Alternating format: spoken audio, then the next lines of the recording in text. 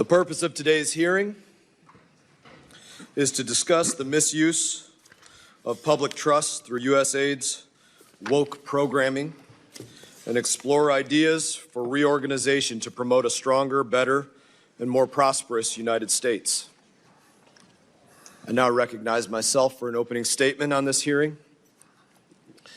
I can tell you that we are here today very simply because many of the people and many of the programs in USAID have literally betrayed America. My colleagues to my left will say that I'm lying about these programs, and I know they damn well wish that I was lying.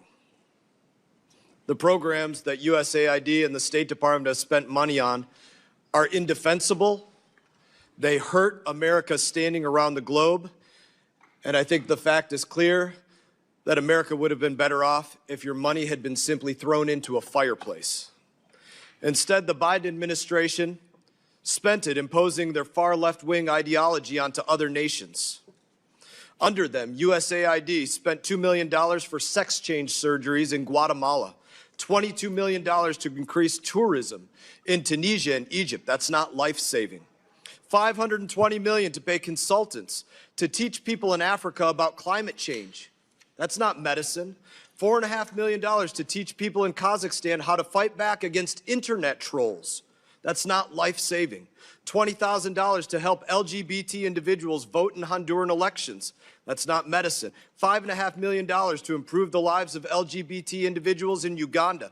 $14 million to identify LGBT leaders in Cambodia. $425,000 to train Indonesian coffee companies on how to be more gender-friendly. $15 million for condoms to the Taliban. And I have pages and pages more. That's not diplomacy. It's a slap in the face to every American who got up this morning and went to work. To this moment, you haven't seen or heard any of my colleagues apologizing for this being wrong or wasteful. Instead, for the left, their biggest concern is that the person assembling a team to make sure that these programs are not funded is a billionaire named Elon Musk. So out of touch that they actually believe these programs are bringing other countries closer to us, or that our adversaries are going to gain some kind of foothold if we don't continue doing these programs.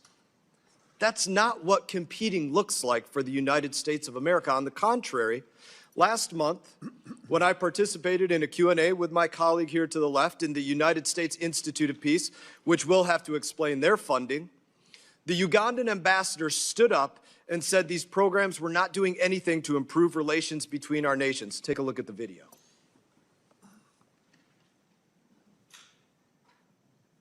Maybe we'll get some audio on it.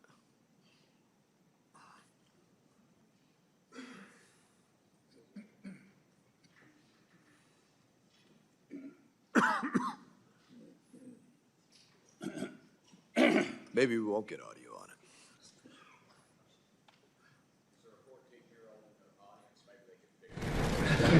Or a 19-year-old, just a virgin. Maybe we won't do this video. But I have the video that shows exactly what the Ugandan ambassador was saying. And they were thanking us for not continuing these programs. That's what took place. And that's just one of the countless ambassadors that these programs will not continue, that they're going to come to an end. Yet my colleagues to the left are arguing for these programs to continue, arguing for the people who put these programs in place to go back to work, arguing that the agency that did this be allowed to continue wasting your money. They're going to argue that President Trump doesn't have the authority to do this, but the fact is, of those who were in Congress, all but 3 of them voted to give him the authority in 2024, and it says very specifically in SFOP's approach that the administration may potentially expand, eliminate, consolidate, or downsize covered departments or agencies or organizations. That's the language of the authority. It's not just the content of USAID that is the betrayal.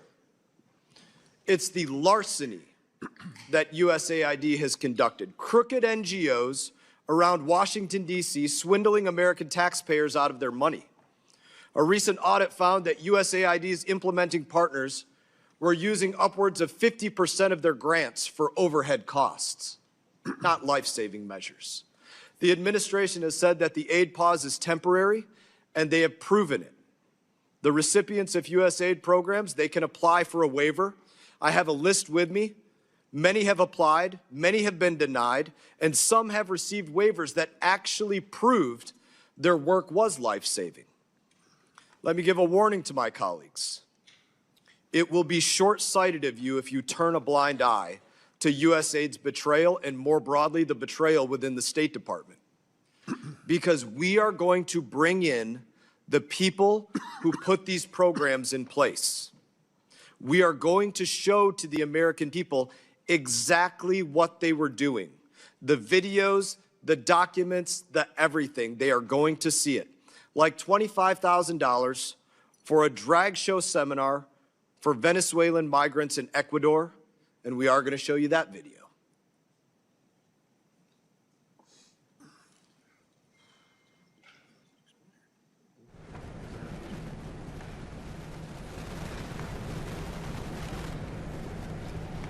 That's the USAID program spending your money. We will be writing these programs out of law as we conduct our first full State Department review since 2002. I would say that when done right, foreign aid can be one of the best tools. It can help strengthen our relationships with our allies that need a hand up, and it can help countries realize that America is the best partner. But it's only true if we understand a couple of things. What does America actually need from each country or region? What does that country or region actually want from the United States of America? Because it's not these things. And it's only fair to Americans if we can prove that a dollar is better spent going abroad than staying in the pocket of an American who is right now hustling and grinding it out at work. And I now recognize my colleague, Ranking Member Gregory Meeks. I want to welcome our witnesses to our first full committee hearing this Congress. But I would be remiss if I didn't make clear my disappointment in the midst of the chaos created by the Trump administration's unlawful attempt to shutter USAID and pause foreign assistance funds. We don't have anyone here today from the administration to explain, to appear, and to explain their actions before this committee. It shouldn't be just private sector individuals here. We are the oversight of the U.S. government, and we should have members from the State Department, the Secretary of State, Rubio, present. And my Democratic colleagues and I have asked the chairman to have a committee hearing with Secretary Rubio, and I urge that to be done as soon as possible. The American people deserve to have their elected representatives question the administration about the decision to shut down a government agency established in law by Congress. We don't have a king. We have a system. If the administration believes what they have done is legal and merited, they should be before Congress. They should be here. They should be talking to the American people directly. We should be summoning them here. I also want to do away with the myth that this exercise with DOGE and USAID is about addressing waste, fraud, and abuse. Because if you really care about waste, fraud, and abuse, you don't illegally fire 21 independent inspector generals in the dark of night. You don't fire the head of the government ethics office. Just this week, President Trump fired USAID's independent inspector general just one day after he issued a report showing that the administration's own effort to dismantle USAID is wasting taxpayer dollars and putting our national security at risk. That's what's happening. Our national security is at risk. And I'm asking unanimous consent to enter that IG report into the record. This committee and the American people deserve to hear from the IG. I would urge you to invite the Inspector General to appear before this committee to tell us about the actual work of addressing waste, fraud, and abuse, if that's what this is really about. Now, many Republicans, this has not been a partisan issue. Many Republicans have long championed U.S. foreign assistance as critical to our national security, as a source of United States soft power, and a key tool to outcompete China's growing global influence. Despite my disappointment over not having Trump's administration panelists here, I am pleased that among our witnesses today, we have a number of individuals who are Republicans. I look at my former colleague, Ted Yoho, who I have traveled with on several times, several Codales, and we visited USAID programs. I know when you go and travel and see firsthand the work of dedicated USAID Foreign Service officers, civil servants, and local staff to whom we owe our gratitude and our thanks, not the dishonor shown to them by wealthy billionaires with a social media platform. Now, I only have a few minutes left, so I won't spend my time debunking every mischaracterization or outright lie we've heard from the Republican distractors of USAID. These are distractions meant to obscure the critical work USAID does. I instead submit into the record the stories by the Washington Post, the New York Times, fact-checking and dubious claims made by the Republicans. Do you have them? Yes. So ordered. And what I will use my time on is making clear that this hearing title, the USAID betrayal, is absolutely correct, because this is a betrayal. The Trump administration is betraying our national security.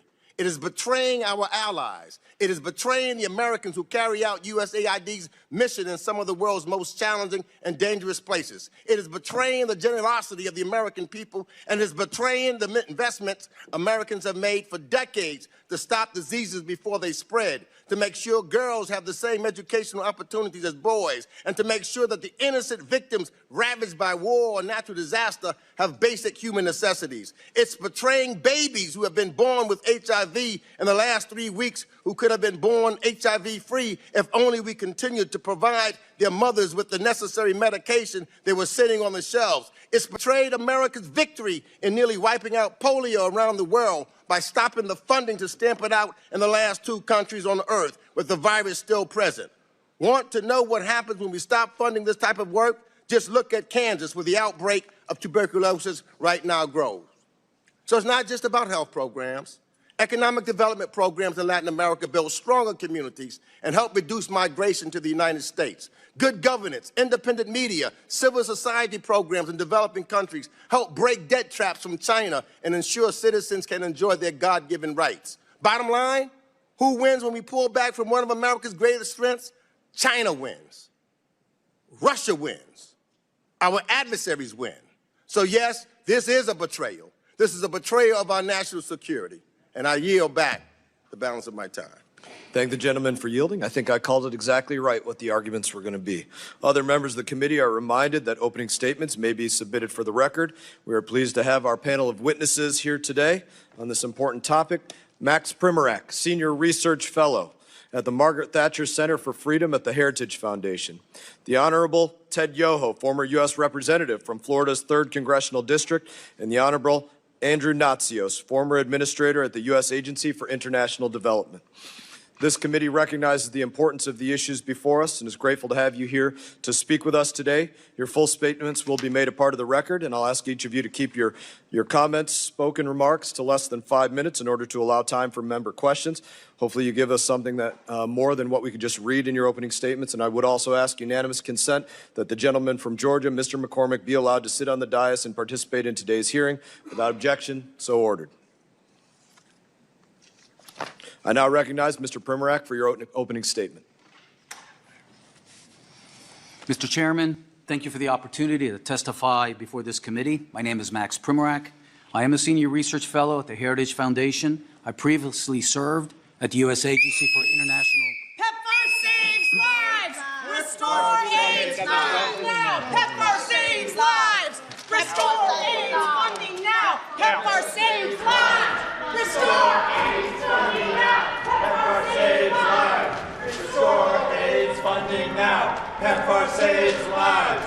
Restore AIDS funding now. PEPFAR saves lives. Restore AIDS funding now. PEPFAR saves lives. Restore AIDS funding now. PEPFAR saves lives. Restore AIDS funding now. PEPFAR saves lives. Restore AIDS funding now. I guess these guys don't watch the news. They didn't realize that PEPFAR was one of the many programs that did prove to be life-saving, so the funding was restored. Somebody better give them a link to, I don't know, maybe Fox News or something like that. You may resume your opening statement. Mr. Chairman, I previously served at the U.S. Agency for International Development and the U.S. Department of State. I've dedicated 35 years to international relations work. The views I express here today are my own. President Donald Trump's decision to shutter USAID reflects the agency's loss of bipartisan support in Congress and the trust of the American people. It exposes a bureaucracy that went off the ideological rails and no longer reflects the will or the values of the American people. What should be and must be an effective tool of U.S. foreign policy has turned into a partisan global vehicle focused on spending money rather than achieving concrete outcomes aligned with American interests and on imposing radical social ideas that divide us at home and spur resentment abroad. They refuse to be held accountable to Congress and American taxpayers who fund them. Advocates evoke dangers to our national security, citing programs to counter communist China, protect us from the global spread of infectious diseases, and provide life-saving humanitarian aid.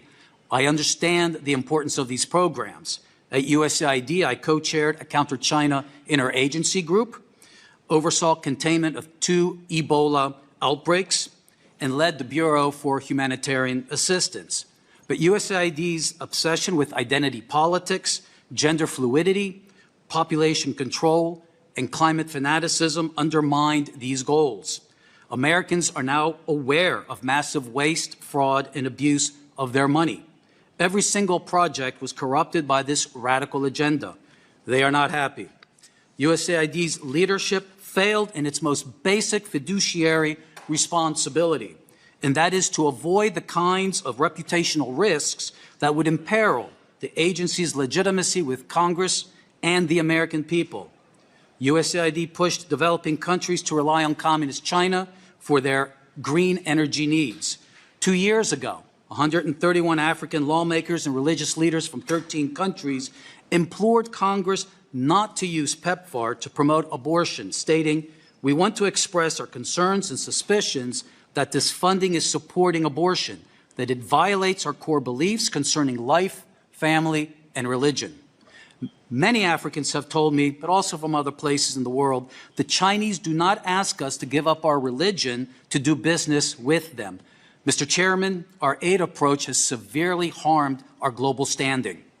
USAID's humanitarian system is also broken. In Gaza, American aid financed Hamas's campaign to exterminate Israel. Similarly, in Afghanistan, Yemen, and Syria, where we lack physical presence to ensure that our aid is not diverted to terrorists, Our aid is sustaining these war economies. USAID failed to properly manage the billions of dollars entrusted to it. This committee discovered that USAID partners were charging 50% or more for overhead.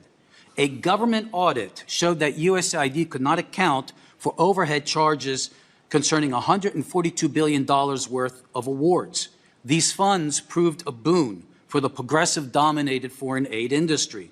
President Trump's leadership has created a unique opportunity to fast-track important reforms of our aid system.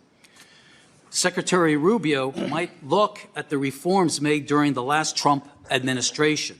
Our starting point was that the purpose of foreign aid is to end the need for it. Foreign aid is not an international welfare program. USAID is not an international NGO. These must align with American interests and values. A final point. Congress must also do its part. Why should pro-Hamas South Africa, Beijing's point country in Africa, receive billions of dollars of aid from us? We should support our friends instead. Thank you, and I look forward to your questions. Thank you, Mr. Primorak. I now recognize Mr. Yoho for his opening statement. Mr. Chairman, Ranking Member Meeks, and members of the committee, it's an honor to participate in this hearing regarding USAID. I'm a former member of Congress serving from 2013 to 2021, representing Florida's 3rd Congressional District. During my 8 years in Congress, I served on this and the Agricultural Committee. I had the honor to serve as chairman of the Asia Pacific Subcommittee during the 115th Congress. I entered Congress— Mr. Yoho, could you move a little closer to your mic? It'll help turn it on too, won't it? Thank you. I lost that knowledge already, huh? I entered Congress with the goal of eliminating foreign aid for various reasons. Looking back, I was ignorant on what I thought foreign aid was, what it did, and thought it was unnecessary. Soon after my first foreign congressional delegation trip, I realized that foreign aid, when used properly, can be a tool in soft diplomacy that strengthens the nation's economy, security, increases trade, decreases migration, creates strong partners and allies. When used improperly, it has the opposite effect on both our friends and adversaries and wastes taxpayers' money. I became a strong proponent of reforming international assistance by working in a bipartisan and bicameral fashion with my co-sponsors, along with the first Trump administration when we introduced the BUILD Act that authorized the creation of the DFC. This was the largest reform in foreign aid in over 2 decades, and my goal was to move countries from aid to trade with the use of effective tools managed correctly. I chaired, along with Congressman Adam Smith, the Effective Aid Caucus and met with members and outside groups to improve efficiency and effectiveness on assistance. This committee has had many hearings dealing with USAID. It's frustrating that an agency set up to further our security, prosperity, engage in humanitarian projects, and work to prevent the spread of diseases, hunger, and conflict have strayed so far from its original intent when it was created under President Kennedy in 1961. USAID has lost the trust of a large portion of the American people and the international community. Remember, President Lincoln, he said, with public support, you can do almost anything. Without it, you can't do anything. The redesigned U.S. foreign assistance entity will have to work hard to recreate that trust here and abroad. Many new reforms are necessary in USAID. There are many ways reform can be performed. And many administrations, and as I heard here today, Congresses have acknowledged this. Yet we did not act. The Trump administration acted, and there's a lot of angst and concerns about who has authority, how's it going to be done. Those debates will go on as long as people want to debate, criticize, and complain. President Trump and Secretary Rubio stated the objectives of international aid very clearly moving forward. Does it make America safer, stronger, and more prosperous? It'll serve the nation, our security, and economy, as well as developing nations and our allies to get new reforms in place as soon as possible. Not all aid is bad, nor is it all good. We should focus on those programs that are good and make them better and more effective. Programs that were misused and not aligned with the administration should be eliminated. Congress should look to support programs that have a proven track record of success, and there are many examples to look at, and I'll be happy to discuss those. Moving forward, I would recommend the Trump administration administration place aid into two categories. First, the hard infrastructure projects like road, water, energy, transportation. These are the projects that are necessary to build an economy in the recipient country so we can wean them off of aid. The U.S. government has instruments like the DFC, MCC, tasked with the heavy lifting in initial phases of a project by providing risk insurance, technical assistance, and expertise, and brings in outside investors and other nations' DFIs. Second, the humanitarian side of assistance via a repurposed USAID type entity working synergistically with the DFC and other USG agencies. Feed the Future, African Growth, and Opportunity Act are effective health and food security programs when implemented properly and generate much soft power goodwill.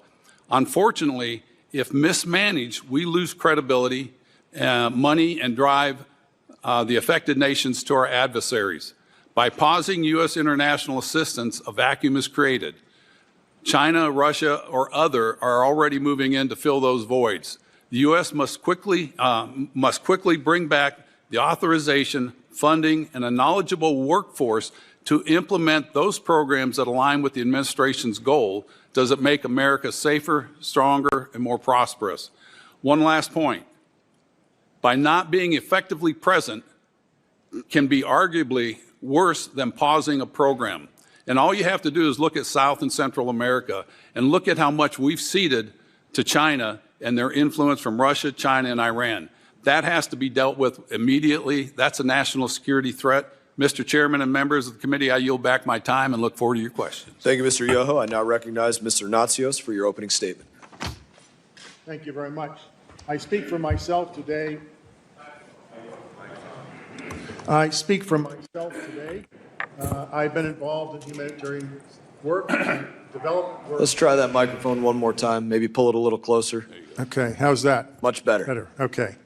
I speak for myself today. I don't represent anyone. And I've been doing this work since 1989 when I joined the Bush administration, the first Bush administration, as the director of the Office of Foreign Disaster Assistance when the world order was collapsing.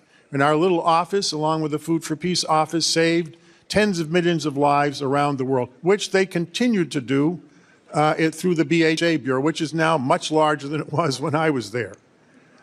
If you're upset about getting off course, so am I. But let's course correct, not course destroy. When I took over AID as the administrator in Bush 43, W's administration, in early 2001, I ordered my deputy to begin reviewing every single project, every single program in AID, line by line, and we eliminated 80 programs over a month. And we moved that cash back into the program because there was a cassava mosaic that was destroying the cassava crop in Uganda, Rwanda, Burundi, and Eastern Congo. There was a risk of a famine. And we got cuttings in, and we stopped the pandemic, the disease pandemic for the cassava. My point is, I eliminated a lot of philosophically offensive programs that a conservative administration would not tolerate. And when the Democrats took over, they moved the agency to the left. I moved it to the right. The Obama people actually said I was very right-wing. I was the most right-wing administrator in the history of the agency, and yet the career people followed what I wanted to do in the agency. We put heavy emphasis on economic growth.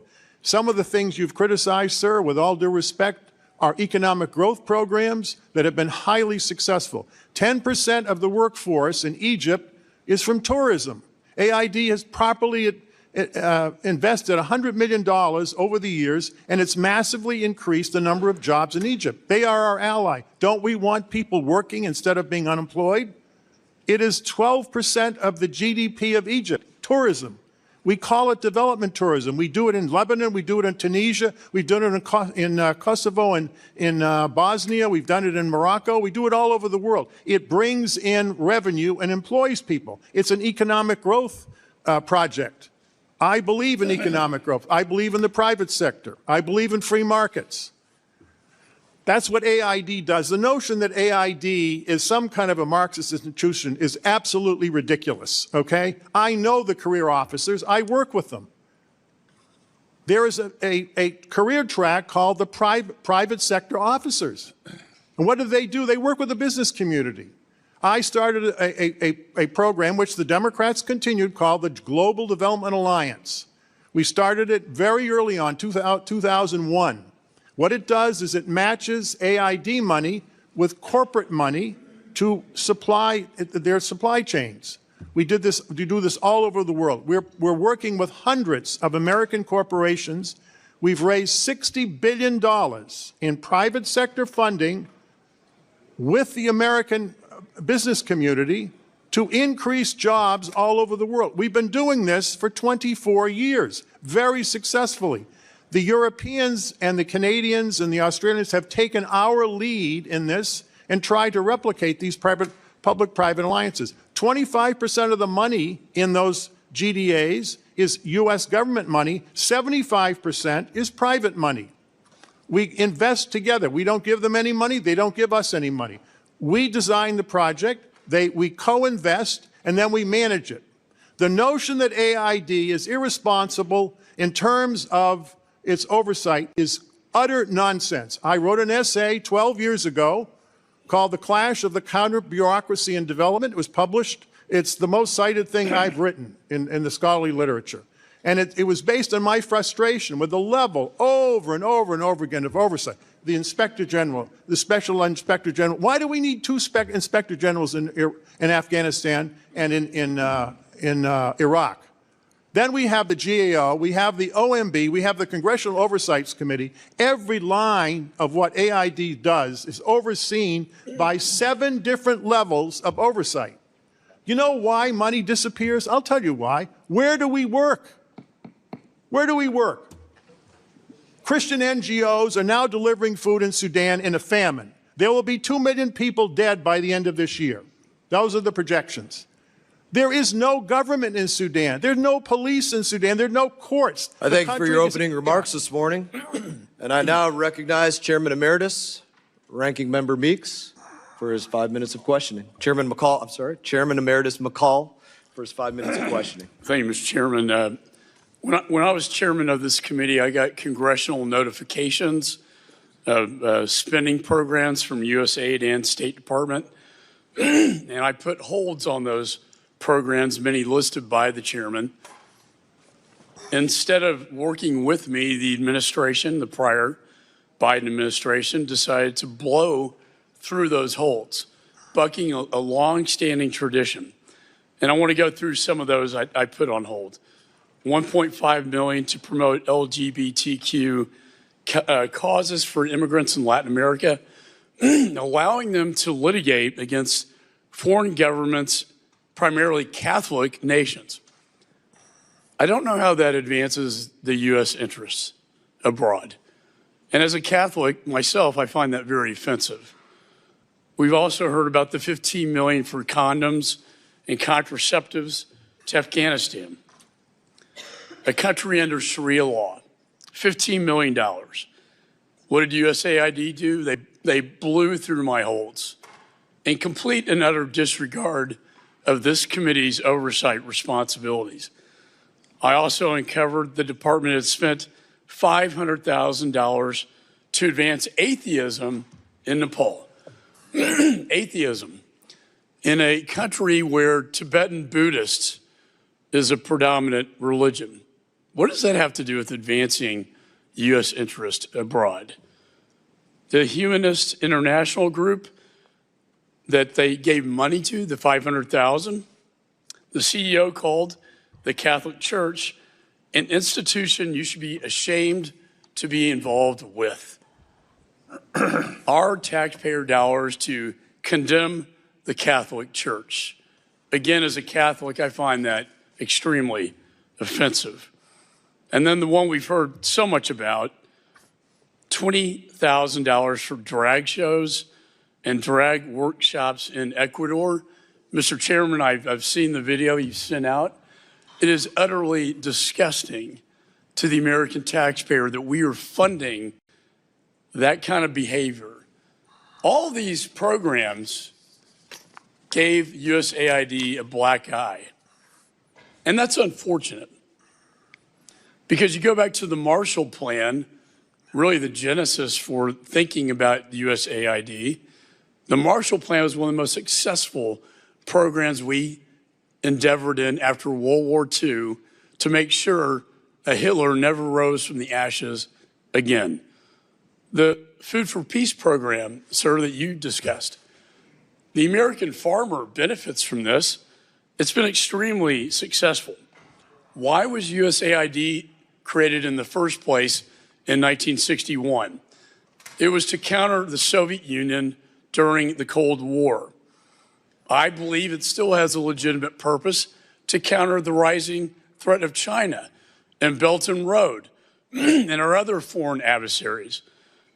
It also has the ability to counter terrorism. Lindsey Graham and I passed the Global Fragility Act. State, DOD, USAID, all working together to stabilize, destabilize nations which breed terrorism. PEPFAR, one of the most successful global health programs ever developed under President Bush. Yet all of this is called into question because of the irresponsibility of the Biden administration's woke agenda and policies. Mr. Yoho, we've been friends. We work together, colleagues. Your greatest legacy is the BUILD Act, and we need to reinforce that policy as well. But when you look at the core mission, all these programs need to go, and they will be gone. But as we look at program by program and strip down to the core mission, do you still believe that this is a worthwhile endeavor, the core mission of USAID? I do. I think what you see over a period of time is a mission creep. You know, these programs were designed with purity of purpose. This is what they're supposed to do. And when you get mission creep, you get these things that we're seeing, and they're indefensible, some of the programs that you guys mentioned. And that loses trust, like you said. And in business, what I've learned, and I think everybody can agree with this, people like to do business with people they know, they like, and they trust. If that's true with us on a business setting, it's the same in nations. If other nations know us, they like us, and they trust us, they're going to do business with us. And we've heard this over and over again. You know, it's been brought up by other leaders that... And can I just ask my time, Sure. Is it in our national security interest to maintain the core mission, and I would argue under the State Department for proper supervision? Yes, it is. And if we don't do that, we cede that leadership to other people. I now recognize Ranking Member Meeks for 5 minutes. Thank you. And I, too, am a chairman emeritus of this committee, and I can recall where President Trump, when he was the president, blew past some of my things that I wanted to hold. In fact, he's blown past some already in this term. So that's just the will of what presidents do at times in that regards. But in this instance, 93 missions, every one has been closed. Every one. That's not trying to fix something. That's destroying something. But let me just stop there, because one of the reasons why I asked Mr. Nassios to testify here, because he is a lifelong Republican, and he understands the insides and the outsides of running USAID. More so than anybody, no disrespect to anybody that's on this panel. He's the one that has done it. And I will admit, we don't agree on certain things. Democrats and Republicans don't agree. Some things that Republicans do that I believe is full of waste, destructive, but if they win the elections, they have a choice to try to move it in that direction. When Democrats win, what we stand for, we move in our direction. That's part of having a free democratic society. We're not Russia. So I want to put the politics aside for this discussion and ask Mr. Nassios, can you explain to the committee why you believe foreign assistance and the work of USAID ID, as you've done so, is so essential, and you feel so passionately enough about it that you did respond, because I've seen administrators, Democrats and Republicans alike, who have worked at USAID alike, come out against closing USAID. Can you tell us that today? Well, let me tell you two stories. One story is my last month at AID. No one knew except my wife I was going to leave and teach at Georgetown. And this was December of 2005. And I always would get a briefing from the director of counterterrorism at the CIA. And he came in to see me and he said, Mr. Natsios, the chatter is you're coming and they're going to attempt to assassinate you. I said, who? He said, well, obviously the Taliban. He said, why are they going to assassinate me? Because you're the head of AID. They can't deal with AID. They can deal with the military. They just shoot each other. But they can't build health clinics. We built 400 health clinics. We got the child mortality rates and the maternal mortality rates down by a third. It took 7 years to do that, but we did it very successfully. And we opened schools. We published 90 million textbooks in the schools to get the kids back in school. And the Taliban can't deal with that. They're going to try, and we advise you not to go. I said, well, let me think about that. But if you do go, announce you've arrived as you're stepping on the plane to leave. I said, what? He said, announce when you're stepping on the plane to leave, announce you've arrived. So in other words, they won't know you're there. So I went, I decided to go, and nothing happened, and I did what he suggested. But what I found out was, from talking to the mullahs in the village, the religious leaders who were pro-democracy and pro-America, that the Taliban disregarded the greatest enemy of the Taliban was USAID. You know, in Kosovo, they named their kids USAID. They actually, the Albanians are Muslims in Kosovo, and this Muslim, they made it into a Muslim name, USAID. If you go to the refugee camps and displaced camps around the world, USAID is the image of the United States. We used to bring 20,000 students to the United States to get their advanced degrees during the Cold War. You know what the Chinese, you know what we're doing now? 900 scholarships. We stopped doing it. The Chinese are spending huge amounts of money to bring 40,000 people from the developing world to get their degrees in China. We should be investing in that. We're not. And I think we're falling behind, and we're focused on the wrong things.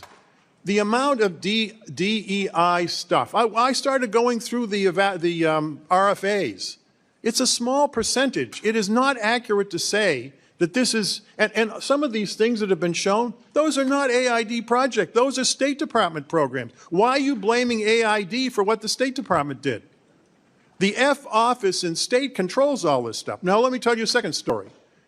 After the Aceh tsunami, we did a huge response. Aceh is a part of Indonesia, which had a Muslim insurgency for many years against the central government. We did a huge response. We put the aid logo on everything. The mission director got carried away, 50,000 stickers, USAID from the American people. Before the Aceh tsunami, bin Laden had a 57% approval rating in Indonesia, the largest Muslim country in the world and a democracy. After it, he collapsed from 57% to 27%. We had a 26% approval rating. We went from 26% to 63%. Now you say, Americans like to be liked. We all like to be liked. But what difference does it make? President Yudhoyono, the president of the country, said, I like President Bush. I like the United States, but it's very hard to work with you because you're so unpopular. Not after the Aceh tsunami. The newspapers in Indonesia said, where is bin Laden when we need him? The Americans here we really don't like, and now we realize who our real friends are. Thank you for answering our questions today, sir. We appreciate it. We agree. A lot of waste, like $10 million through USAID. Everything I listed was USAID. $10 million for circumcision in Mozambique. There's another example for you. I now recognize Mr. Smith from New Jersey. Thank you, Mr. Chairman. Upon assuming office, President Biden repealed President Ronald Reagan's Mexico City policy, expanded by President Donald Trump in 2017. But the Biden administration didn't stop there. They initiated a new, radical vision that integrated aggressive abortion on demand into PEPFAR programming, called it Reimagining PEPFAR, that included explicit guidance directing recipients, and this is billions of dollars of U.S. taxpayer funds, to use their leverage to enact pro-abortion laws and policies in PEPFAR countries. Biden hijacked PEPFAR, and he shattered. I did the reauthorization of PEPFAR for 5 years during the Trump administration, the first one. I'm all for it. In this place here and on the floor of the House and all over Africa as I traveled, all for it. But then it was hijacked. In a strong rebuke, and Mr. Max had mentioned this earlier, 131 African lawmakers and religious leaders said that the PEPFAR funding is supporting abortion, and they admonished us to say the NGOs that we finance are hijacking their ideals by pushing it so aggressively in Africa. Mr. Natsios, you testified today, and I read your written statement, that USAID needs to be refashioned, and you said that, quote, you believe it is bad policy to transfer domestic culture wars into politics to the developing world. Do you believe that the Biden administration was wrong to integrate abortion on demand into global health? Because they did it across the board, USAID, and of course PEPFAR. Much of that money is deployed through USAID. When you did say that efforts to protect the weakest and most vulnerable from extermination, I do believe that's trivialized when you somehow bottom line it and say it's a culture war. We believe in defending unborn children and their mothers from the violence of abortion. It's not a culture war. It is a fact when they're in these countries pushing it, that unfortunately children will die. I and like-minded pro-life advocates in Congress and around the world seek to protect unborn baby girls and boys from violence of abortion, including dismemberment, decapitation, and of course the abortion pills, which are now being pushed all over the world, including the United States. How do they work? They starve the baby to death. That's how it works. So, I'm all for global. We did two bipartisan. I was the prime sponsor of it, Global Food Security Acts. I'm all for mitigating global hunger.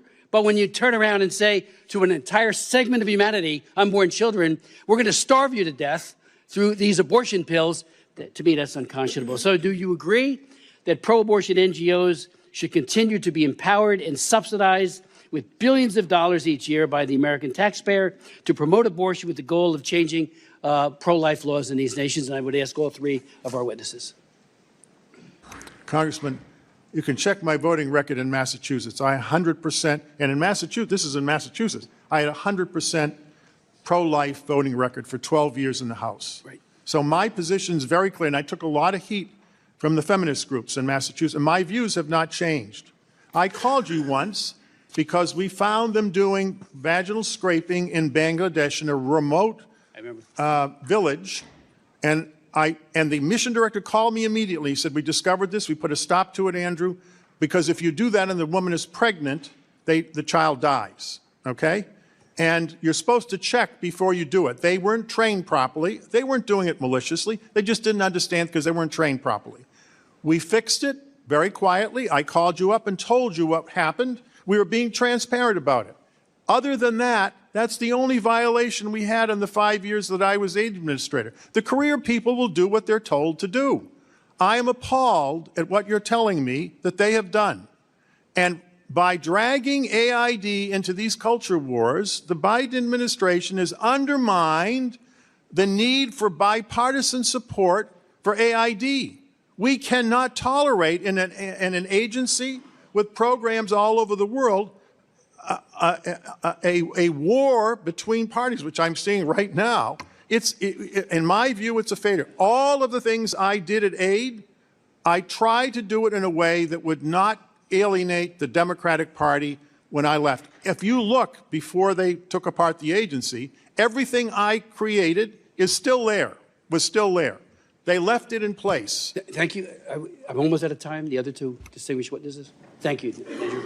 Congressman, everything that we did during the first Trump administration, and I had these senior positions, we worked very hard to make sure that everything that we did had bipartisan support. What I've seen with the last administration is actually breaking the law, because you're not supposed to. By law, you're not supposed to. And I think the PEPFAR coordinator has stressed that point. But when you fund International Planned Parenthood, when you fund UN agencies that openly promote it, and when the Africans themselves tell you it's happening, then the law is being broken. I hope that the second Trump administration pursues the pro-life policies that it had in the first one, but also to include humanitarian assistance. Thank you. When we set these policies forward, it's going to behoove all of us, and this is hard to do. These policies should be what's best for America. If it's best for America, it's going to be best for the rest of the world.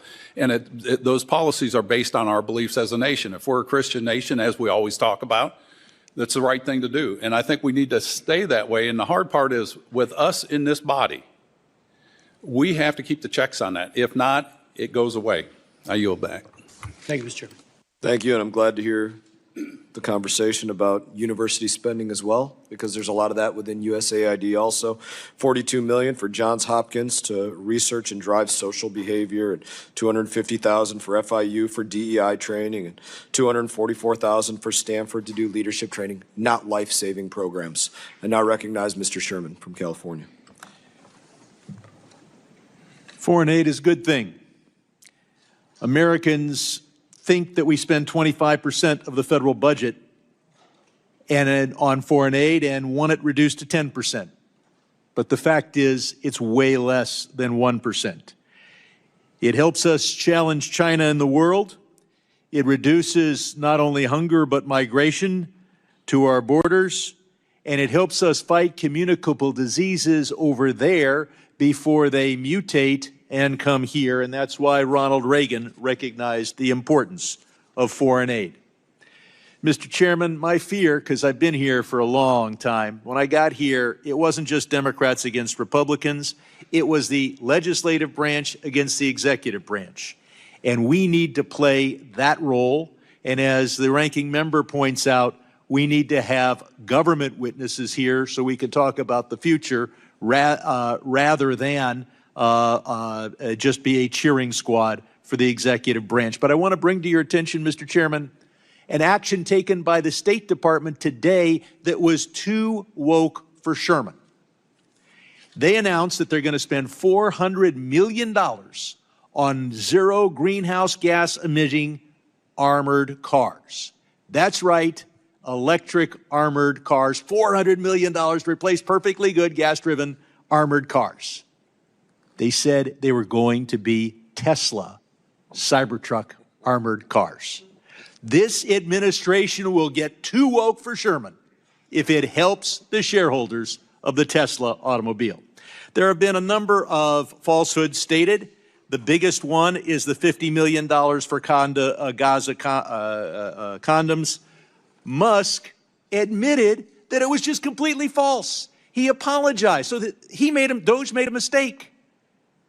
Are we going to terminate Doge? Well, I'd like to, but we're going to terminate Doge because it made one mistake? No. You identify mistakes that are a lot less than $50 million, people want to terminate USAID. Musk statement he should be apologizing for and publicizing, because the truth has a tough time catching up with the falsehood. But let's go through a few others.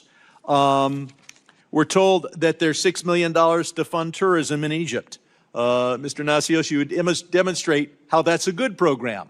We should give credit to Donald Trump for that program. He started it under his first administration. Now it's being attacked. We're told that circumcision is terrible. It's a very cheap operation. It's only done voluntarily. It's been done by Democratic and Republican administrations, including Trump. Why? Because it's a 60% reduction in the risk of female-to-male transmission of HIV. We were told that USAID was spending $80 million on subscriptions to Politico. No, the entire executive branch was doing that. But you know who else spends money on Politico? Republicans in Congress, who spend $800,000 of their office budget on Politico. And Mr. Chairman, you didn't spend any money on Politico. Like me, you spent your money on Bloomberg, as do I. Of course, Michael Waltz spent his money, over $8,000 on Politico just for his own office. The list goes on and on. But we are told that there's waivers for all this. Well, PEPFAR has been allowed to work, but they have no access to funds. But what doesn't get a waiver is democracy programs, and we need democracy in Iran. Education programs and economic development. So it's okay under Trump to give a hungry man a fish, but it's illegal to spend $1 to teach him to fish or to tell him how to get a fishing pole. And under that, we'll be feeding hungry Egyptians forever because they won't have the tourism so that they can buy their food on the world market. We need education, we need democracy, we need economic development. Finally, there's a sad incident. 71-year-old Pei Kao Lau. She was able to survive and flee from Myanmar to Thailand. She was in a camp to change the things they can and the wisdom to know the difference. We pray in your wonderful name. Amen. Amen. Please join me in reciting the Pledge of Allegiance to the flag. I pledge allegiance to the flag of the United States of America and to the republic for which it stands, one nation, under God, indivisible, with liberty and justice for all.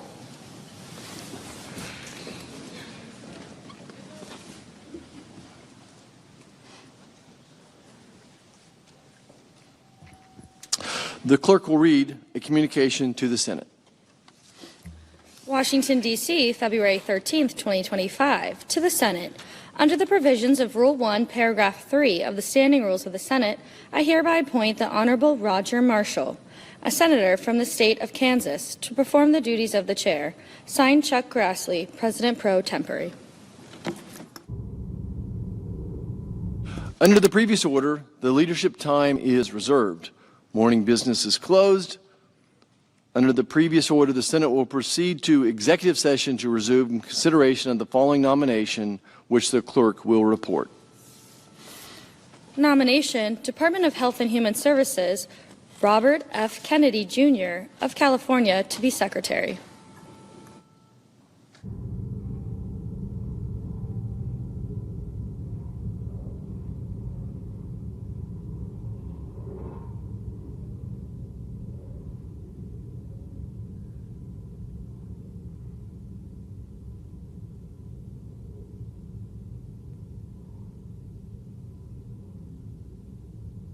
A shining success of the Arab Spring and partner in North America, it's now been turned into a full-blown dictatorship by Qais Said. While Millennium Challenge Corporation rightfully suspended aid, USAID sent $30 million to cover unclear programs while the dictator has corrupted the economy, destroying jobs. What can be done to stop propping dictators and also aid being diverted, as you correctly identified, even to terrorists themselves? Mr. Prime-Rack? Yes, sir. I'm not familiar with the situation in Tunisia, but this happens a lot. I think there's a lot of goodwill in these programs. There's a lot of good programs overall. But the problem is that very often these things just go on year after year after year, and though there's no changes, we're actually propping up bad regimes and socialism. I was in Mozambique in October for the elections there. We have a Marxist-Leninist regime. They stole the election. We're spending $1 billion, $500 million to $1 billion a year. And then what happens? There's no reform. We're supporting socialism. And the government, just 2 months before we came there, provided their port in order to allow the Chinese Navy to project their power into the Western Indian Ocean. So there has to be a much better affinity between what we do on the development aid side and the diplomacy, where we put our ambassadors on the hook to make sure these things don't happen. Thank you. And indeed, we've seen in the Republic of Georgia the corrupted election of October, where the legitimate president, Salome Zurishvili, but has been replaced by a Georgian dream, which, as you identify, ports Indeed, the Chinese Communist Party has taken over the port there in Georgia on the Black Sea. And simultaneously, the Georgian Dream dictatorship in Tbilisi has reached out to work closely with Tehran at the same time as Tehran has sent assassins to murder Donald Trump. With that in mind, thank goodness we have good people like our congressional alumnus, Ted Yoho, here. And so, Ted, delivery mechanisms for aid have been co-opted by enemies of the United States running the UN. Fortunately, President Trump has appointed Elise Stefanik as the UN ambassador in the tradition of Ambassador Nikki Haley, who will stand firm for America first. Many of the nonprofits that are doing the bidding of dictators are being supported. What can we do to ensure that indeed these agencies are working for the people we're trying to help and not prop up dictators or support terrorists? I think the biggest thing is just oversight, and we need to follow up on the oversight. We hear every year how many erroneous spending programs there are, how money's being wasted. We hear those reports, but yet when I was in Congress, I didn't see us acting. It was hard to get everybody to act, and that's where I go back to the purity of purpose and what is the mission. We have to stay within those guardrails, and we need to make sure, well, the body of Congress needs to make sure that they stay that way.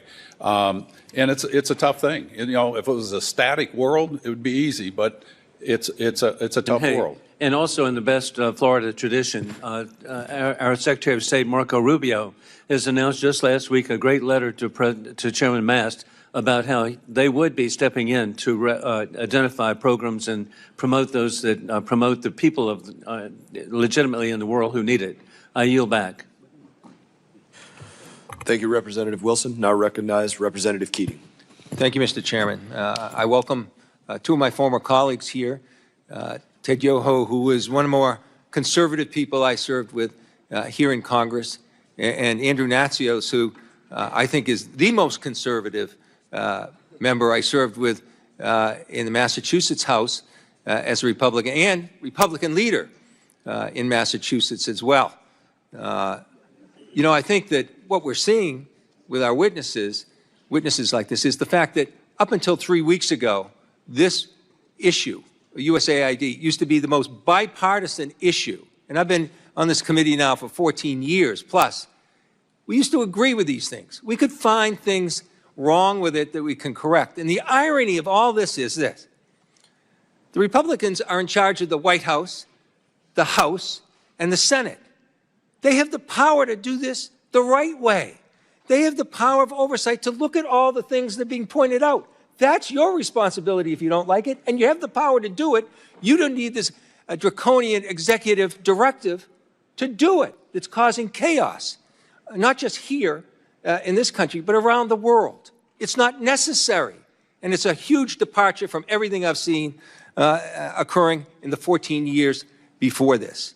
Along those lines, I'd like to submit, Mr. Chairman, a letter to the Republican and Democratic leadership in the House and the Senate, and it's from almost 150 former administrative officials, Republicans and Democrats, those who served in the military and the State Department, and urging the rescission of the Trump executive orders aimed at freezing our foreign assistance and dismantling USAID.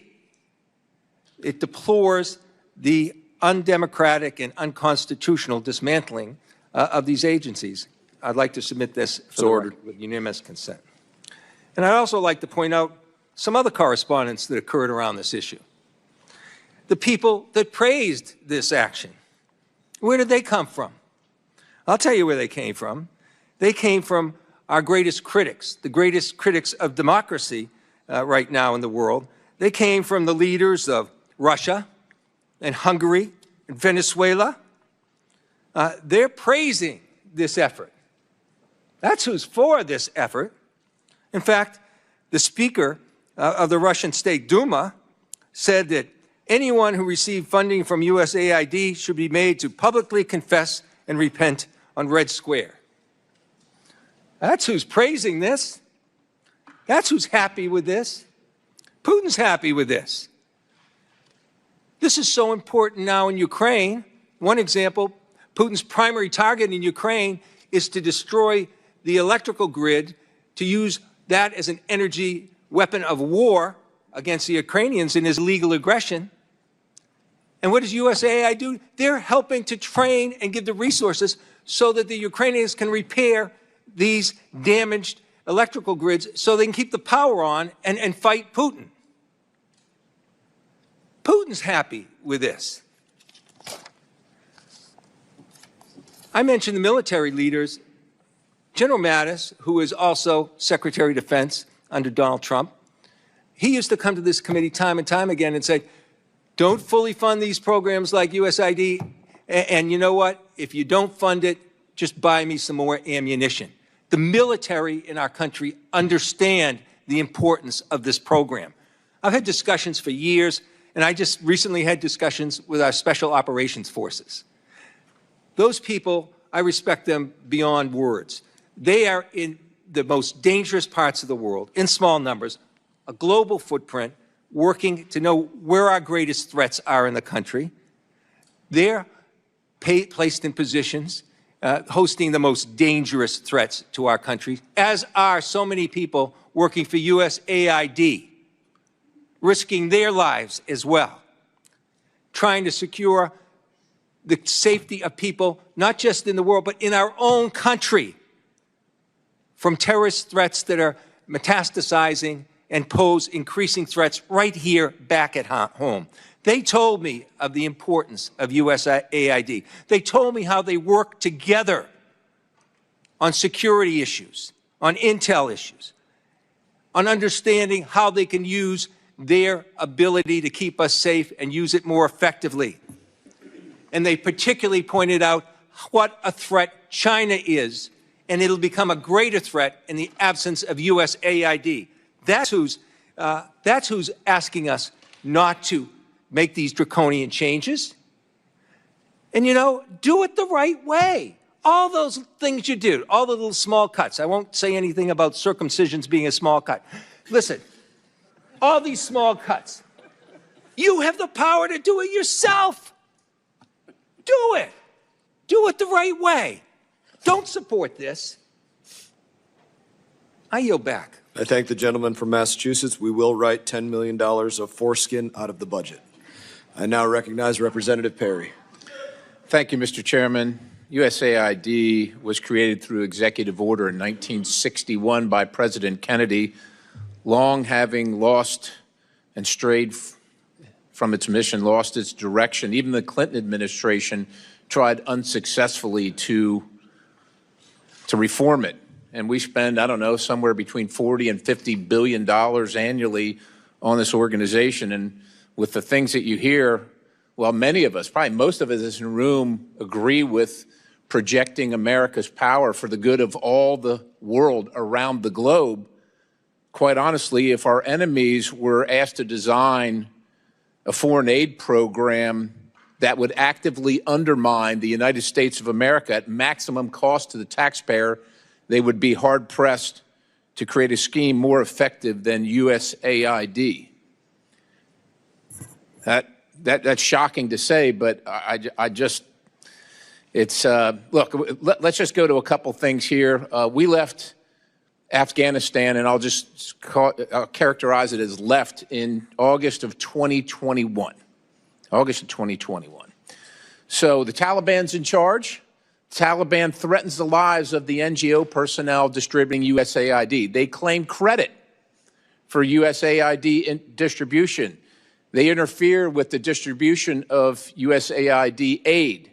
They tax the beneficiary of the aid. They tax the delivery service. They steal the food commodities. They divert the funds. They extort citizens for protection for USAID aid. They create sham procurement schemes, and they threaten the lives of those who oppose those schemes.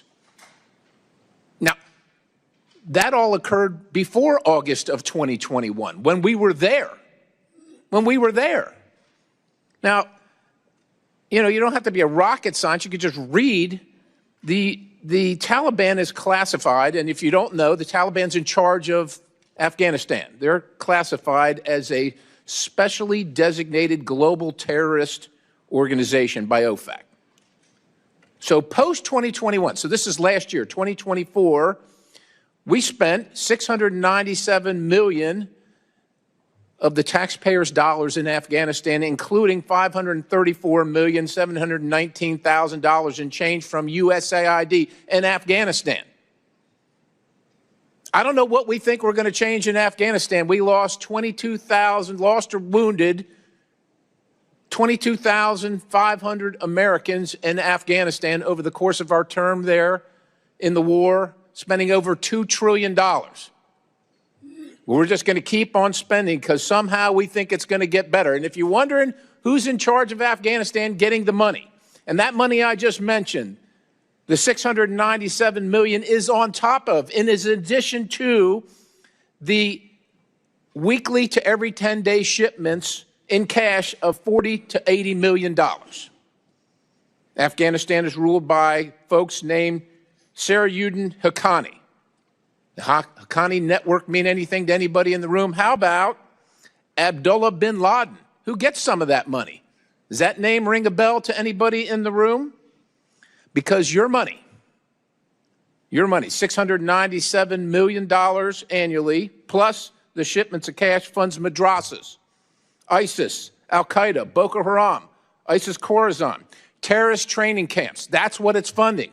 If you think that the program under Operation Enduring Sentinel entitled Women's Scholarship Endowment, which receives $60 million annually, or the Young Women Lead, which gets about $5 million annually, is going to women who, by the way, if you read the Inspector General's report, is telling you that the Taliban does not allow women to speak in public. Yet somehow you're believing, and American people are supposed to believe, that this money is going for the betterment of the women in Afghanistan. It is not. You are funding terrorism, and it's coming through USAID. And it's not just Afghanistan, because Pakistan's right next door. USAID spent $840 million in the last 20 years on Pakistan's education-related program. It includes $136 million to build 120 schools, of which there is zero evidence that any of them were built. Why would there be any evidence? The Inspector General can't get in to see them. But you know what? We doubled down and spent $20 million from USAID to create educational television programs for children unable to attend the physical school.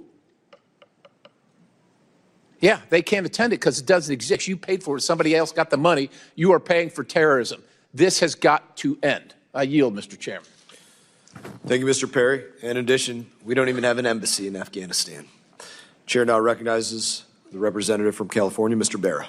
Thank you, Mr. Chairman. I want to start off by, I know a lot of USAID workers, former workers, alumni are watching this hearing. I want to thank them for their work. They're patriotic Americans. They're out there, they're doing God's work, helping save lives and everything else. And I'm sorry that you guys are caught up in this. So I want to appreciate this on behalf of the United States of America. You guys are patriotic Americans. I've visited with a lot of these folks. I travel a lot, gone into refugee camps, and have seen what they do in terms of life-saving stuff. And again, it's super important work that they do. It represents the best of American values, and it is really sad to see these folks get thrown under the bus.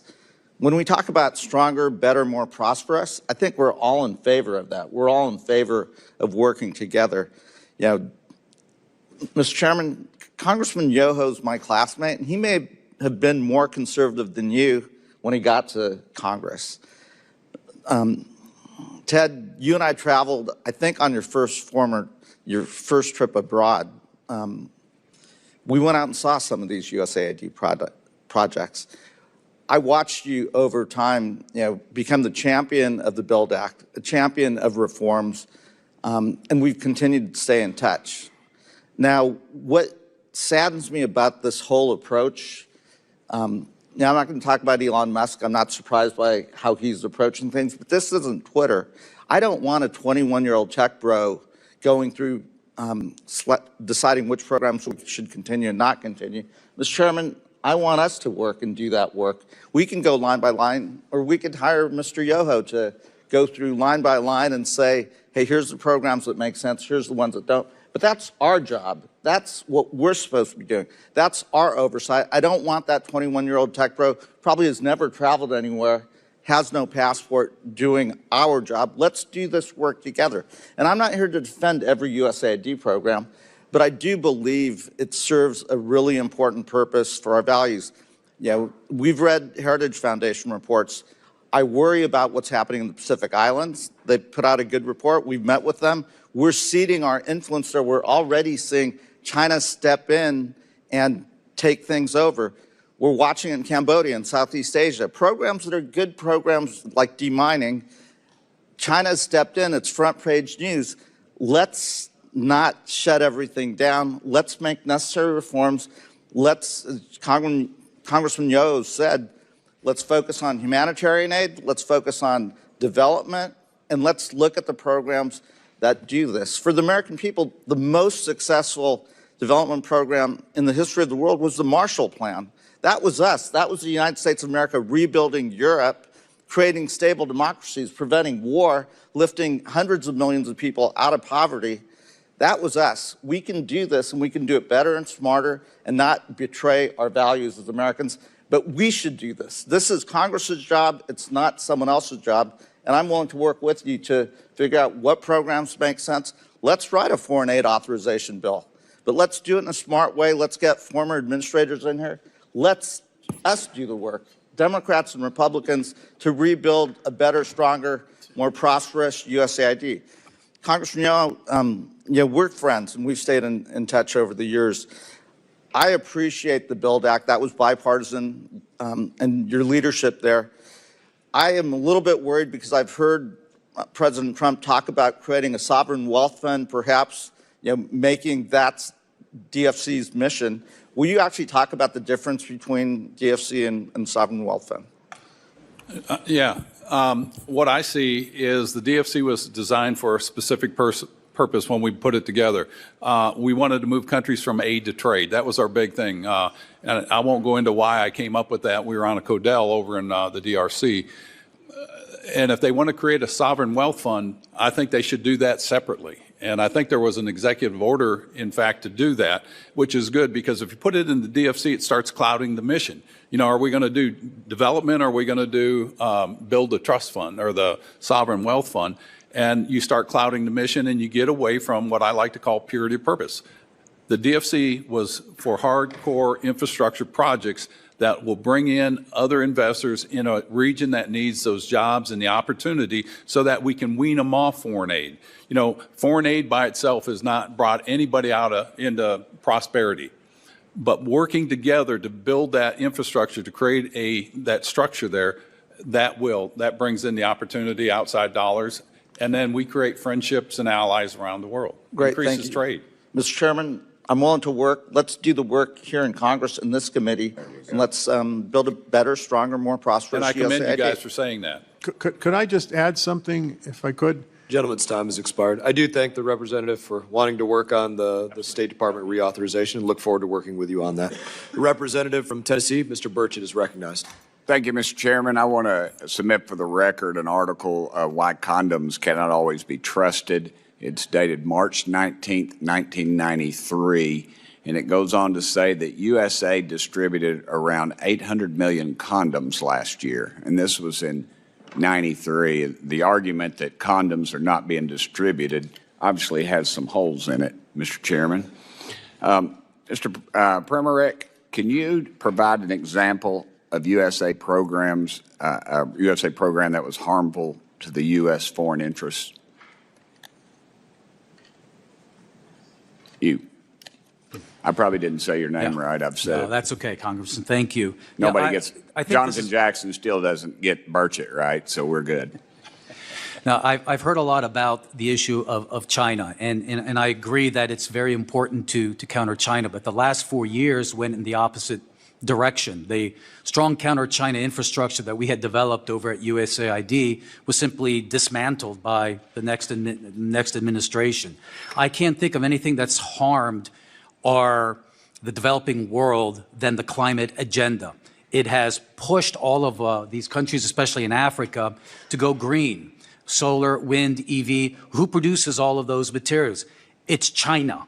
And then on top of it, we tell them, no, you can't develop your own fossil fuel industry because it's anti-green. So what happens? They can't generate the revenues to create good jobs at home. They can't generate the revenues in order to finance their own health, education, and other needs, and it increases the price of energy, which does what to the poor? It hurts them. The climate agenda has done more in increasing poverty and increasing hunger than anything else. Of course, the resentment that's building up from around the world, that's much more conservative than we are on these woke things, it's extremely damaging. And look, a friend of mine at work provided me this morning with something that's very, very telling.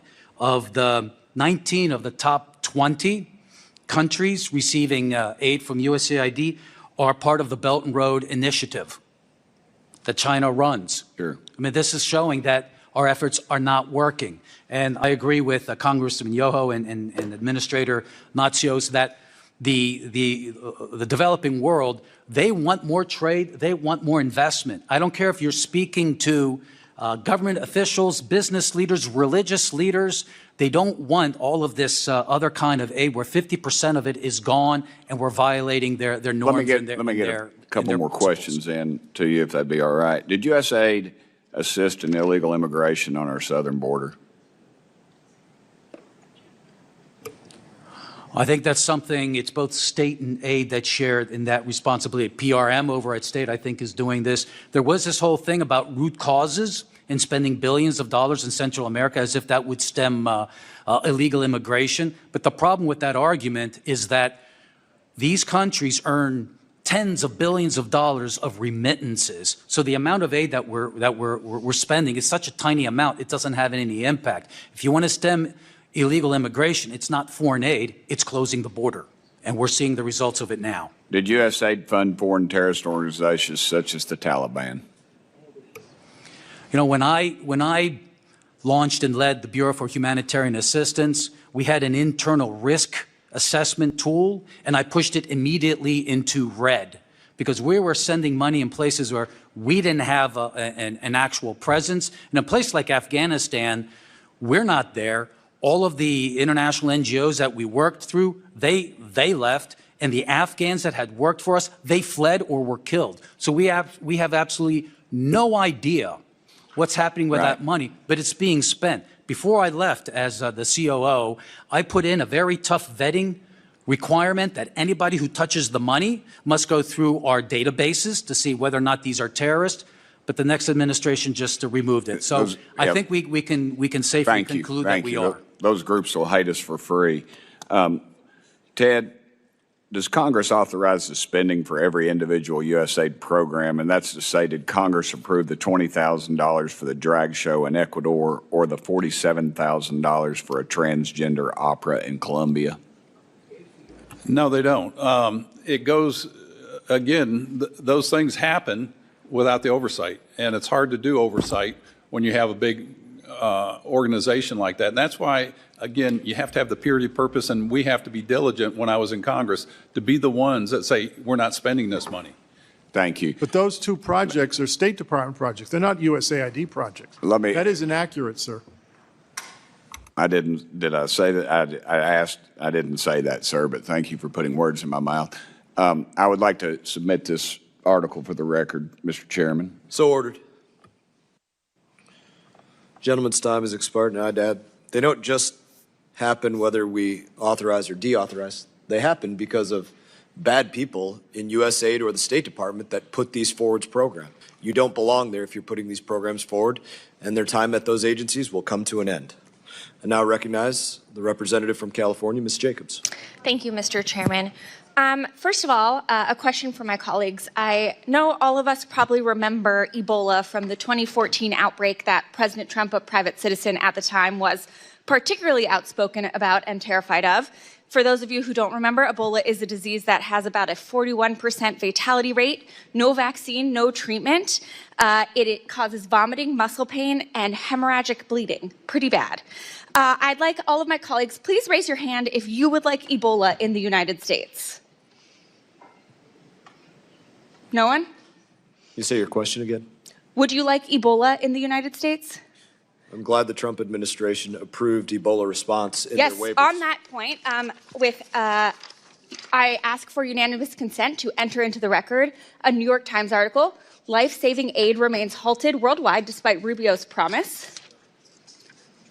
So ordered, but it's not if you want to see the list. And on Tuesday, Elon Musk, the billionaire tech entrepreneur empowered by President Trump to combat the agency, I'm quoting the article now, told reporters in the Oval Office that the administration had turned on funding for Ebola prevention and for HIV prevention.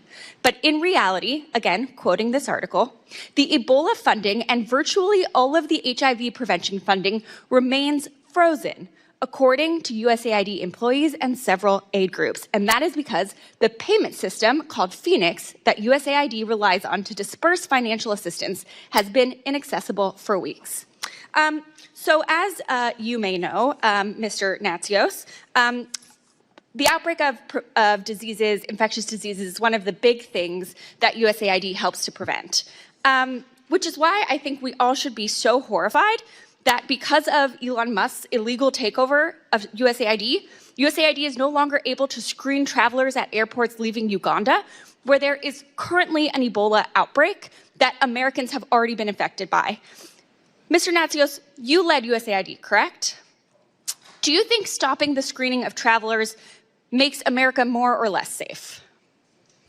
It makes us less safe, but I would add that there is, over the last 30 years, we've built a system in 90 southern countries for monitoring all infectious diseases, and that's the early warning system. So if an outbreak of any disease takes place, we know about it. The countries where, like China, where COVID started, I certainly wouldn't advocate having an AID mission there, but the countries where there's an aid mission, the ministries of health have been trained, and there's a comprehensive early warning system to protect us. That system is, in terms of AID support for it, has been shut down. That's right. I might also add... Sorry, I just want to reclaim my time because I have a few more questions, but I completely agree with you. So let's take my Republican colleagues at your word. You want to reduce waste, fraud, and abuse. I agree with that. You want to reform how USAID does its work. I agree with that too. In fact, I have bipartisan legislation to do that I'm happy to work with you, Mr. Mast, on. But let's talk about what's actually happening. So, Mr. Natsios, again, would you consider yourself liberal or woke in any way? No. Okay, great. Do you believe that USAID is a criminal agency plagued by waste, fraud, and abuse? No. And on February 4th, nearly the entire USAID workforce was notified that they were being placed on administrative leave. Mr. Natsios, would you say that removing the majority of the staff responsible for overseeing USAID's programs increases or decreases the risk of waste, fraud, and abuse? Well, it increases it because the oversight of AID officers are there for oversight. That's what they do. 40% of the staff of AID are compliance officers. They spend all day trying to make sure these things don't happen. They do happen sometimes because of where we work. And the USAID Inspector General agreed with you as the ranking member entered into the record, stated that all of USAID's oversight controls are largely non-operational. But instead of addressing this problem, Trump actually fired the Inspector General, who released this report the very next day. Mr. Natsios, does firing USAID's Inspector General generally reduce or increase waste, fraud, and abuse? Well, Congresswoman, I'm trying to stay out of the vitriol here, but the Inspector General is there to investigate abuse. And let me tell you how it works. People think that they watch us and then they find this stuff and then they arrest us and all. That's not how it works. The 80% of the investigations done by aid are initiated by aid compliance officers who call the IG and say there's a problem, you need to come in here and fix it. So and then they work with them. Just to clarify, not only is this freeze endangering Americans, but Trump and Musk's argument for stopping this assistance to reduce waste, fraud, and abuse is a complete lie because they are doing the opposite. That's because this is not about oversight. It's not about reform. It's about completely gutting foreign assistance itself. With that, Mr. Chairman, I yield back. I thank the gentlelady for her questions, and I would remind everybody that Ebola response has been restored 250,000 through IOM, 1.5 million through UNICEF, another 250,000 IRFC, and others. The list goes on. And we should be supporting the correct programs. Uganda was brought up, and I would say, as an example there was a program, $5.5 million for promoting LGBT acceptance in Uganda. That is not life-saving, and that's not combating Ebola. Gentleman from Tennessee, Mr. Green, is now recognized. Thank you, Chairman Madison. I appreciate your leadership, and I look forward to working alongside you to bring needed reform to our diplomatic strategy. We certainly have a lot of work to do, and this hearing is just the beginning. Accountability is coming. Thank you also to our witnesses today. The corruption going on behind USAID's doors has been a wake-up call for all Americans. As chairman of the House Homeland Security Committee, I spent the last 2 years exposing the Biden administration's sabotage of our border and the policies that kept America safe. I saw firsthand their willful refusal to protect this country. Under the guise of foreign aid, USAID has been an unapologetic front for a far-left agenda. It has become self-evident there weren't a handful of foolish policies, but rather a coordinated strategy of radical, idiotic, and often anti-American priorities. Idiotic, you say? Millions to teach Moroccans how to make pottery? The Moroccans were making pottery before we were a country. This entire debate today and the crocodile tears from Democrats just goes to show what's wrong with this town. Not a single Democrat I've heard has expressed dismay at the many examples of crazy, wasteful spending. I don't understand the objection to a deep dive in how we spend our money, but perhaps it's the fact that over the last several weeks, a massive surge has occurred in the search for a criminal defense attorney. That probably says it all. 5 times in this city, any other city in the nation. I'd like to remind the committee that President Kennedy unilaterally created USAID through an executive order in 1961. Yet the President Trump, orders a momentary pause after winning a mandate for reform, and Democrats cry, constitutional crisis. This is after 4 years of reckless spending and unrepentant lawlessness from the Biden administration. I want the American people to understand how this works in Washington. As long as you're spending other people's money, no one bats an eye. But the second you want to save taxpayer dollars, the swamp cries wolf, or in this case, unprecedented constitutional crisis. This breathless, fake outrage from the left is utterly insane. And you know what the American people, you know they can see right through it.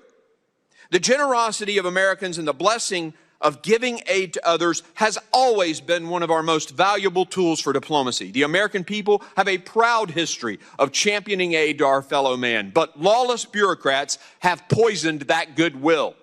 Many USAID programs are wasteful and actively sabotage our diplomatic relationships by forcing woke ideology on our partners. Just look at PEPFAR, a beacon of hope in the fight against HIV/AIDS, yet the Biden administration even weaponized this crucial program, jeopardizing lives and undermining our relationship with African nations. Under Administrator Powers, our message to Africa was explicit, as it was heinous. Abort your babies and violate your religious convictions, or we won't grant you life-saving aid. Let me be crystal clear to those who've been complicit in this betrayal. Firing those involved is just a start. We have a long way to go. And one last point. I want to correct the record on a couple of things. First, Elon Musk and the team that is working does not have access to personal data. They don't have access to your Social Security number. That is a lie. Elon Musk does have a security clearance. He has a top secret security clearance. By God, he makes the rockets for NASA. But the suggestion that he somehow can't be trusted to dig into how we're spending our money is nothing but a smokescreen to hide the corruption and the wasteful spending that has occurred there. And I am personally offended at the left's continued references to 19-year-olds and 21-year-olds in their doing work. There are 19-year-olds who have won the Medal of Honor defending this country. Just because you're 19 doesn't mean you're some child who can't be trusted It is offensive. And if you're 19 years old out there, 20 years old, and you're serving this country, by God, your service matters. Keep serving. We thank you for that. It would appear that I'm out of time, Mr. Chairman. I yield. Amen. Representative Castro is now recognized. Thank you, Chairman. I would just say that if you can find us a 19-year-old Medal of Honor winner who'd love to serve in the U.S. government, we'd love to have him, rather than this 19-year-old who's a mystery man and got fired from his last job. As y'all hear a lot of angry, fire-breathing rhetoric coming from the other side, I want you to consider, as Americans, where we started the year. Our country, for all of the complaints and all the anger, is still the most powerful, prosperous nation on earth, with the lowest unemployment rate in decades and a strong economy, where foreign aid represents about 1% of our total budget. And yet, Elon Musk and this administration's attempt to illegally shut down USAID and freeze ongoing foreign assistance programs has been met with support and applause from some of the world's worst authoritarians. Venezuelan Interior Minister and Nicolas Maduro's key lieutenant celebrated the Trump administration's actions in ending support to the Venezuelan opposition. In Nicaragua, Daniel Ortega's sons said that, quote, Trump turned off the faucet for terrorists when he shuttered USAID funding. Belarusian leader Lukashenko applauded the administration's decision to cut funding for, quote, the fugitive opposition. The opposition that for years Republicans have said they support, they have now abandoned. President Trump has abandoned. He cut off TPS for Venezuelans and betrayed the people of South Florida and sent them back to a man he says is dangerous, yet sent Rick Grinnell to handshake with. After this administration's halted funding to Cambodia to remove unexploded bombs that the United States dropped on their country years ago, China offered to move in and replace U.S. funding. China has offered to go do the job that we are no longer doing. What do you think that does for American diplomacy? What do you think it does for our reputation around the world? What do those people think of us that we won't help them take away the bombs that we dropped years ago? Similar celebrations have come from leaders in Russia, Iran, Hungary, Cuba, and other countries as we've cut support to democracy activists in these countries. Democracy activists. Republicans have been eager to accuse Democrats of, quote, abandoning our allies. The reality is that the Trump administration abandoned our allies everywhere, and it didn't even take a week. Donald Trump has abandoned those fighting for democracy in Cuba, Nicaragua, Venezuela, Iran, North Korea, and China. He's abandoned Taiwan, freezing security assistance to the island nation facing threats of invasion from China. Donald Trump abandoned our partners in Indonesia, Malaysia, Iraq, and other countries fighting terrorism with the support of USAID. He's abandoned the country of Jordan by freezing security assistance, abandoned millions of victims of HIV/AIDS, supported by PEPFAR, and abandoned those suffering from malaria and TB. Donald Trump has also abandoned American citizens, American farmers that feed the world, whose produce is rotting in ports and warehouses, and our USAID professionals and families that he stranded abroad. Make no mistake, these decisions will come back to haunt the United States of America. And not only in terms of diplomacy, not only in terms of how people think of us in faraway lands, those diseases that we're no longer helping to cure, people will get sick not only in those countries, but in the United States. And I hope that just as folks are taking credit for what's going on now, that when those diseases hit the United States, that they will take full credit for that. I have a question of the panel. I want to ask Mr. Natsios whether you think these actions, you were a USAID administrator, you saw the good and the bad and you had reform. I had a reform bill myself, which some Republicans joined me on last Congress. You think the totality of this is making us stronger in the world or weaker? I think that our aid program makes us stronger, and I think USAID, prior to all of the controversy, was achieving that. except for the woke program that has been introduced, which has alienated very conservative Christian societies in Africa. And Mr. Natsios, I want to interrupt you for just a second, because there was an example of funding to help LGBTQ communities in Uganda. In Uganda, the death penalty was proposed for gay people. Right, right.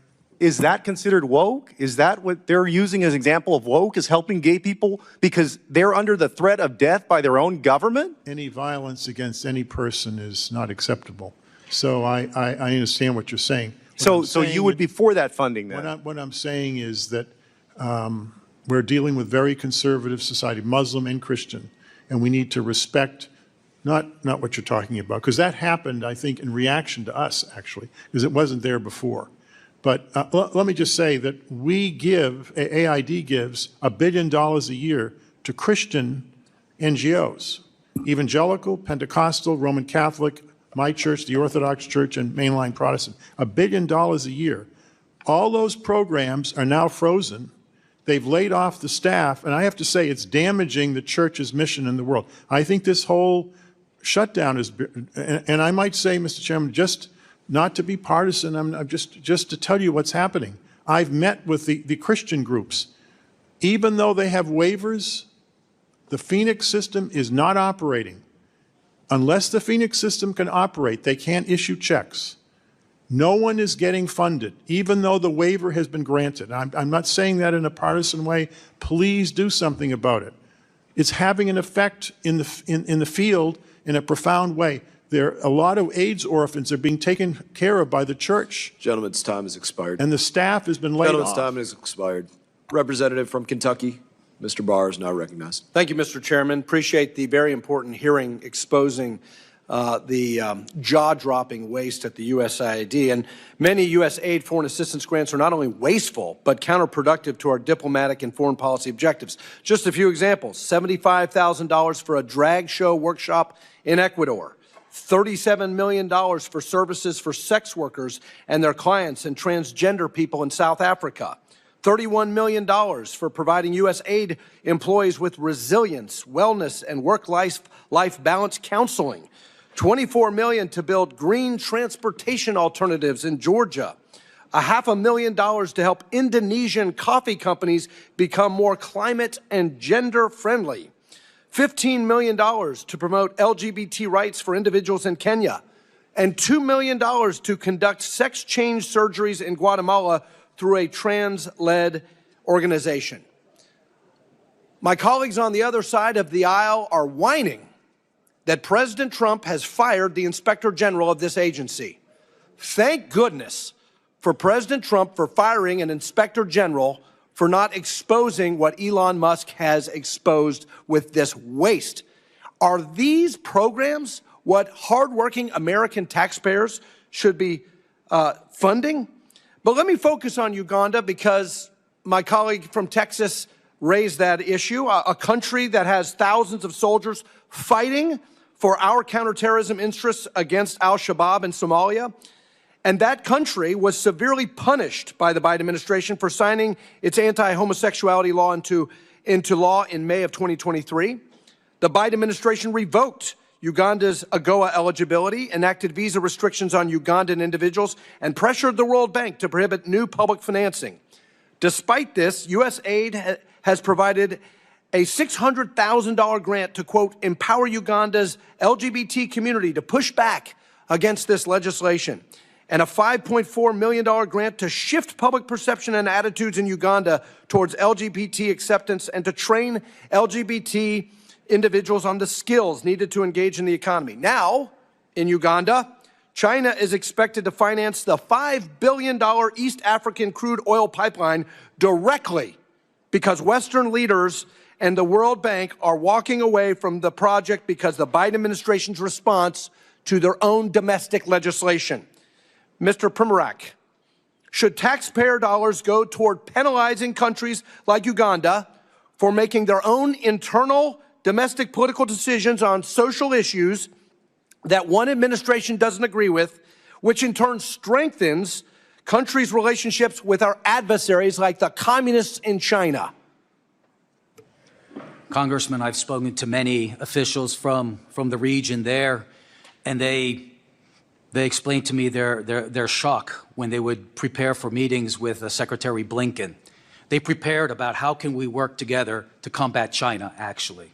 But when they had the meeting, they were hit with the woke things about the climate, about the LGBT, and all these issues. They were utterly stunned that here they are, Africa. They know about the challenge and the great geostrategic fight that we have, ready to work with us, but we weren't ready to work with them. Well, look, I get it. The gentleman from Texas disagrees with the Ugandan people. I get it. The Biden administration disagreed with the Ugandan people, and Secretary Blinken and USAID in the previous administration disagreed with the Ugandan people on this issue of homosexuality legislation. I get it. The question is not their opinion. The question is, what is the diplomatic job of the State Department and USAID? Is it to lecture the Ugandans, or is it to help us counter Belt and Road? Is the job of the State Department and USAID to advance American national security? That's the question. And what they did in that instance with Uganda is compromise American national security and empower our adversary. Representative Yoho, Ted, it's good to see you. Thank you for your amazing work and your authorship of the BUILD Act. You were instrumental in the passage of that bill and authorized U.S. International Development Finance Corporation. Can you see DFC playing a much more effective role in advancing our interests abroad and countering China's Belt and Road? Absolutely. And if you could, how can reforms like equity scoring and country eligibility changes help U.S. investments in countries like Panama? It's a big reform. I mean, that's the best tool we have to counter the BRI, the Belt Road Initiative, and the equity scoring is a must fix. It's something that has to be, because right now it limits what the DFC can do, and then raising the country of eligibility allows us to go into these countries strategically where we can counter the BRI where we can't go now. And this is something that we're going to talk about next month in the reauthorization. And I hope it's a bipartisan effort, and there's a lot of support, but if we don't do it, we're going to see that much more influence, and it goes to people that aren't friendly to the United States. Well, thanks for your leadership on that, and I agree with you. Move from aid to trade. To trade. And thank you to President Trump for his leadership on rooting out all of this waste and frankly, activity that undermines our national security. Gentleman's time has expired. Votes have been called. We're going to go through one more round of questions and then recess until the conclusion of votes. So Representative Sherpalis McCormick, you will be the last one to be recognized before we recess. Thank you, Mr. Chairman, and thank you, Ranking Member. And thank you, everybody, for being here. USAID, along with the State Department, has been one of our strongest mechanisms to secure the region and national security, and also build relationships throughout the entire world. In Haiti, we've seen huge support and huge forward movement when it comes to USAID providing an option for many children who are either forced to join the gangs or face starvation and their families dying. But USAID has stepped in and actually gave them an option, which is to eat and provide food. We recently spoke with the World Health Organization and other organizations that are there feeding people in Haiti. And one of the things they brought up to us is that if they don't have the funds by March, they will not have the option to start feeding again and doing those programs in Haiti. Although there is a waiver, we've already talked about at length about the problems with the waiver and them kicking in back with the payment system.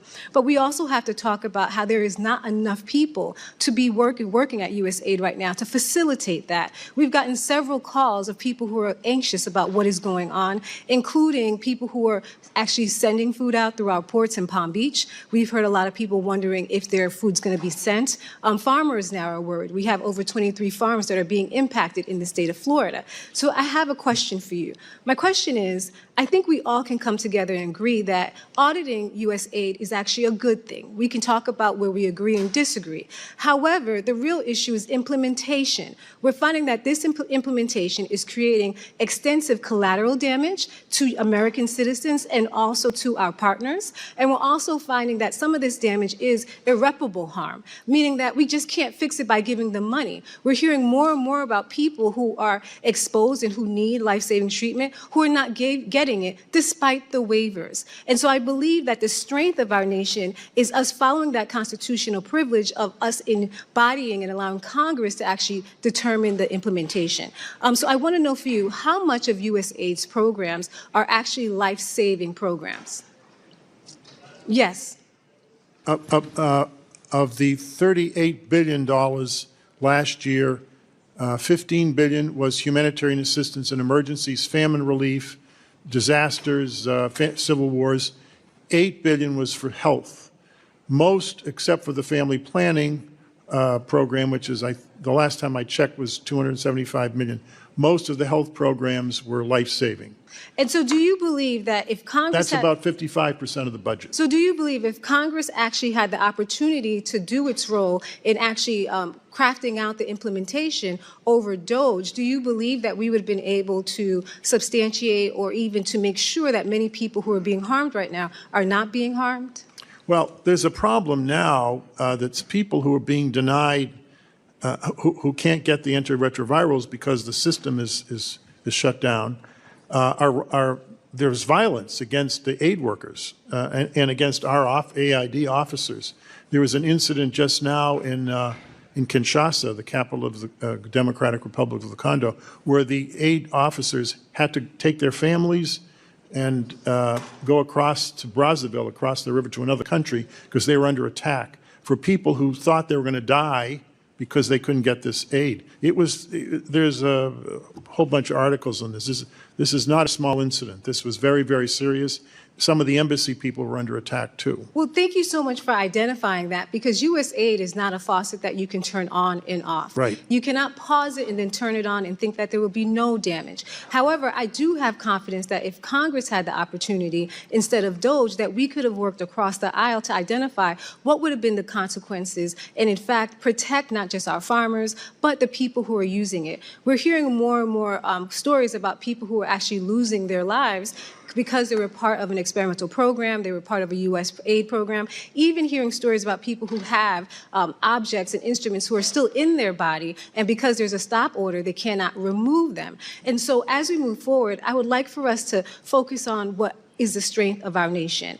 Us being able to work together and identify how we can actually promote the agenda of the United States, but still preserve our compassion. And I have full faith and confidence that if we had the opportunity to do our constitutional duty as members of Congress, working with the chairman, who I've worked with several times before, and I believe he's a compassionate person, that we would have saw what was happening and prevented any kind of collateral damage to our farms, to our district, to our ports, especially the loss of life. So as we go forward, I think we should stop focusing on totally a few programs which you may disagree on, but focus on how we can regain ourselves internationally, because every single day that we actually have these arguments and funding isn't going out, China is stepping in. Russia is stepping in. And what they're telling them is that we are not reliable, that we will not be there, that we will start and we will stop and people will get hurt. Mr. Chairman, I yield back.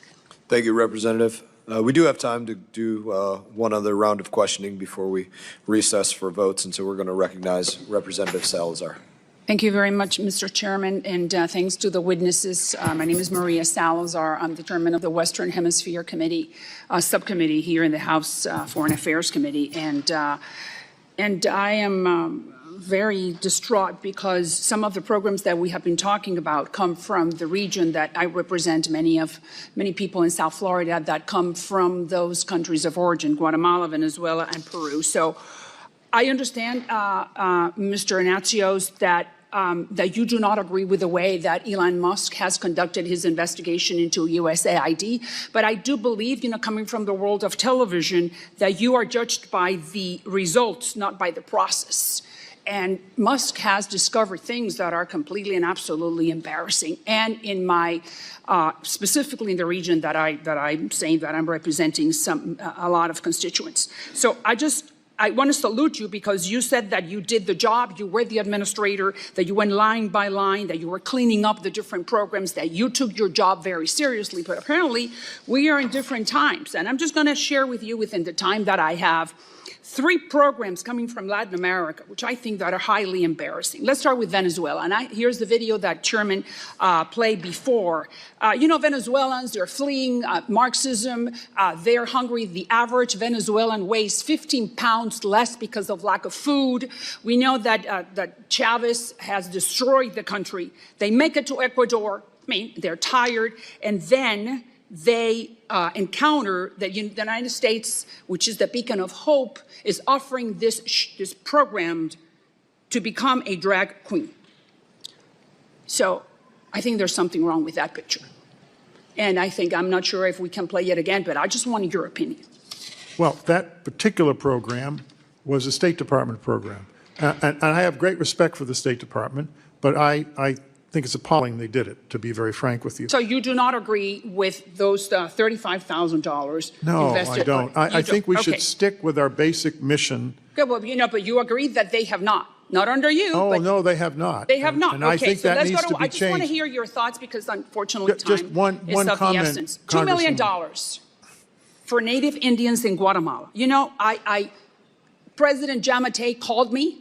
I've never had a president from a country saying, I don't want the United States money. Highly conservative. These are the Native Indians in Guatemala, people who are just, flipping the tortillas and they just want to learn how to do a job, not sex change surgeries. What do you think about that? That's beyond what this AID mission is. I don't think we should be. That's all we need to know. Peru, in the Amazon. This is the jungle. This is not Jeff Bezos' Amazon. This is like where people have harsh conditions. They need mosquito nets to fight malaria. So $25,000 for diversity recruitment events. What is a diversity recruitment event in the middle of the jungle? I have no idea. Congressman, just one comment. You can move aid to do what you want by hiring a development professional, a conservative, who knows how to manage a large, complex operation. Mark Green was such a person, under Trump. But then what happened between your time and this time?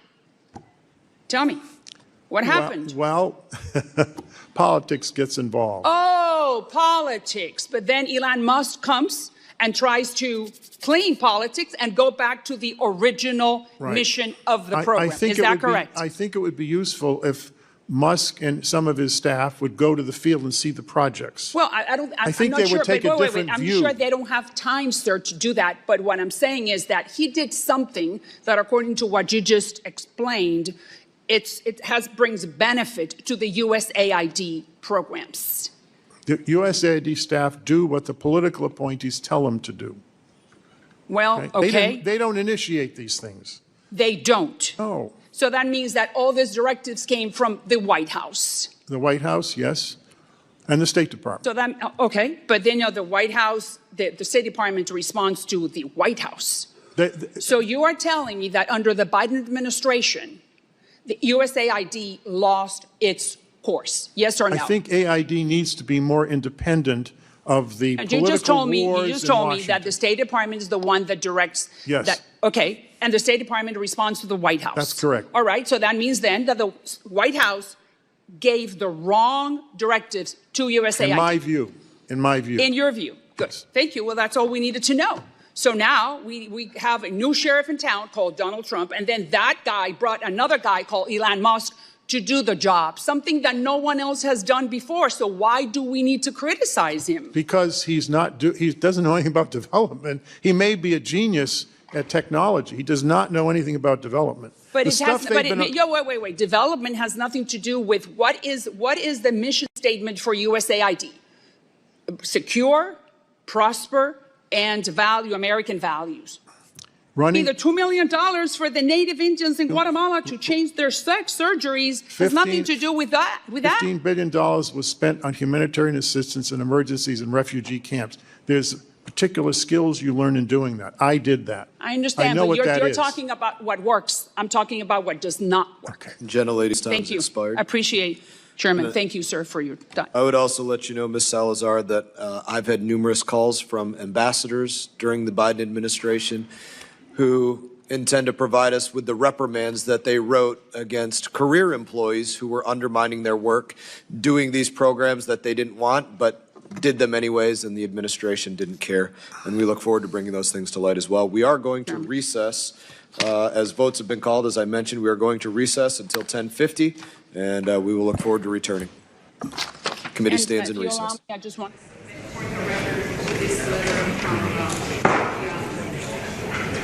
for the world. Thank you.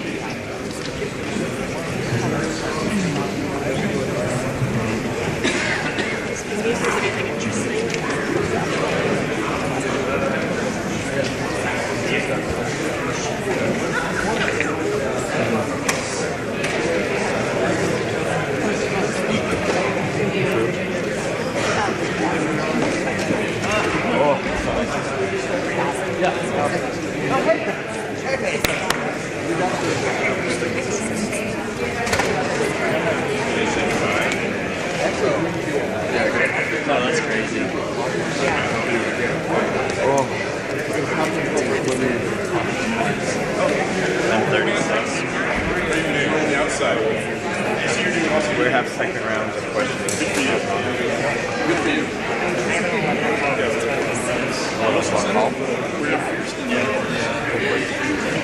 Just disappointing.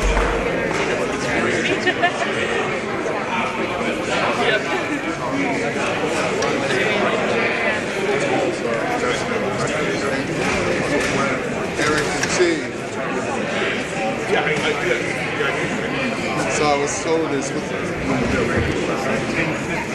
I was told 11.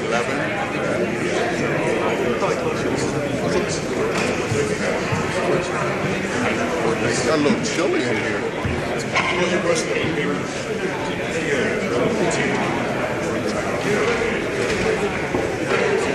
Sorry, new chair. Are you still hot? No. That's Well, I okay. mean, yes, I'm hot, but they're off. Actually, I'm not even sure I'm live. You were, but you were, and then it went away. I'm gonna come over here. Hey, is FedNet still here? Are They will be. Okay. We Where did stepped you out guys put your downstairs in the hub room. Okay. On Do they have access to that? Yeah. Okay, they're gonna need to. Well, that's not FedNet stuff. Well, his might be out there. Yeah, it's out there. Oh, okay. I'll tell him when I see him. Okay. I'll be around here too. Actually, I can call him. I'll text him and tell him you guys want it moved. Yeah, just have them move it down if you can. It's no big deal. Yeah, but yeah. I'll tell him. It's cool. You good? That was a long 2 hours, man. It went quickly. Well, it's on high. Great. Thank you, James. That's good. I'm getting ready to do a change, man. Thank you. Let's go ahead and get Chris for a second. Hey, Chris. Chris. He got off. Chris Cross. I don't have one. He got off. You get him trying to scoot over? I am. I sure am. I gotta go get the lab.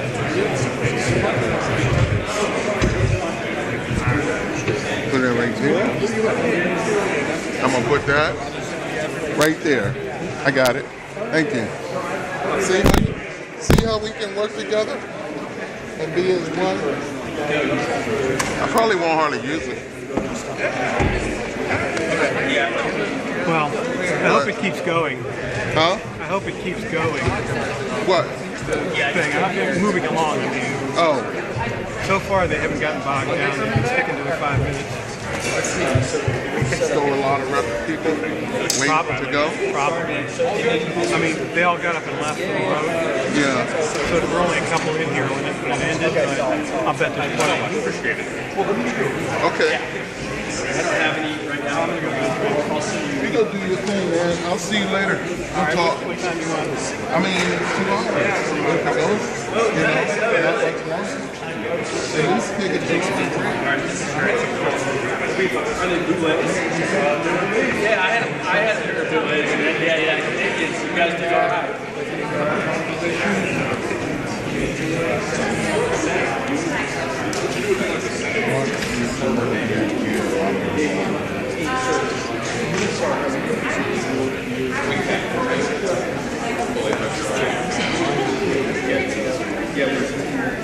So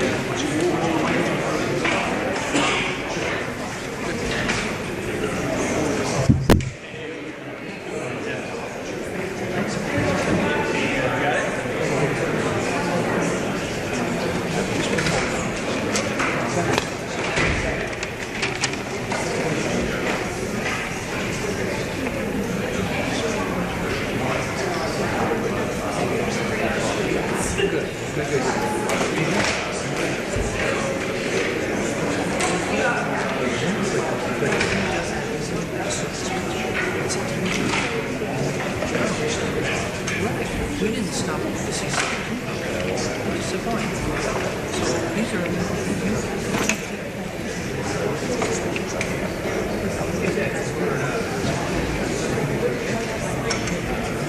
they're just fine.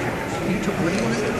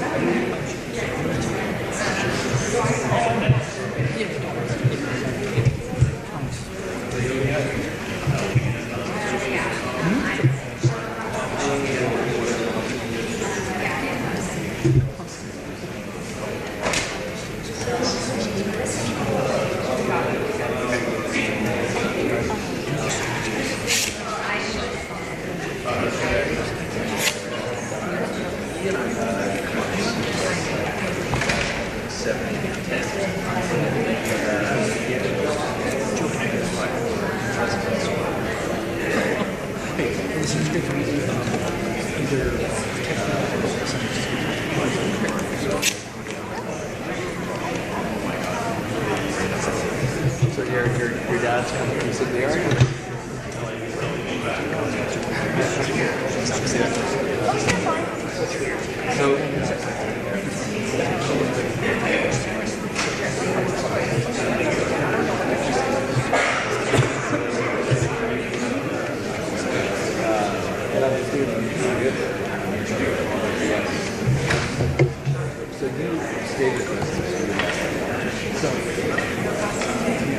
Hey, Chris. What's up,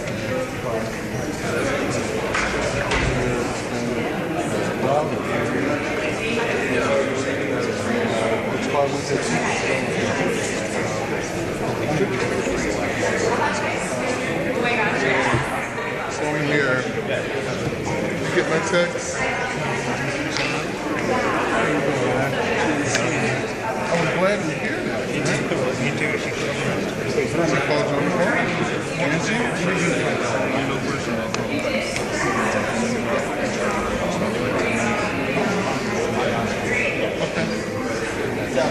I'm so glad to hear that, man. Glad to hear that. I hope it happens. Yeah, of course.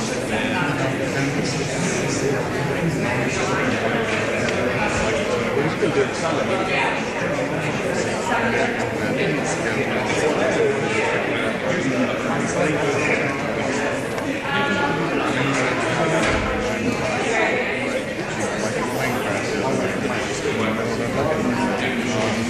don't cover that shit.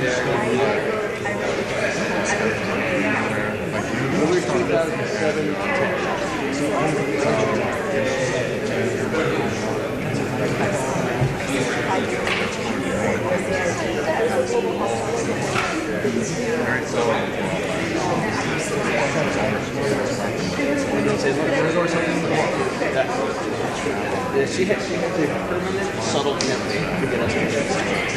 So she used you as a spot, you know.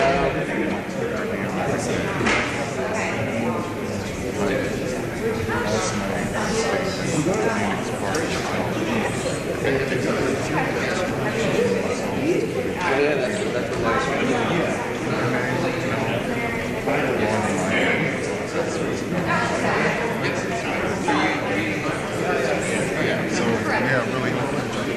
Oh yeah, no, it's just I wasn't sure all the elements.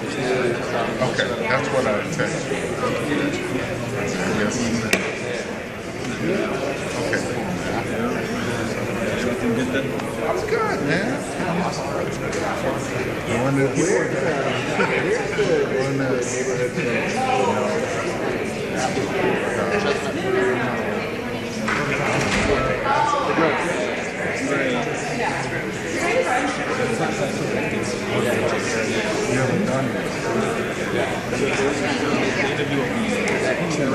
So you like this?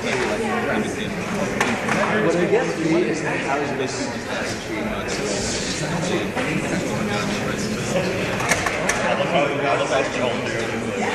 She's, we call her mom. She's real cool. She's the sweetest. Tell her James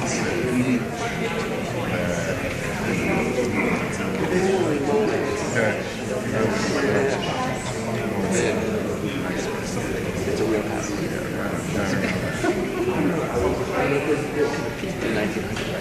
And then, you know, it'll probably be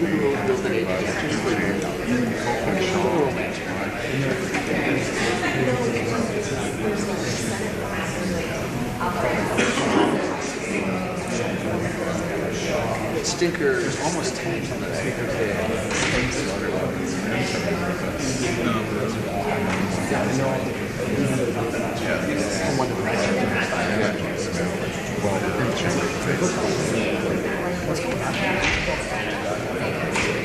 Yeah. Have you guys met people?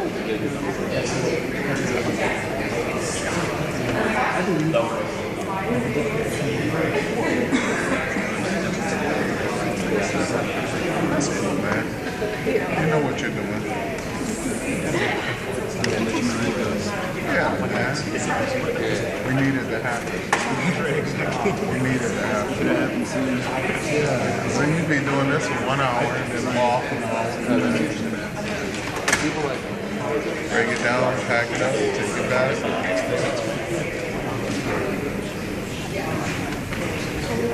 And then gives you the American Express. Stuff like that. Yeah. Well, you're doing a good job.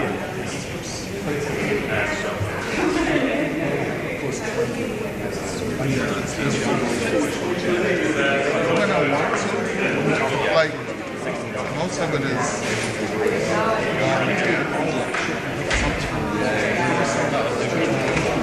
every time it comes up, some people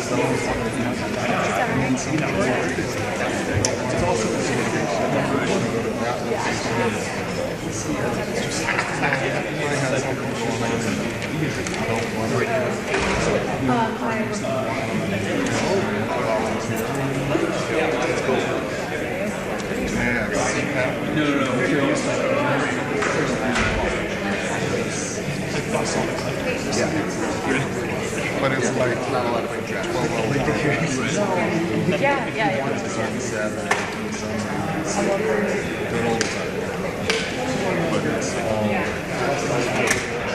Yeah.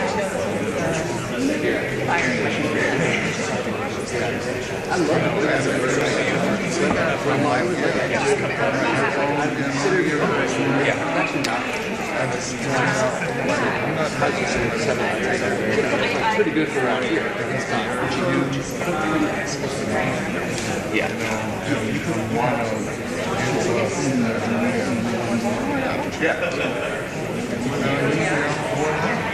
Yes. Like 3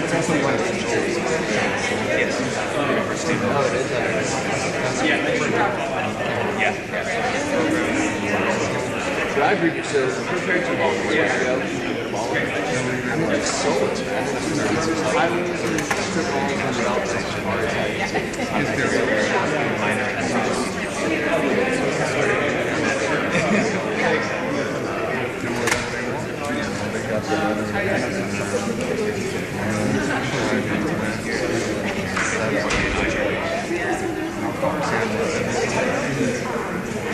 it's like what you are.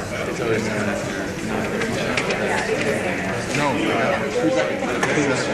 so he's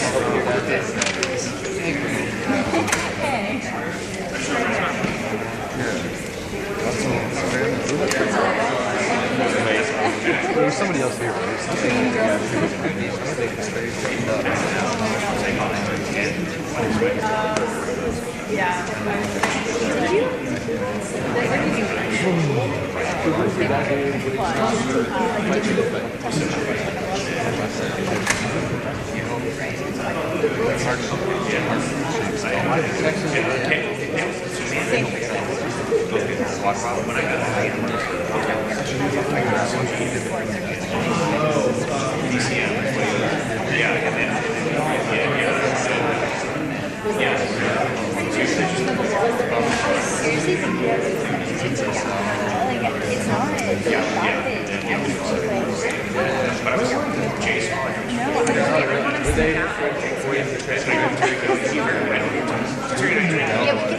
Wait, I can just, yeah, we'll move down now. Sorry, I want to be able to sneak out. I'll just like hide like everybody else.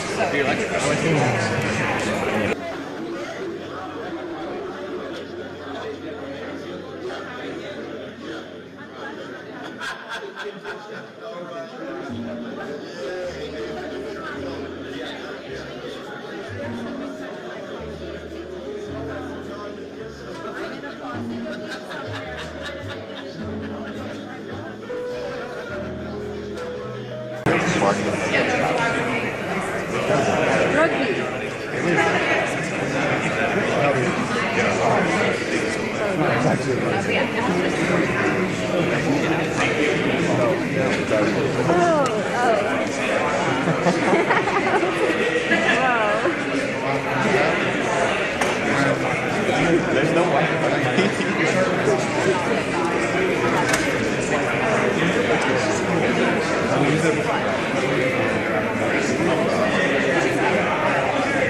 What do you do now? You're going to so fascinated. You're going to be so fascinated. Is it like? No. Is it like I'm not saying anything. You need to guess it by yourself. I literally know. My brother's South Park. And I know that one. Maybe what's his name is it?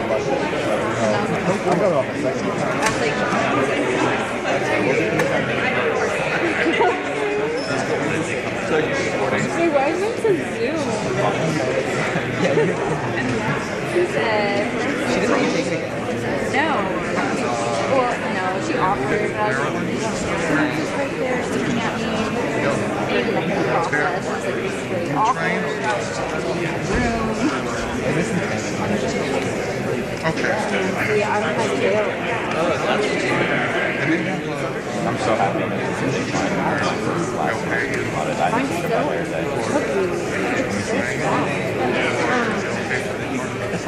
no, I would take. I hope it was 10 pounds.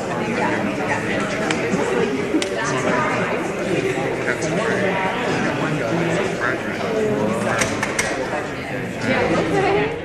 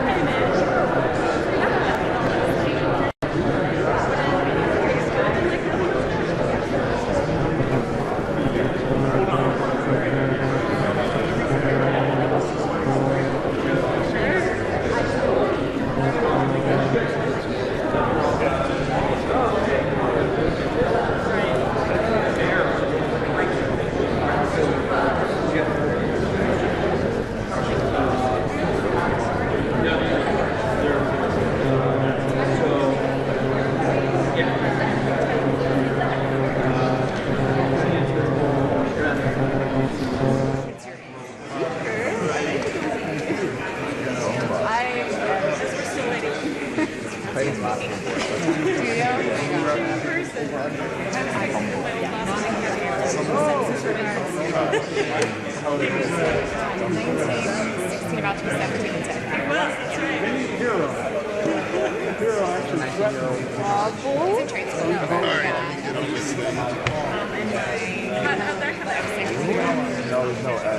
My 60-year-old is a junior, so we're going to play.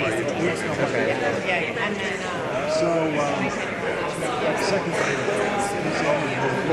right. She wants to. One thing she would love to do is literally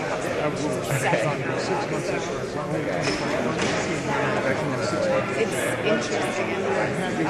I try to not be discouraging but I'm she will be on her runs for 15 straight hours. And I'm just like, 2 hours a day, very screen time. Oh my god, I feel like it's so obvious. Parents like really missing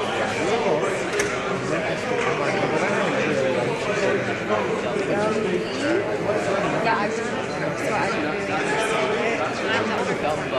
Dumbo. I'm trying to be supportive because my favorite thing where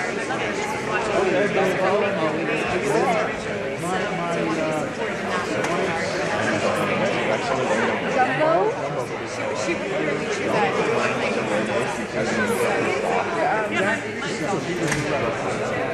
Jamba.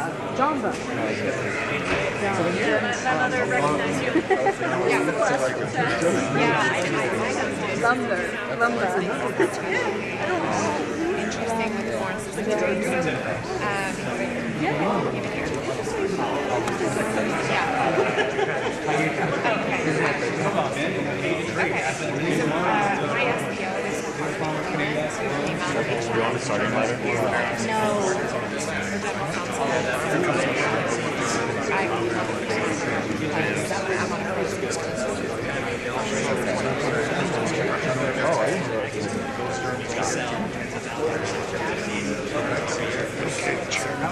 Oh yeah, he told me to say I'm so high.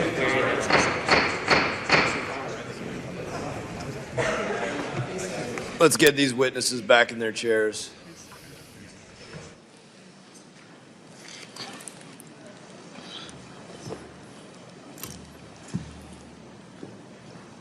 Committee will come to order. Chair now recognizes Representative Kamlager Dove for 5 minutes. Thank you, Mr. Chair, and to the ranking member. You know, I have noticed a theme with Republican hearing titles that always seem to have one word of truth in them, but they are strung together by callous duplicity, or as the chair said, lies. Betrayal is the word of truth today, and it is an incredibly accurate description of what Musk, Trump, and silent Republicans are doing to the American people. By unilaterally dismantling our entire foreign assistance apparatus, you have endangered every American who relies on that system to keep them safe from global crises and that relies on them to feed their own family. Not only that, but you have betrayed some of the stakeholders that I thought my colleagues cared most about: our farmers, our veterans, faith-based groups, diaspora communities in all of our districts, and the Constitution. Not to mention the people who have tragically died because you have ripped away the life-saving assistance they need to survive, and for no good reason. I was struck by the opening remarks of the chair. The chair mentioned helping people to vote. And why do Republicans not support the right to vote?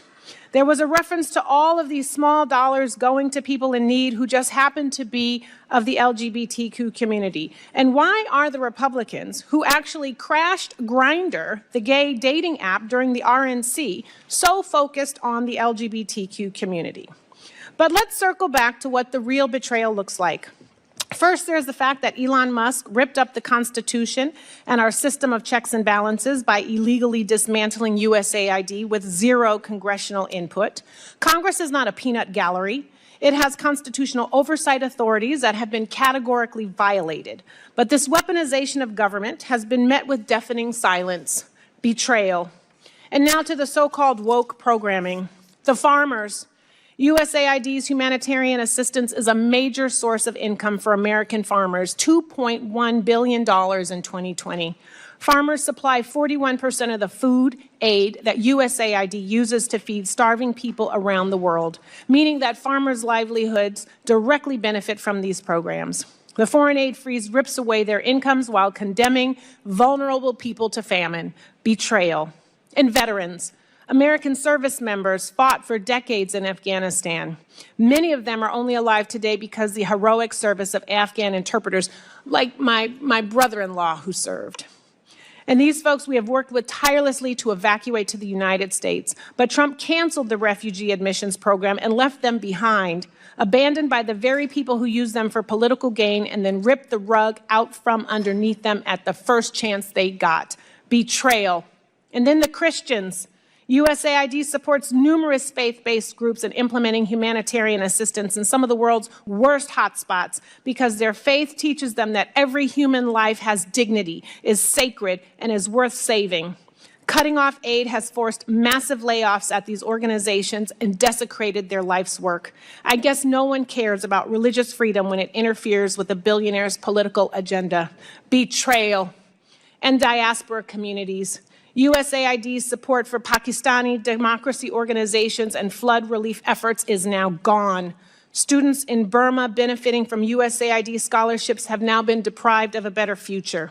Venezuelans who relied on USAID-funded integration services to build a life outside of Maduro's oppressive regime are now left in the lurch, and the Republicans are deporting them back into terror. You can claim to support any of these communities. How you can do that is beyond me. It is hypocrisy and it is betrayal. And finally, the American people. Every American is less safe today because USAID is not out in the field stopping crises from reaching our shores. If there was a pandemic-like disease outbreak that risked spreading to our shores, we could not respond. If there is a natural disaster in Mexico or the Caribbean that would drive people to our border, we could not respond. The dismantling of those protections is an unequivocal betrayal of the American people. Oh, but what about that new $400 million contract the State Department is just signing with Tesla for Cybertrucks? Because I guess people need Cybertrucks more than they need malaria pills. So now to my questions, if I have time. Mr. Yoho, in your testimony, you touched on the important work of American farmers and the work of American universities in USAID Feed the Future Innovation Labs. What capabilities do we lose domestically, and what domestic constituencies do we hurt by eliminating these programs? Those are important programs that have worked, and by this pause that we have right now, I think the goal is, instead of putting blame everywhere, we focus on how we get these things back online to do the work they have done. If you look at like the RUTF program, the Ready-to-Use Therapeutic Food Program, that's saved over 17 million people, children, and it sources products from 27 different states in America that provide, income for our farmers, and those are things that we need to get back online as soon as we can, and I think you'll see that. There is a reset. It had to happen. Shame on us when I was in Congress that we didn't do these things earlier. It's done, can't go back, we can only go forward. Thank you, and I yield back. Thank you for the time, Mr. Chair. You're welcome. And in answer to the question, the reason LGBTQ is the focus is because that's what became the focus of USAID and State Department. It was not the exception, it was the rule. We're just reading off the lists of grants and pages and pages and pages more. I now recognize Representative Kim for 5 minutes. Thank you, Chairman Mast, for holding this hearing. I want to thank all of our witnesses for joining us today. The U.S. foreign assistance has long been a very powerful soft power tool to advance our American leadership by building trust with our allies, promoting democracy, stabilizing terrorism-prone regions, and providing market access for American businesses. However, we have seen serious and credible cases of wasteful uses of American taxpayer funds abroad. For example, $2.5 million were sent through USAID to build the electric vehicle charging stations in Vietnam. How is this spending critical to U.S. national security or advancing our American interests? They're not. Unfortunately, these cases of unproductive spending abroad undermine the many targeted, valuable, and effective foreign assistance programs that are essential to our national security. Mr. Yoho, as you know very well, the strategic competition with China and its Belt and Road Initiative is a top priority for the East Asia and the Pacific subcommittee that you once chaired and I now currently chair. Xi Jinping is watching and he's waiting for the chance to fill any U.S. vacuum. And already there have been many reports of Chinese Communist Party officials signaling their willingness to replace USAID in Nepal and demining activities in Cambodia. And these are just the instances that we know about. Even critics of USAID acknowledge the critical soft power value of targeted and efficient programming. So let me ask you, if USAID is fully merged into the State Department, what specific authorities will the State Department's Bureau of East Asia and the Pacific need to effectively implement USAID programs to directly counter CCP's influence in the region, such as training journalists to expose illegal CCP information tactics or strengthening critical infrastructures there? I think the important thing they can do is get it back online as quick as they can and put people, authorize them to get back into the field, the implementers. The State Department might can do that, but I don't know if they have the bandwidth or if they have the expertise and the capability. The people that were there on the ground with USAID, as Minister Nazio said, these are the people that have institutional knowledge and they know how to do that. They're not R's or D's, they're mission driven. And I think we can get some of those people back in there that are experts in their field to move America's agenda forward of, are we going to be safer? Are we going to be stronger? And are we going to be more prosperous? And if we do that, those countries will be too. And it counters China. And if we're not there, China will be there. Sure. So I'm glad that Secretary Rubio issued waivers for life-saving humanitarian assistance programs. However, I'm also hearing many concerns regarding the lack of clarity on those scope of the waivers and challenges with getting paused programs restarted. It's hard to restart them if we completely turn the lights off, right? So what recommendations do you have for the administration to ensure an effective waiver process? Again, moving forward, I think the quickest thing they can do and the most effective thing is identify the program that you want to do. And then put the people in there that know how to implement that. That could be at state. There's people at USAID, and I know there's this big black eye on USAID, but I think we need to look at what they did do good. You know, it's like a cake recipe. One drop of kerosene in a cake batter ruins the whole thing. So what happened and what's been exposed doesn't mean the whole thing was bad. And like I said, not all aid programs are good. Not all of them are bad. Let's take the good ones and implement them as quickly as we can so we do not cede that ground to China, Russia, anybody that doesn't like us. Thank you. I'd like to ask a question to Mr. Primorak. What specific reforms can be implemented so that current adult audit and review processes ensure programming aligns with our U.S. national interests? I think transparency is probably the most important. We have various websites where we're supposed to provide information to the American public as to what we're doing in all these different countries, whether it's grants.gov or foreignassistance.gov, but it's not consolidated. And too often, actually probably most of the time, we don't have information as to who are the awardees, who are the sub-awardees. If those are made available, and not only to Congress, they should be made available to the American people. I think by having this kind of transparency, that a lot of these bad things happening, people will be a little bit more careful because, you know, lots of people are watching. I appreciate that. Thank you very much. My time's up. Thank you, Representative Kim. Chair now recognizes Representative Titus.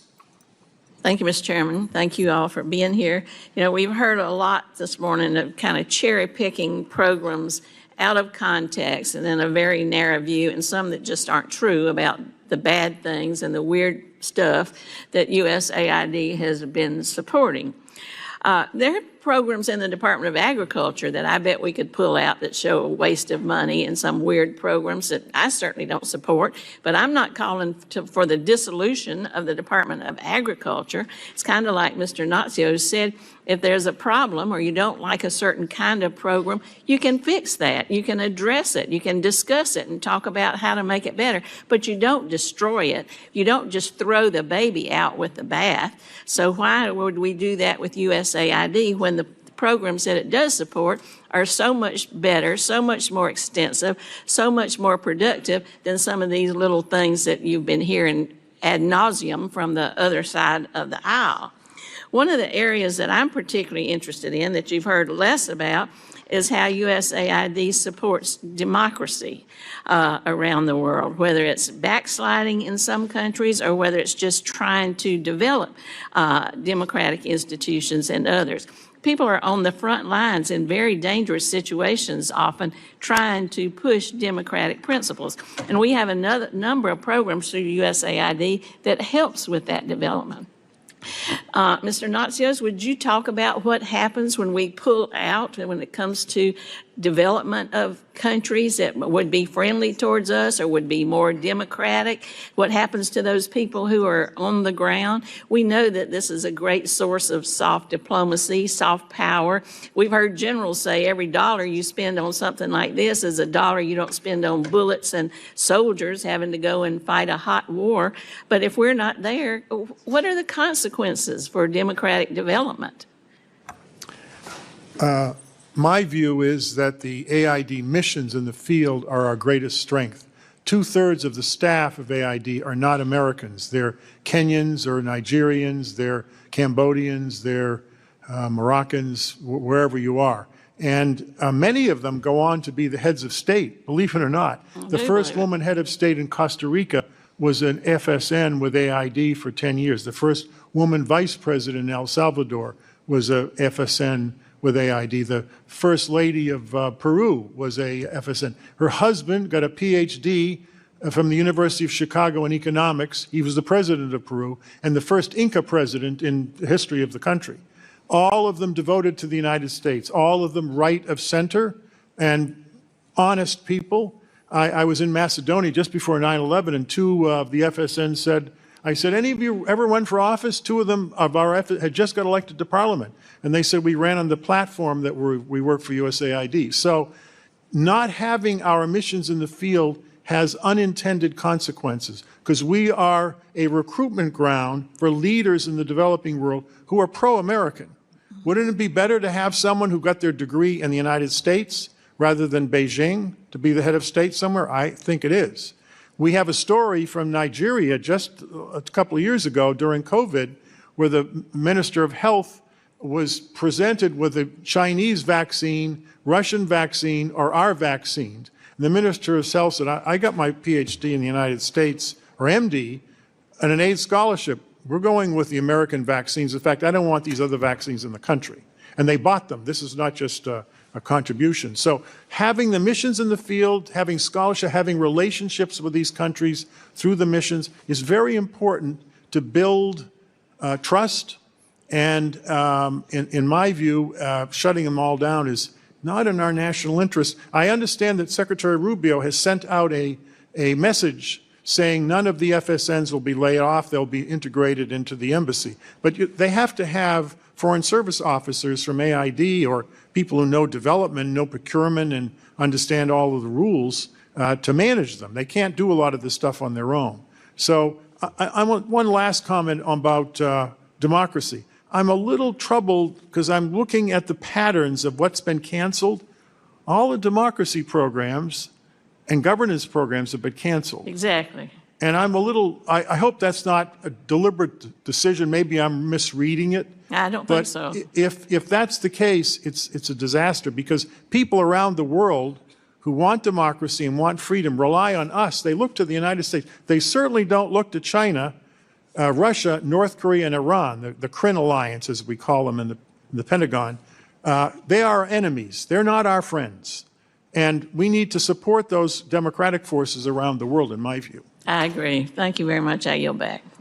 Thank you, Representative Titus. Chair now recognizes Representative Davidson.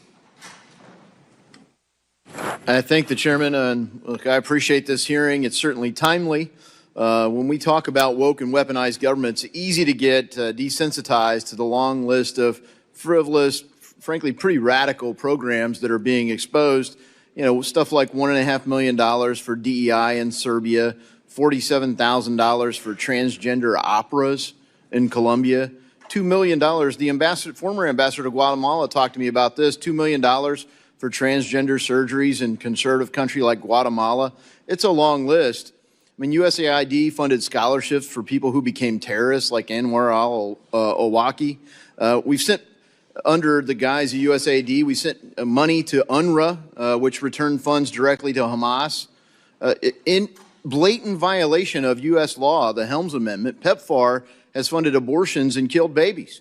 What is happening in Africa is just a tip of the pro-abortion iceberg that the Biden administration weaponized aid agencies into.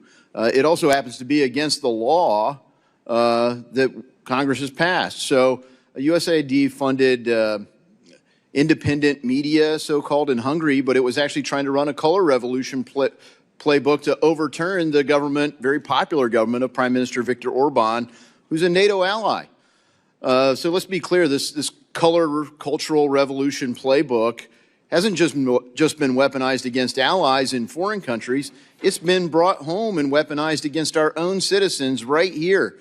If you had unapproved opinions of COVID vaccines or origins of COVID or maybe the Hunter Biden laptop story, there was almost certainly a puppet NGO working overtime on taxpayer dollars, which contradicts the word NGO in the first place, to shut down or deplatform speech in America.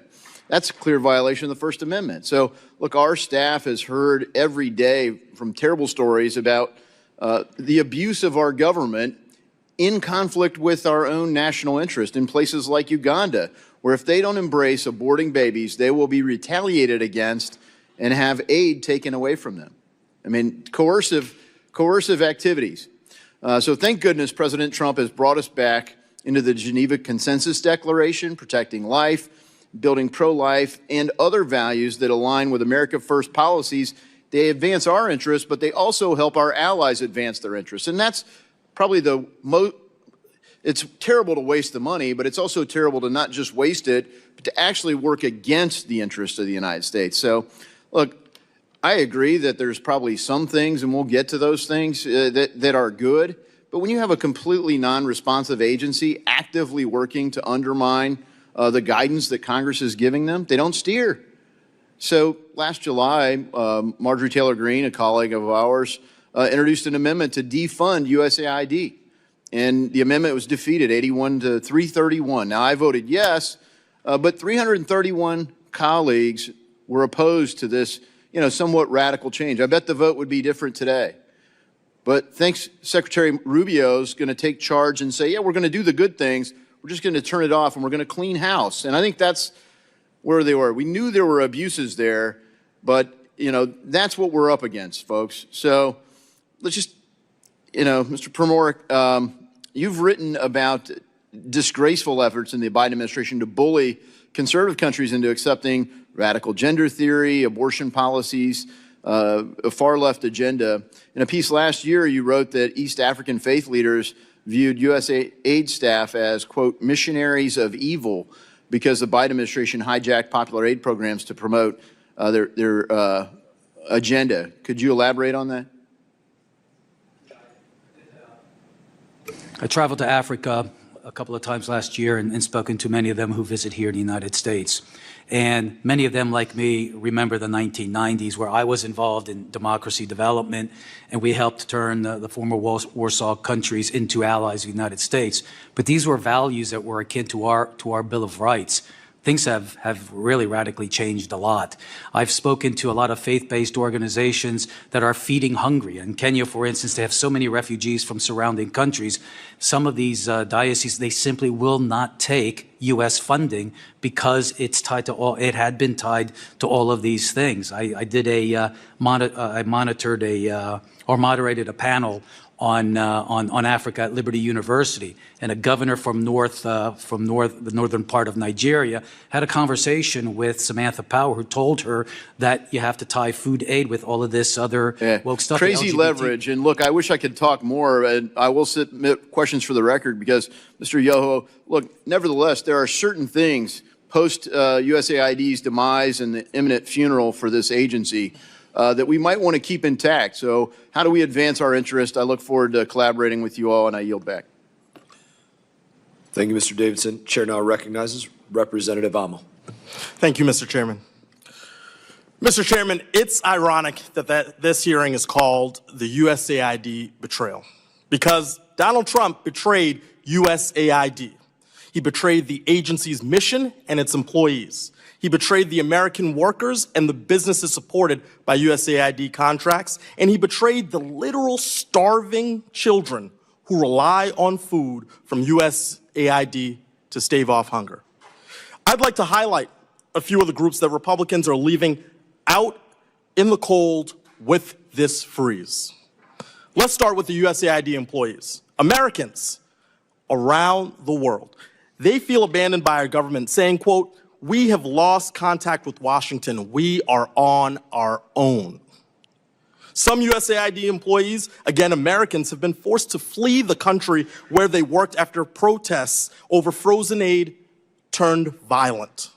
What does it say about us when we turn our backs on our own citizens, these global helpers who are just doing their job? But the betrayal extends to every American worker who relies on USAID, including American farmers, manufacturers, and universities. In my home state, the University of Rhode Island works with USAID to improve aquatic food systems and fight food insecurity. Right now, the university is unable to access nearly $300,000 they are owed. Let me repeat, universities are being stiffed for work they have already completed. And that was before the funding freeze. What kind of government refuses to pay its debts? Might be a government led by a multi-time bankrupt billionaires, I suppose. But of all the people affected, the worst impact of this betrayal fall on those who rely on USAID for food and medical care. People are already dying because of the aid freeze. As you heard earlier, yesterday we learned that a 70-year-old woman in Thailand died because the aid freeze cut off her oxygen supply and her access to care. Whether from lack of medical attention or from starvation, more people will die because of Trump's decision, and my colleagues on the other side having a collective silence. It's mind-boggling. This food aid was funded. Some of it was already purchased. It is ready to feed starving people. As this Inspector General report finds, right here, before they were fired, USAID stopped work orders jeopardized nearly $500 million in food assistance, leaving 500,000 metric tons of American-grown food at risk of spoiling. Look, if DOGE wants to eliminate waste, it can start with the life-saving food that is literally rotting in our ports because of Trump's betrayal. This administration has failed us. It has compromised our national security. We beat our chests about national security. This is hurting it. Adversaries like China and Russia are salivating at our retreat. They are reaching out to our allies and partners to undermine our work across the world. Republicans are abandoning global health work. That's an insane decision after a global health pandemic that we've recently experienced. Right now, there's a deadly Ebola outbreak in Uganda, where more than a dozen Americans are exposed to this fatal virus. But where's the United States? Nowhere to be found. Look, I worked on President Obama's response to Ebola domestically and President Biden's response to COVID when I worked at the White House in 2 stints. And the number one lesson from the pandemic playbook is that we must contain the virus before it kills more people and makes its way to the United States. It is in our best interests to get involved. So I know I'm running short on time, but Former Administrator Natsios, if you could answer quickly, do any of the betrayals that I have explained here today make America safer or promote America's values abroad? I do believe that a robust foreign aid program, properly managed, is in our national interest. I wrote an article for Foreign Affairs that came out 2 weeks ago, February 7th, with a realist policy, not a liberal internationalist policy, on how we should run our aid program during this period of great power rivalry. The basic argument is that, humanitarian assistance and health should be based on need only. All the rest of it should be based on the following standards. One is there are 14 choke points in the high seas that control the food supply of the world. We should have aid missions in these countries. We do in Egypt. It's not just because Israel is security is connected to Egypt. It's because the Suez Canal is there. Morocco, they're not going to change the geography of the Gibraltar Straits. AID had a mission in Panama, and we left because it's a middle-income country. We should not have left, in my view. There should be a permanent mission in Panama because the Panama Canal is not going to go away. When we left, guess who moved in? The Chinese do. And who is upset with this now? Properly so, is the president.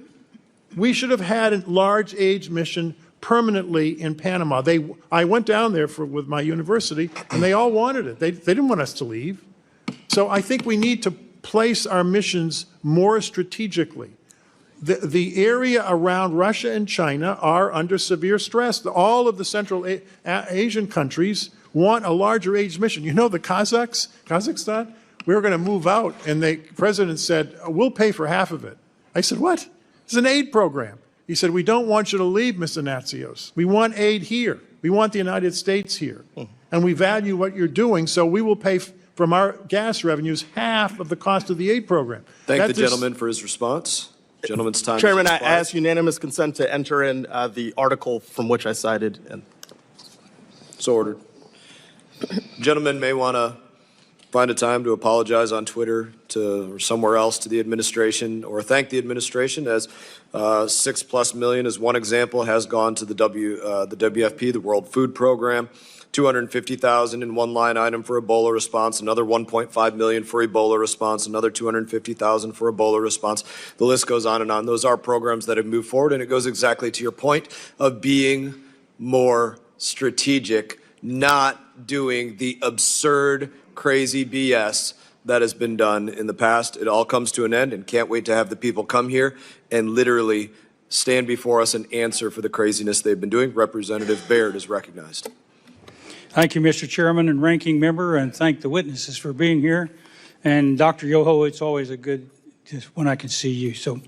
But you know, I want to express that the American people really deserve not to have their tax dollars spent on the programs that Chairman Mast mentioned earlier in his opening statement.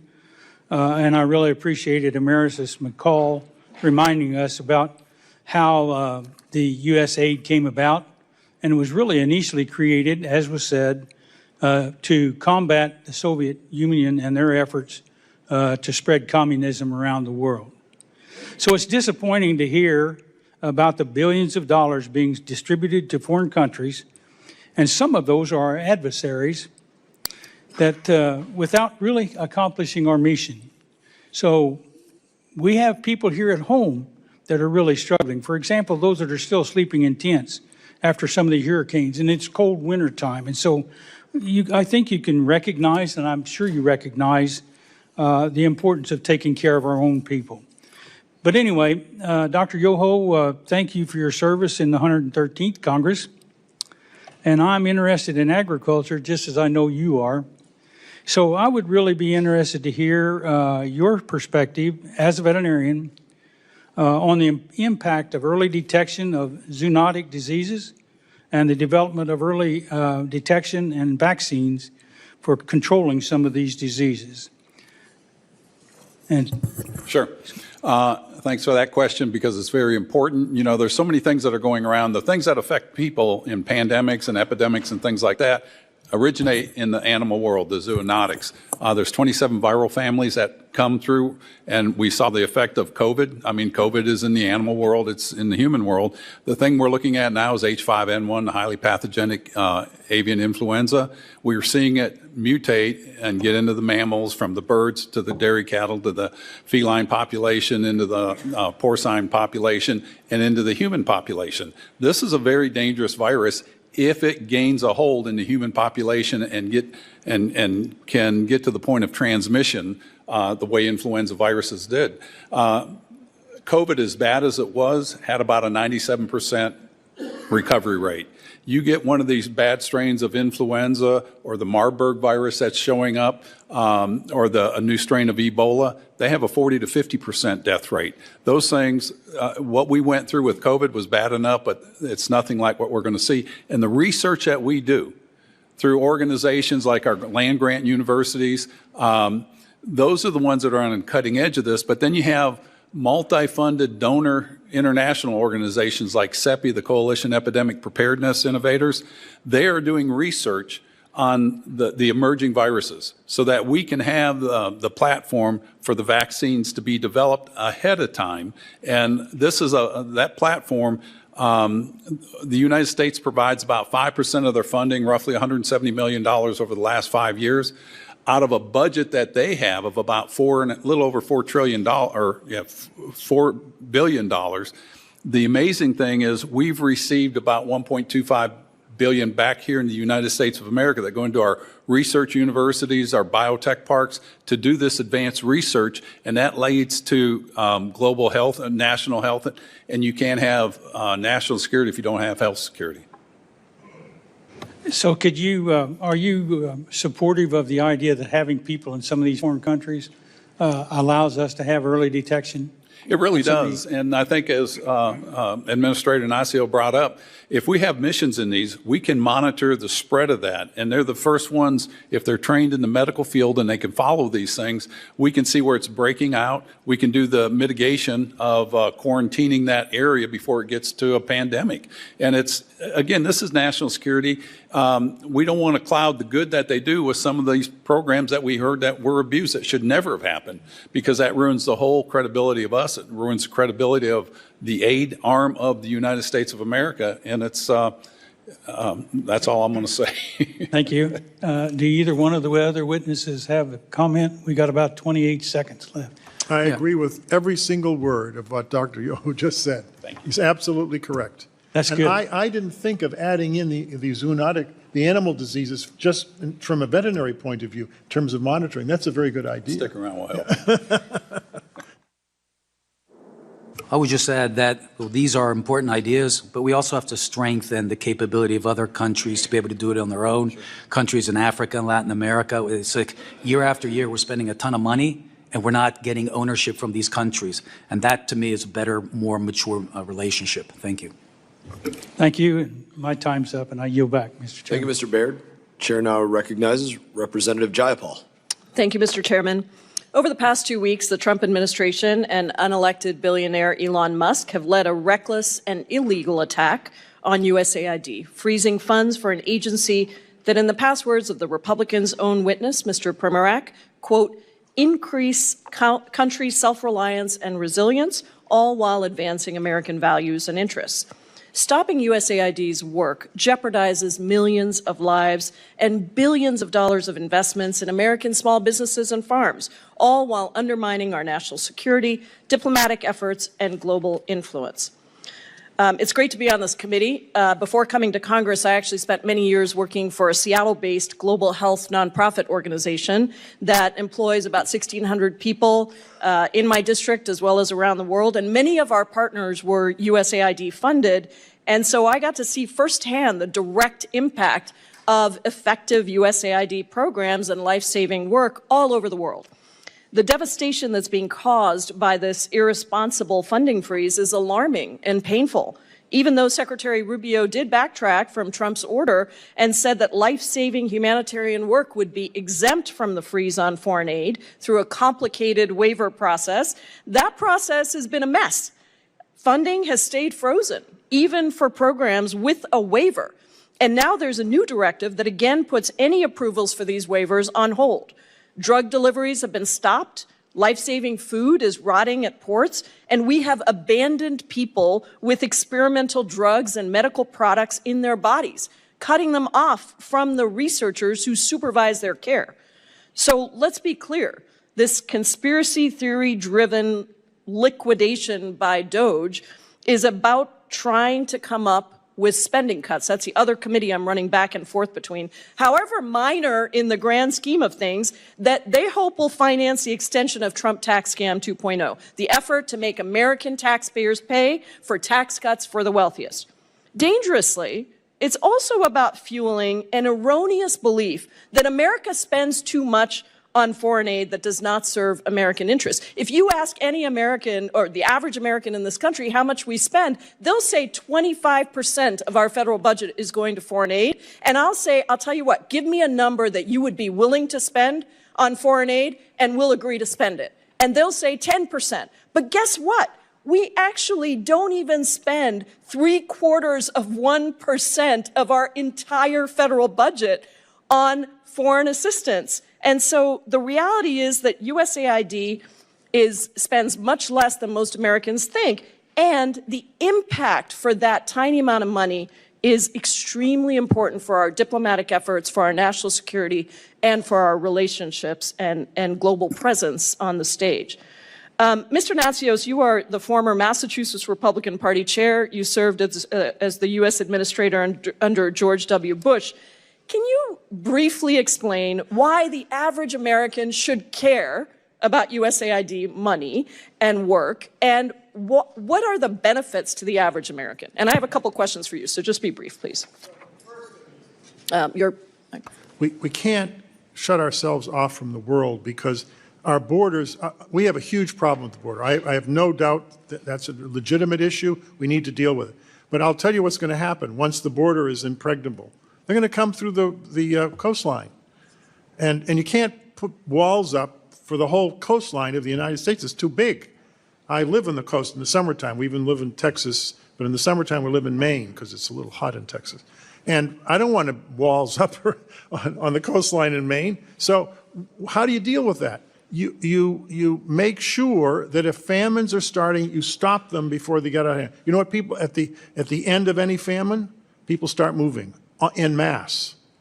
When you have an earthquake, as we did in Haiti, what do people do? They start leaving the island. Where do they come? They come to the United States. Not through the border, along the coast. So we need a presence in the world to reduce forced migration. It's the biggest forced migration crisis in the history since World War II. 125 million people are now not where they intend to be. They're refugees are internally displaced. Number two, we already went through the diseases. It's not in American interest to have a disease get out of control because it's going to be a catastrophe for all of us. And Dr. Yoho is absolutely correct. This pandemic was nowhere near as bad as 1918. 5% of the world's population died in 1918 in 6 months. I'm going to stop you because I have one more question before I get to the end of my time. The waivers. Secretary Rubio said these waivers are there. Are they working? Even in PEPFAR, are they working? Are we getting money to these life-saving programs? I have spoken to the Christian NGOs because I know them. That's the community I come from. And they said they appreciate the waivers. They have the waivers. But they are not, there's no money flowing to them. That's what they told me. A waiver doesn't feed families. There's no reason why. Many of them are old friends of mine. They would not make this up. Thank you. I yield back.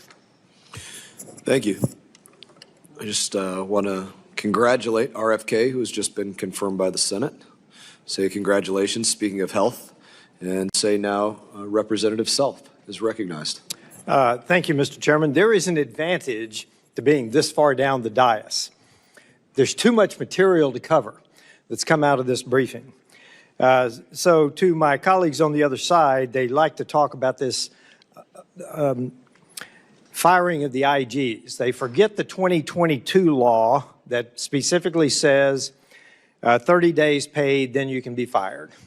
And then the unelected people that are working in the executive branch, as far as I know, there are only 2 elected people throughout the entire elected branch.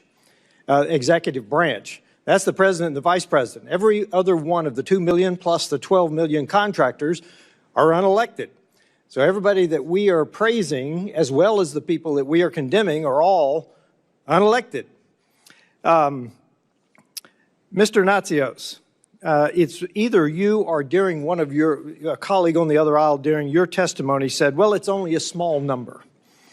And it reminded me of the reporter that said about the Argentinian gang taking over just a couple of apartment buildings. Well, it's only a couple of apartment buildings.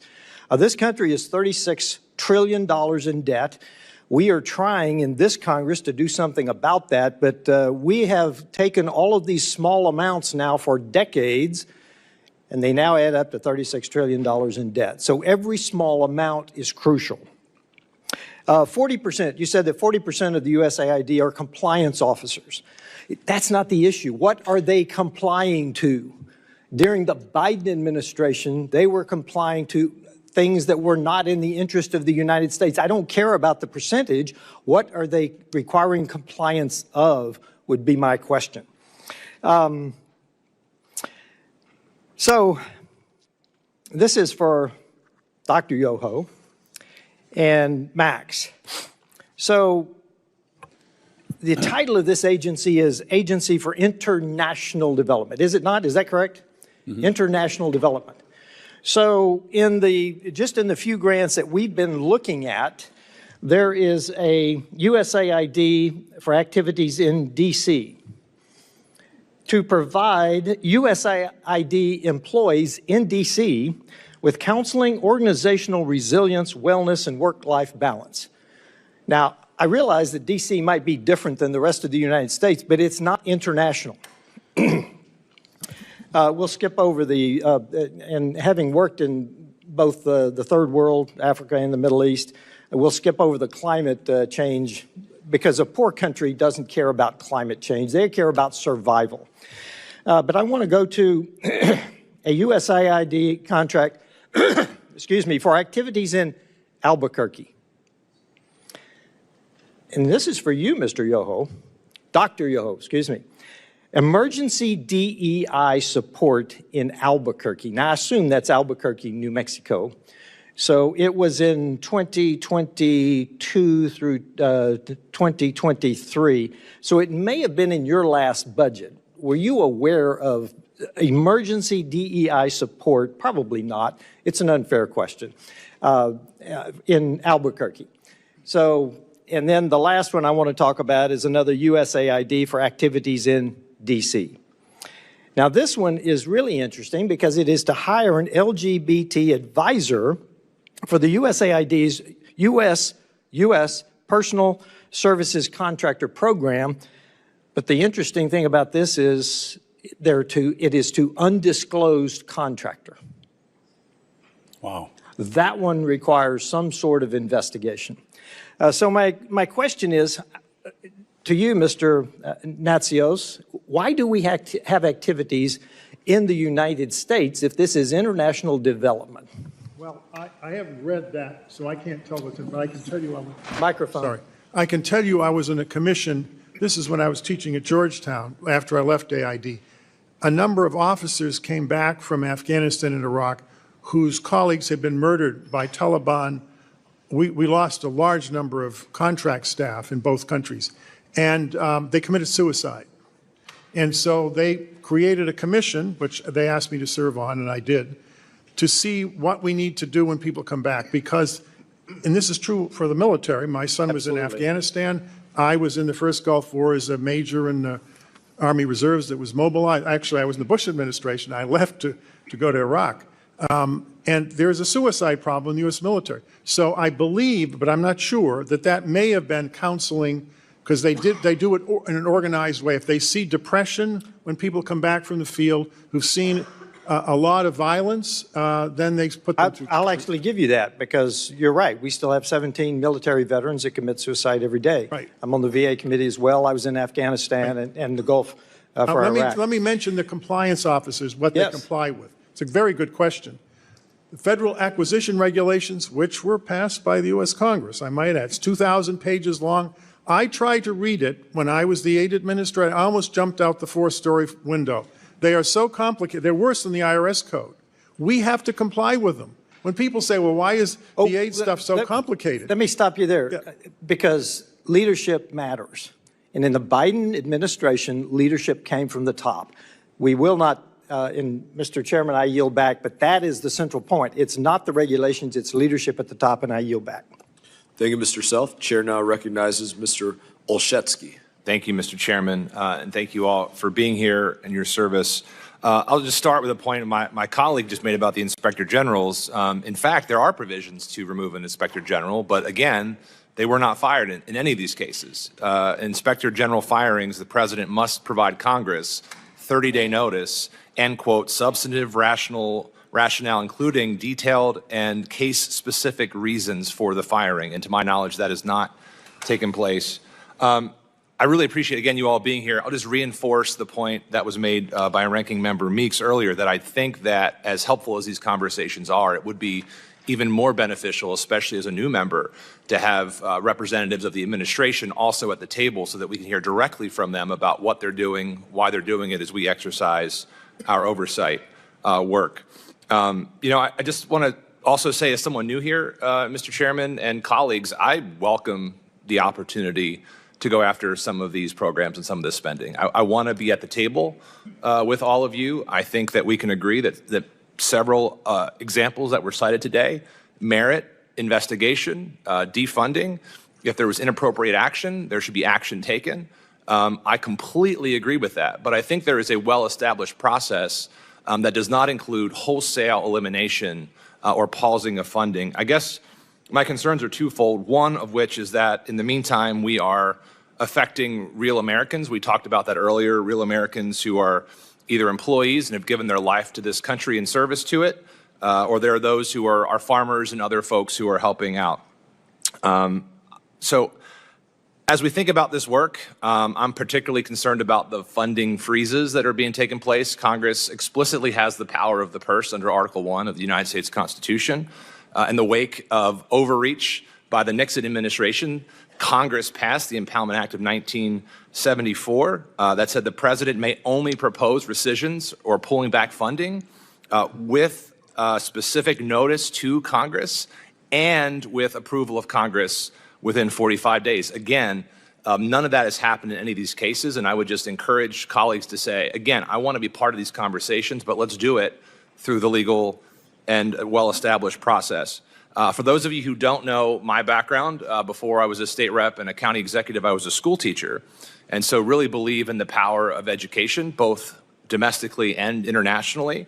And one of the things that worries me, particularly now as a new member on the Subcommittee of Africa, is we know there are tens of millions of individuals on that continent who cannot read. There are tens of millions of children now not in school. There were programs that were being afforded 44 million learners, young people, under USAID supported programs were being taken place. So in addition to the democracy programs being defunded we talked about, my understanding is there's no waiver and there's no funding for education. I guess my question is, would education programs, and we can sort of do a yes or no, or if you keep your answer, like, do you see any concern for the education programs that were being supported by USAID? Do I see any concerns with them? Or I see the benefit that we had with the education. And when you go back to the 1961, they focused on agriculture and education. And as Mr. Nazio brought out, we used to educate leaders around the world that when we go around, as you go on delegations, they were educated here. There's over 300,000 students going to China. That used to not that many coming here in the past, but China has jumped on this and they see the value, and that effect from that will be 10 to 15 years down the road.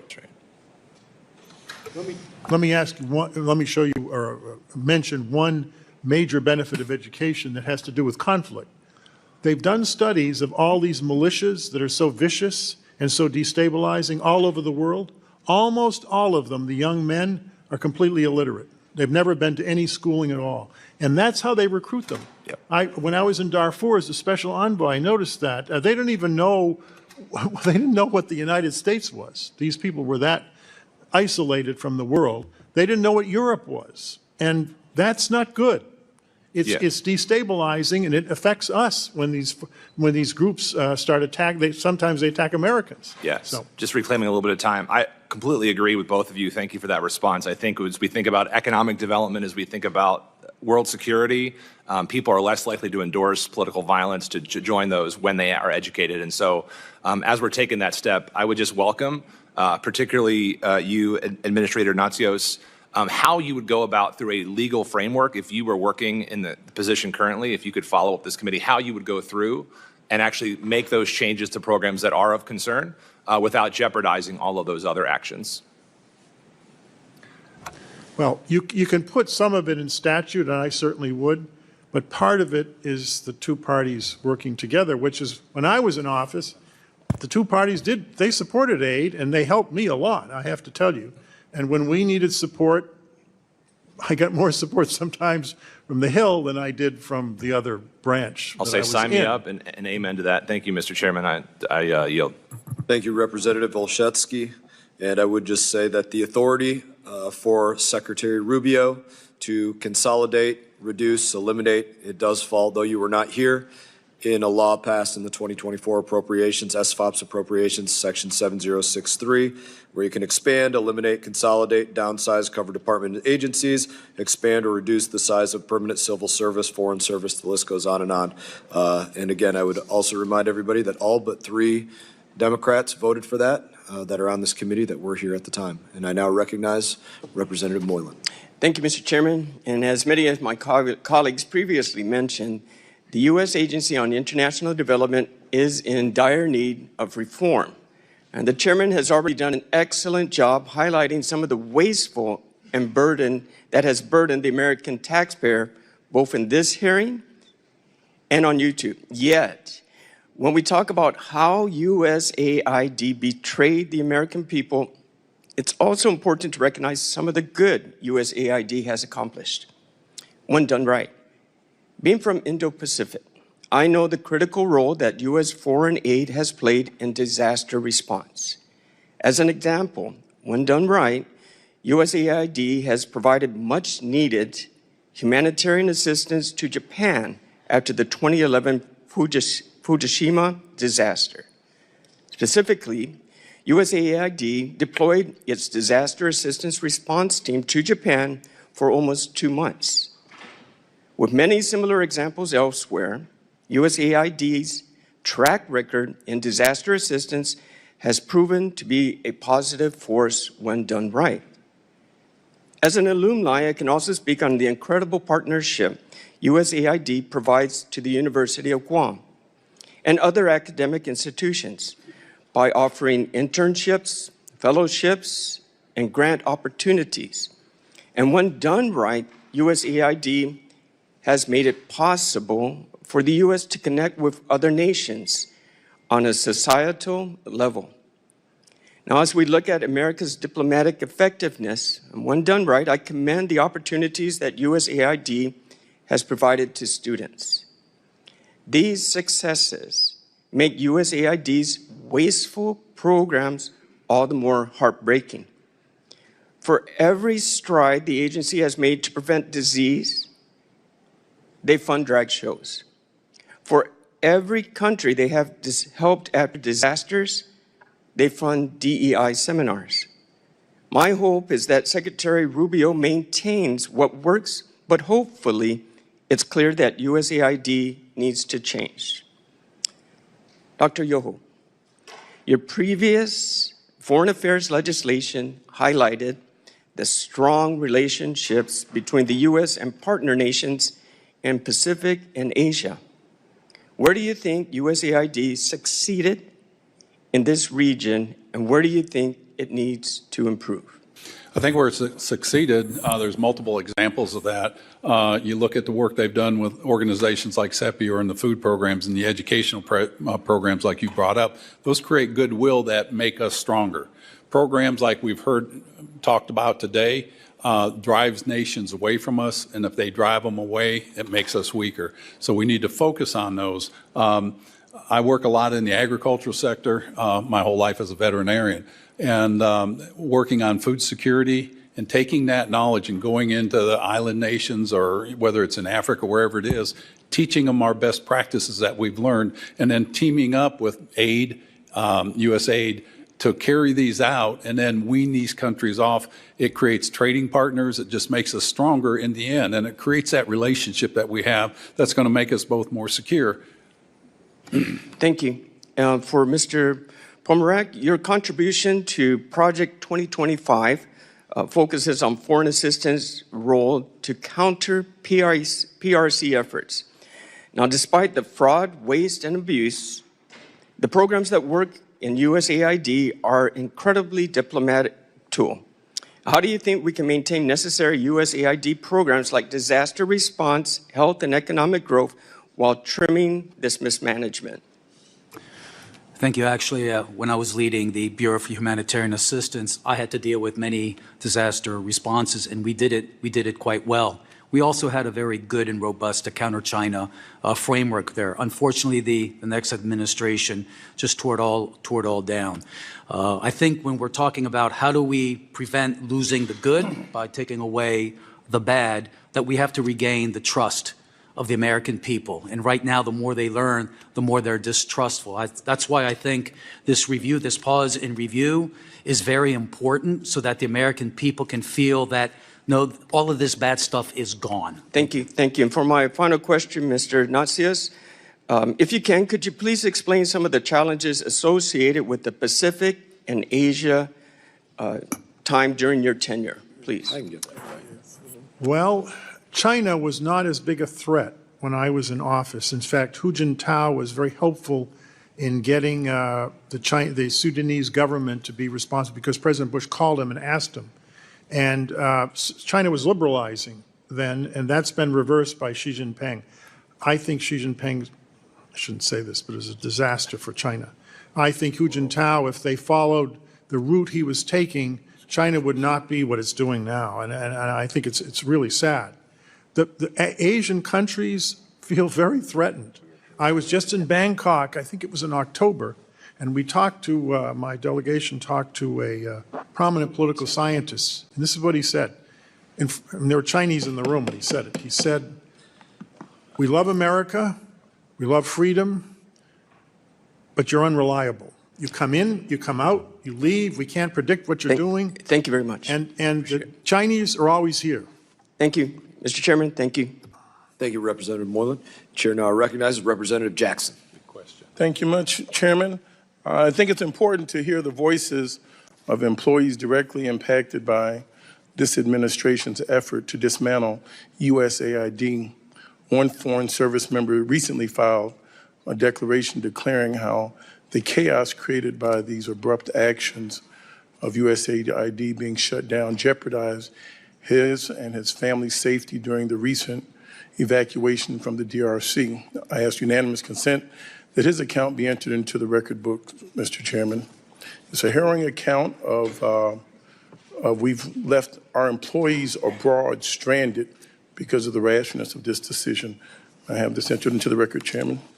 So, Mr. Primart, thank you, and thank you, Mr. Yayo and Natasha, for coming out today. Mr.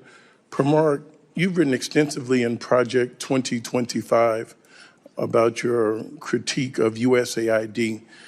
May I ask you, do you work with any of the members of DOGE or DOGE? How do you pronounce the name of the committee? No, not at all. No communication whatsoever. Do you know the pronunciation of that organization? I just call it DOGE like others do. Okay. Is it a private firm or is it a government entity? It's a government entity, and the people working for it are government approved. It was formed by who? The President of the United States. And how is it funded? I understand that most are working for free, but any other costs are going to be covered by the U.S. government. If they're working for free, who's paying them? Are they employees of Mr. Musk? I have no idea. Okay, I just know that you have an extremely close working relationship with the organization. And how many years have you worked in foreign affairs and in foreign aid? About 35 years, different capacities from NGOs as a contractor, State Department, working for the Office of or for the Vice President, and also directly with USAID. Thank you. Is there anything that a 19-year-old could tell you about USAID that you don't understand from your years of experience? My understanding is that they're technical staff. Can any of those 19-year-olds teach you something that you don't understand about USAID? In terms of anything to do with data overview and looking at things, I'm just clueless. Sorry. Okay. Well, thank you so much. I think it, and for the record, I'd like it to be clear that you and I would probably have a difference of opinion on what diversity means. In this African American History Month, Mr. Frederick Douglass had written an article and a speech regarding composite nation, that this is a land of many different cultures, races, ethnicities that have all come to call this great land home. And if we're looking at the future of Africa in the year 2050 being 1 in 4 human beings on Earth, that there should be a push for cultural diversity, expanding how we reach out to people. And so when we talk about America and USAID betrayal, I'd like to put the eye on DOGE. Not one member on this panel has had anything to say or do with the cuts of food. And let it also be entered into the record at this moment, the irony of the richest man on earth taking food away from the poorest humans on this earth. Let it also be entered into the record that the most powerful man on earth is denying food assistance, medical assistance, malaria vaccinations to the poorest people on earth.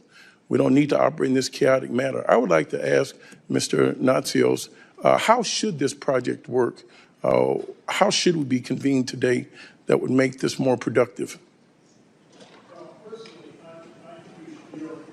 Sorry. This is a more radical proposal, but I had proposed this in Foreign Affairs some years ago.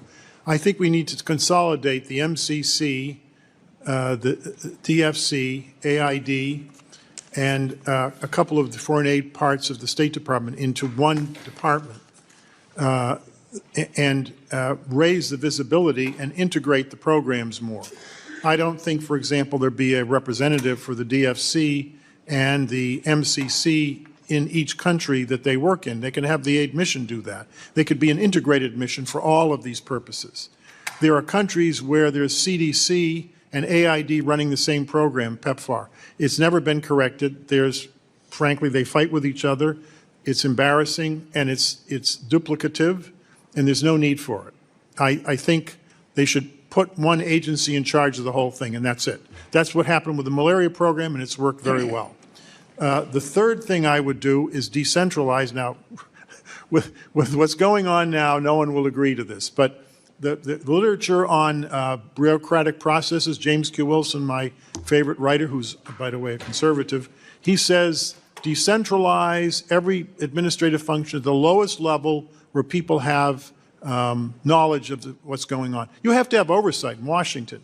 But AID during the Cold War was the most decentralized agency, and it drove the Russians crazy because the mission directors and the ambassadors could be responsive to the local president and the local prime minister, and that's one of the reasons we won the Cold War. We helped win the Cold War through AID because we were highly decentralized and very responsive. Right now, there are 275 earmarks in AID.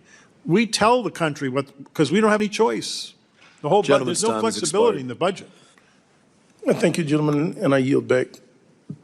Thank you, Representative Jackson. I would wonder how many transgender operas they funded during the Cold War. Probably not many. Chair now recognizes Representative Biggs from South Carolina. Thank you, Mr. Chairman. I appreciate your efforts in organizing this important hearing, and thank you to our witnesses for your testimonies today.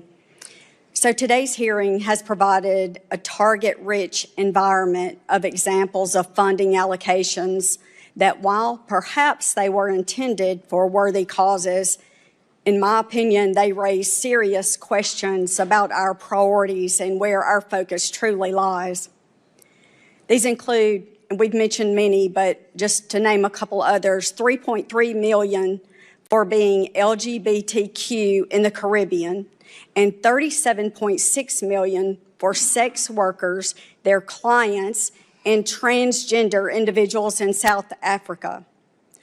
While I acknowledge the complex global changes USAID seeks to address, we must ask a fundamental question. Are we truly fulfilling our responsibility to the American people when we allocate tens, if not hundreds of millions of dollars for programs abroad while neglecting critical, and yes, I said critical needs right here at home, just like districts in South Carolina's 3rd District, which I represent? I struggle to explain to veterans in Newberry County who's fighting to find a job why our resources are directed overseas to programs that don't enhance our national security instead of supporting his career prospects. We've mentioned health care. I watched a veteran with his face in his hands sobbing because he couldn't get health care needs met. We've talked about the mental health needs that he couldn't get met. And he said to me, I feel like I'm a hamster in a wheel. I can't get out of the process. I find it difficult to justify to families in Greenwood that are facing mounting medical bills while resources are being spent on programs abroad, when those funds could expand access to vital health care services in their own community. I question how we can prioritize funding initiatives overseas, when we have cybersecurity vulnerabilities in Anderson County that threaten local businesses and critical infrastructure. For those of us who are guided by Christian values, the principle of charity begins at home. It resonates strongly with me. While we are called to care for all of God's children, there is also a natural and an understandable inclination to prioritize the needs of our immediate community, our fellow citizens, and those within our own nation. Let me be very clear. This is not about abandoning our global responsibilities. It's about investing in the very foundation of our nation, our communities, our families, and our future. It's about ensuring that the hardworking people of South Carolina's 3rd District and all across the nation are not left behind while resources are directed to woke programs that do not advance American interest. So my question to our witnesses is very simple. What went wrong, and why did the oversight measures fail to prevent taxpayer money from being spent on wasteful programs that don't put America first? Accountability and transparency, and it's this body, and I was a part of this body, we didn't do our job, is what I feel.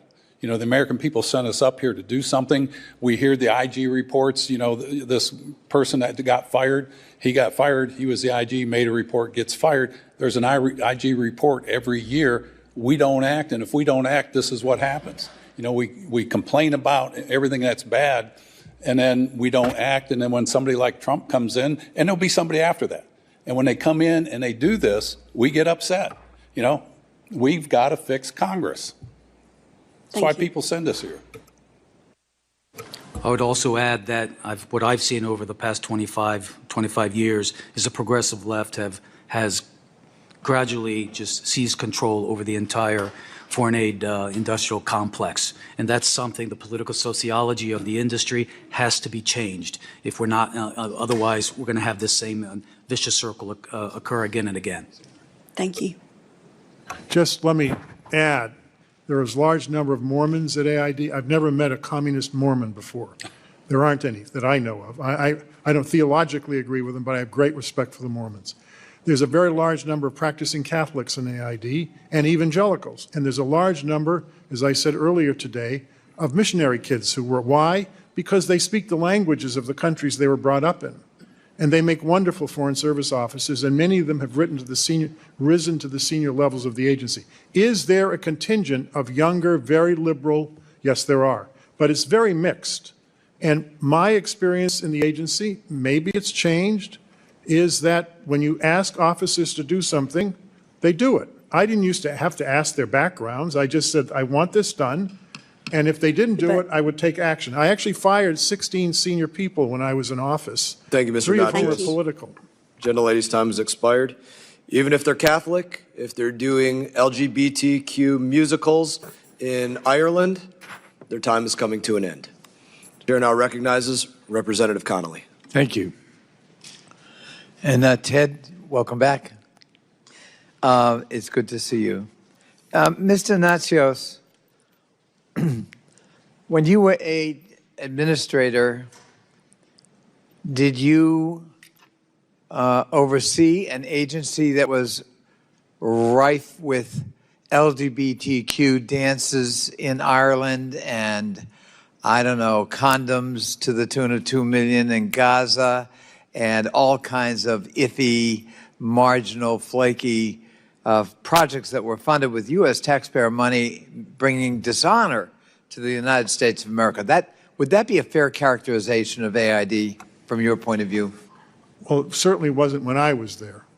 And I don't think it is now myself, but I do think there are programs that I saw on the list that I would not have allowed in my Well, let's stipulate that, but let's not let that characterize AID, because all of us are losers if that succeeds, it seems to me. Global health. What percentage of AID's work would fall under the rubric of global health?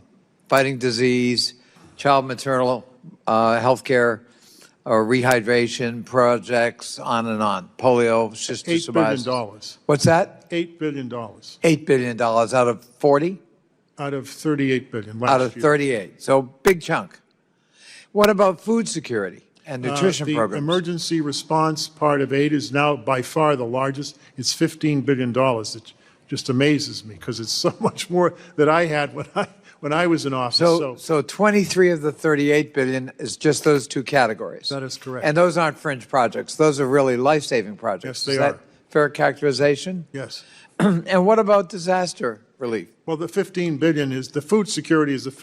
Food security for me is the emergency side.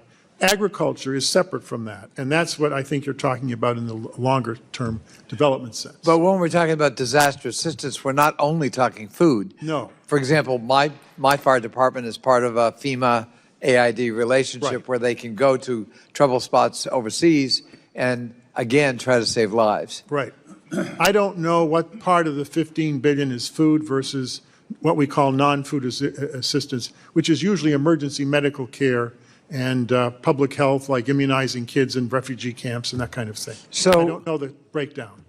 So let's say one were sincere about wanting to clean up marginal, fringy projects that should never have been funded. Is the way to do that to basically announce we're going to fire 10,000 employees and leave 239 left? It is not. And what would be the consequences of depopulating the agency to the tune of 10,000 out of 10,239 employees? My experience, I've run 7 institutions in the last 50 years now. The 8 officers that I work with were among the smartest and the best managers that I've worked with, and the most creative, because the circumstances they deal with in the developing world are very challenging. I think losing career people is like losing the cadre of the military officers. It's a disaster for the United States. And the chairman seems to be under the impression that the appropriations bill provides blanket authority to Secretary of State Marco Rubio. I beg to differ. My view is that ultimately AID was established by statute in the Foreign Assistance Act of 1961 as amended. And if you want to dismantle or fold it into another organization, you must get statutory authority from the United States Congress, and we certainly will fight that out. Final point, Mr. Natsios, and maybe Ted Yoho, you may want to comment as well. I'm worried about the vacuum being created by these actions, that China is going to waltz right in there. They're already big actors. Now we, the United States, are going to make them even more so, and I struggle to see how that's in an American interest. Why don't you comment?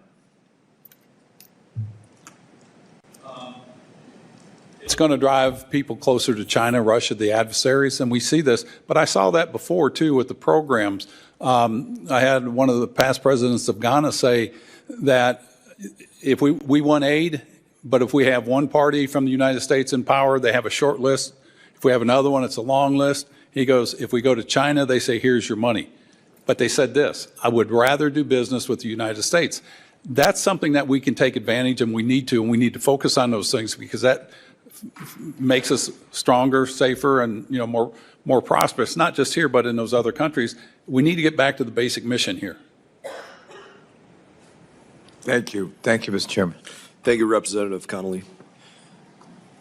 Gentleman from New Jersey, Representative Kane is recognized. Thank you, Mr. Chairman. And thank you to our witnesses for being here today.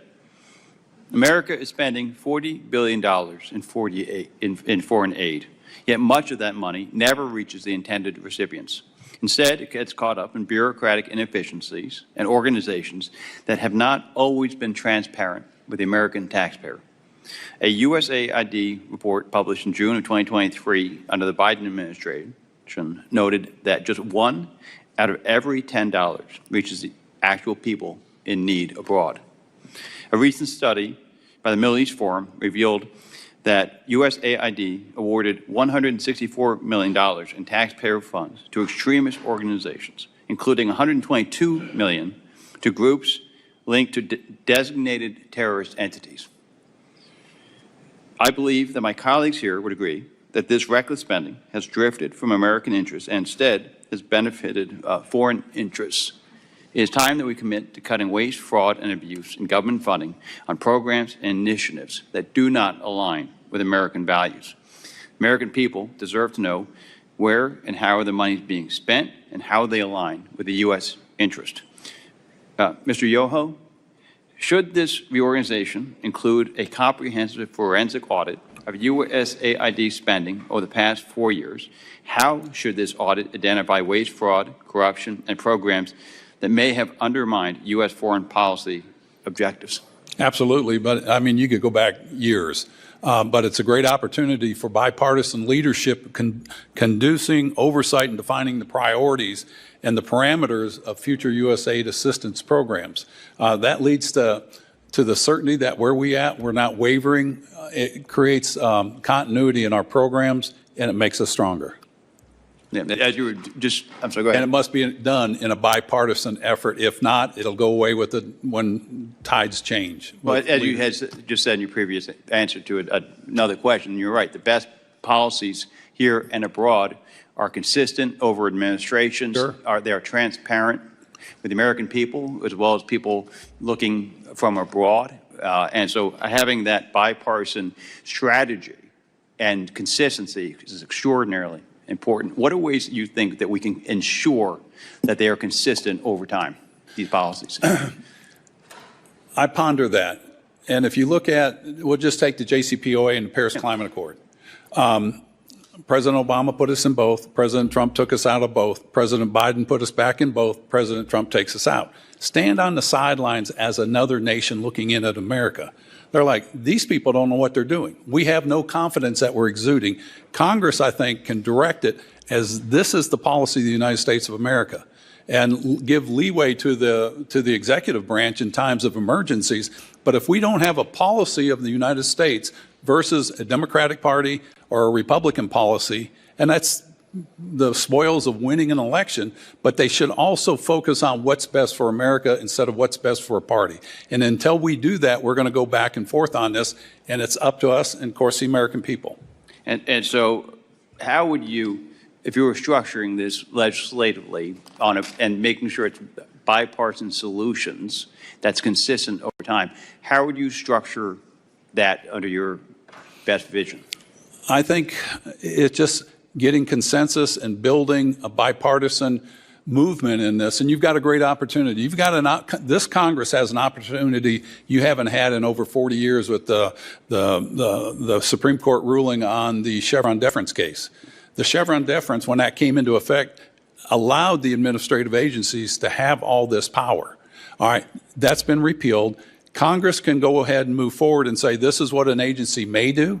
This is what they shall not do. And if we don't do that in a bipartisan way, it's going to go right back to these agencies, and Congress has allowed their powers to be usurped again by administrative agency, and you have administrative law. And as we're doing that and constructing it, How do we ensure that taxpayer-funded aid does not fall into the hands of corrupt governments, terrorist organizations, or entities that are hostile to U.S. interests, Mr. Yoho?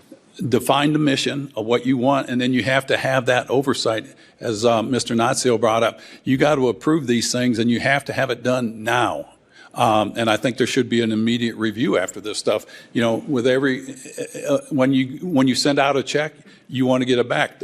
The IRS makes us do that and be accountable for our taxes, and I think we should do the same thing in government programs. Thank you, Mr. Yoho. I yield back my time. Could I just add one thing in terms of suggestion? Gentleman's time has expired, so maybe in another round. Thank you. Thank the gentleman from New Jersey. Representative McBride is now recognized. Thank you, Chairman Mass. It's a privilege to serve on this committee with you and Ranking Member Meeks. It's also an honor to be here for my first Foreign Affairs Committee hearing. I am looking forward to working alongside each and every one of you in a bipartisan manner in support of U.S. interests. Unfortunately, right now, we are seeing a partisan attack on USAID, one of the most effective tools of American leadership and our national security. By gutting this agency, President Trump is not just turning his back on our global commitments. He's undermining American interests and our security. And he is causing unnecessary deaths. If President Trump can get away with gutting USAID, he can do it anywhere. That means that no part of the federal government, including programs like Medicare and Social Security and Medicaid, will be safe from this administration. The President and the majority conference in this House are fostering opposition to vital government programs by mischaracterizing diversity efforts and using it as a Trojan horse to gut programs that all Americans rely on. This hearing is titled USAID Betrayal, but let's be clear, the real betrayal is that Donald Trump promised to lower costs facing families, but instead is pursuing policies that threaten American jobs and increase costs for workers. Foreign aid is not a charity. It's an investment in stability, security, global health, economic security, American leadership, and American jobs. USAID buys food from farmers in Delaware to help prevent famine and conflict abroad. USAID funds over $1 million of critical research at the University of Delaware on both energy and poultry production. USAID collaborates with Delaware's businesses to expand agriculture in places like Ukraine. These cuts, this effort to decimate USAID, doesn't just hurt people in distant countries, it hurts Delawareans. And so my first question for you, Mr. Natsios, I want to talk about everyone's favorite topic. It may have come up already, egg prices. One reason for rising costs is the spread of bird flu. Yet this administration has stopped monitoring bird flu in 49 countries, increasing the risk of it spreading to the U.S. and decimating our poultry industry, a cornerstone of Delaware's economy. With USAID halting its efforts on bird flu, I'm curious what you believe could be the impact on egg prices and also, of course, the health of Americans. Well, I have said before that I think the 80 USAID missions that used to exist are our frontline defense for infectious disease generally, and I'm now convinced by Dr. Yoho that we should add in animal disease, zoonotic diseases, not that have jumped to humans, although that's a huge problem, but just that are in the animal kingdom because it affects our domesticated population of animals in the United States, whose food supply is critical to our health in the United States. So, and I might add to the developing world as well. We have had some very successful programs over the years to eliminate these zoonotic diseases in Africa and Central America, Mexico, and I think we should revive those. I know when Bush was president that they monitored all birds dying in Alaska because there's billions of birds, and we used to test them for virus. No, I didn't, but I think USDA tested them for viruses to see if bird flu was in the flocks, and then try to take action. So I think early warning systems in all areas are extremely important so we can do preparedness work to protect the American people. But we'd also, at the same time, be protecting people in the developing world, too. That's right. One quick question, because we've heard commentary about, quote, fringe programs at USAID. You acknowledge that there are programs at USAID now that you might not have approved in the past. I think we've already seen that there have been most gross mischaracterizations of programs, that there have been outright mistruths said about USAID programs right now, and that many of the sort of most outrageous things that we're hearing turn out not to be accurate. And you led, and I'm running out of time, but you led USAID when PEPFAR was created under President Bush. I'm curious if you believe that there are elements of PEPFAR which have saved 25 million lives globally, that there are elements of PEPFAR that could be mischaracterized and sound a bit outrageous. I suppose there are. I actually wanted to include more local input into how they structured and how we structured the program in each country, because it's very standardized. And I'm not into central standardization in aid programs. I'm a decentralist. I guess I'm a federalist, you'd say. And I believe all development is local, and that we should allow the countries more discretion as to how we structure the PEPFAR program. But I lost that battle 25 years ago, 23 years ago. If it were reauthorized, I'd add a lot more local discretion in terms of structuring the program. Representative's time has expired. Chair now recognizes Representative Radwagen. Thank you, Mr. Chairman. Talofa lava. I want to thank the three of you for testifying today. Congressman Yoho, it's good to see you. I want to thank you for all the good things that you've done in the region. You've been a true friend of the Pacific. In the past 2 weeks, independent Samoa and the Cook Islands have signed deals with the PRC. With Kiribati to the north, independent Samoa to the west, the Cook Islands to our east, my home district of American Samoa is now surrounded on 3 sides by China-friendly nations. I have a couple of questions. During the Trump administration and the Biden administration, the State Department and USAID proposed that USAID take over and manage U.S. economic assistance and federal programs and services to the 3 strategically vital Compact of Free Association allies, namely Palau, Marshall Islands, and Micronesia. We have made sure that was rejected because Congress has been providing all such assistance to those strategic partner island people through Interior Department since 1961, including under COFA since 1986. Now that assistance is appropriated so that Interior continues to actually administer these funds and programs under COFA for the next 20 years at least, and that will continue until Congress changes it. The state and those who have or will be exercising U.S. aid authorities understand that COFA economic assistance is not discretionary grants, but usually agreed to obligations that secure the highest level of strategic interests of the U.S. in the Pacific? Mr. Natsios? Any one of you are free to answer. Turn your mic on, please. Could you just repeat it? I couldn't quite hear your question. I'm running out of time now.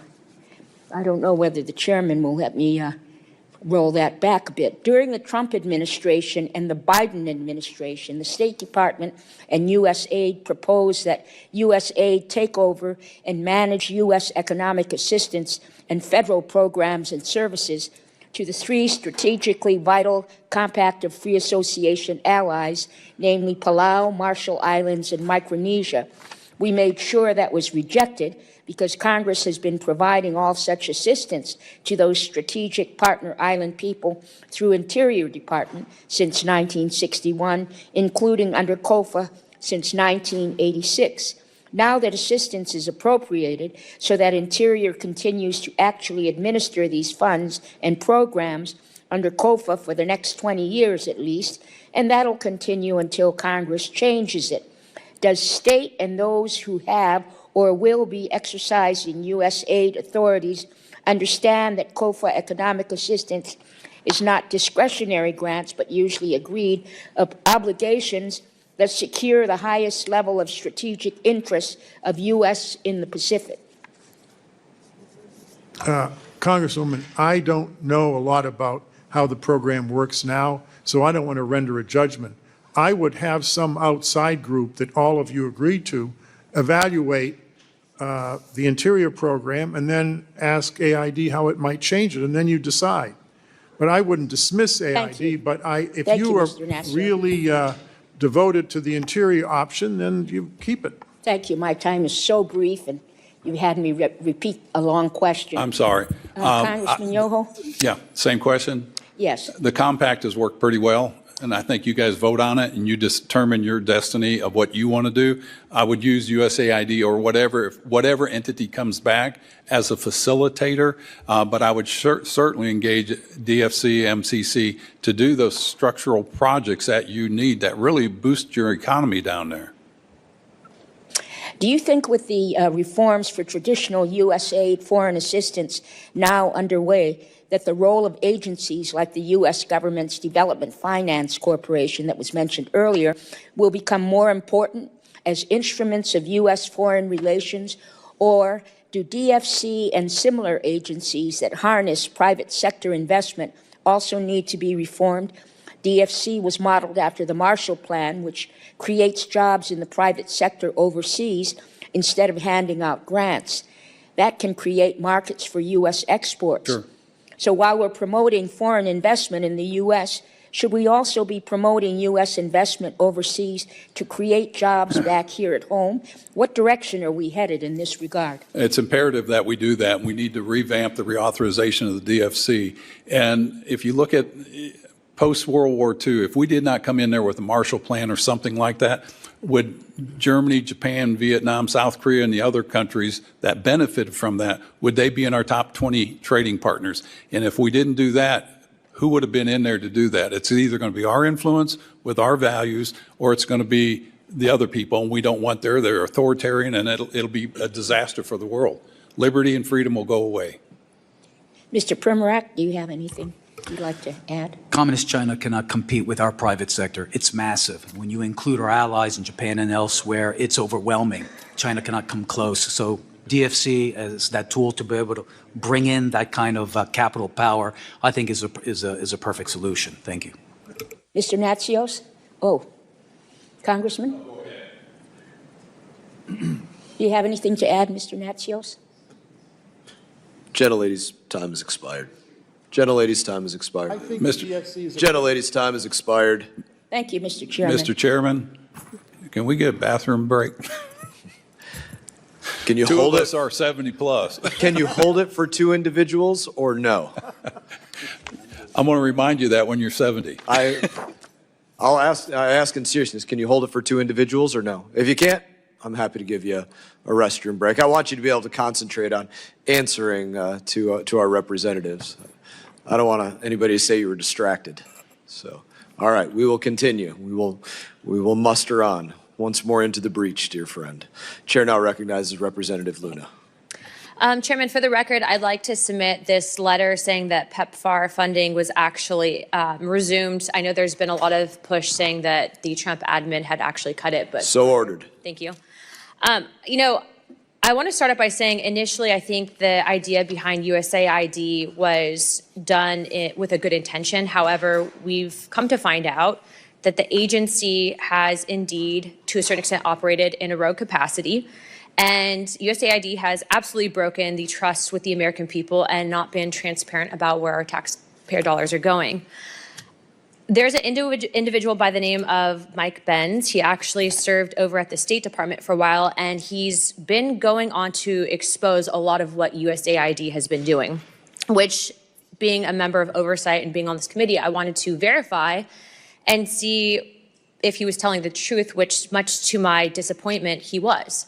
And I say that because I'm disappointed that our taxpayer dollars are funding some of these items. I mean, to just put this in perspective, in 2021, the Special Operations Command under Mark Milley, as chairman of the Joint Chiefs, put out an instruction manual, a vision for 2021 and beyond, that contained instructions and examples on how the military could work with the State Department, Intel Services, and USAID using race riots. Here's examples of some of the instruction manuals here, 1 and 2, in order to destabilize nations.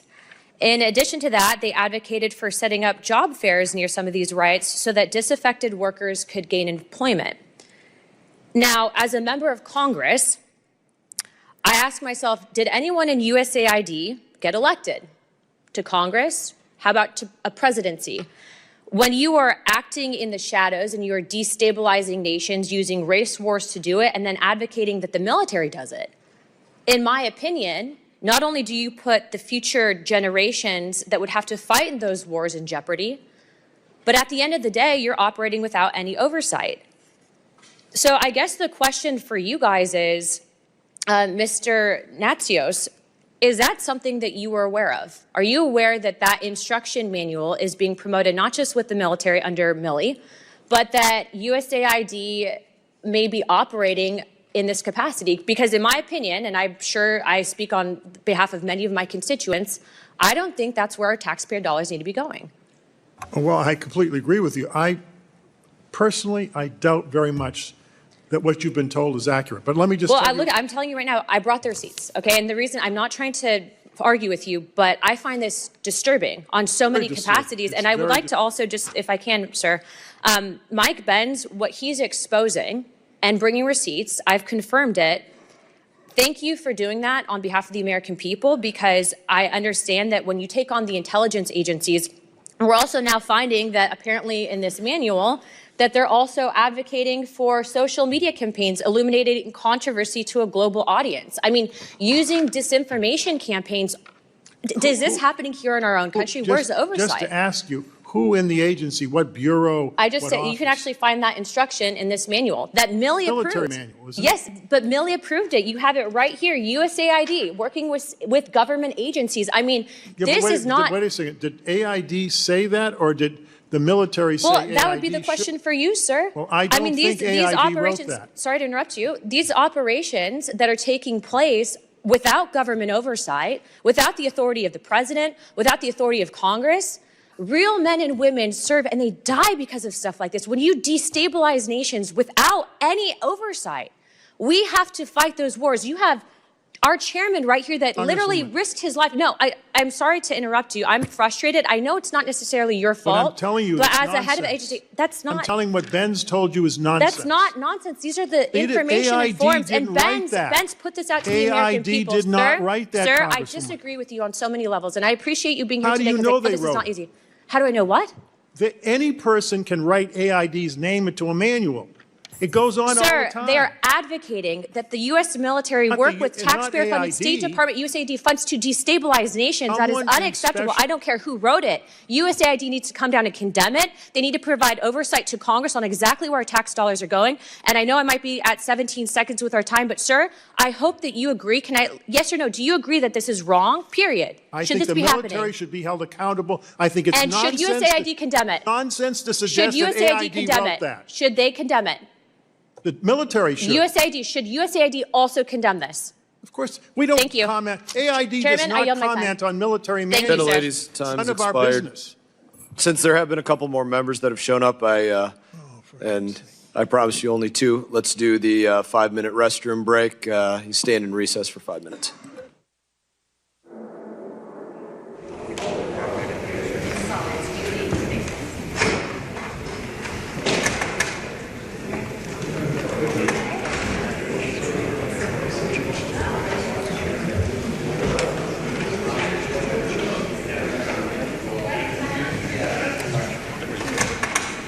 Do you want to throw yours up? Or do you want to throw his up? I'll throw yours. You never take on the restaurant.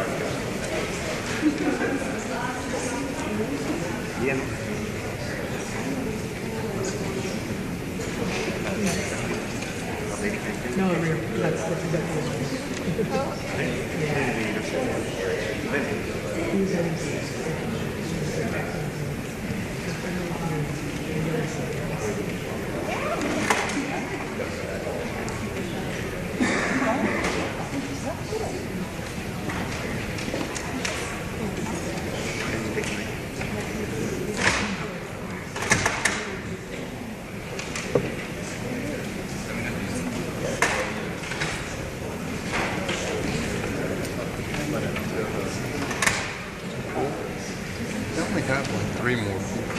I was hoping so. Yes, they keep coming. Yeah. You didn't bring up the gear, did you? I'm gonna bring it up. Alright, I'm gonna step out.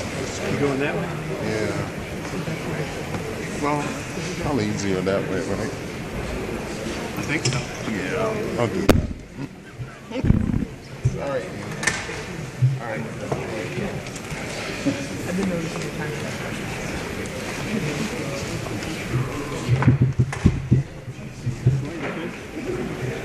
Yeah, I'll take my empty can. I don't leave trash. Did it go?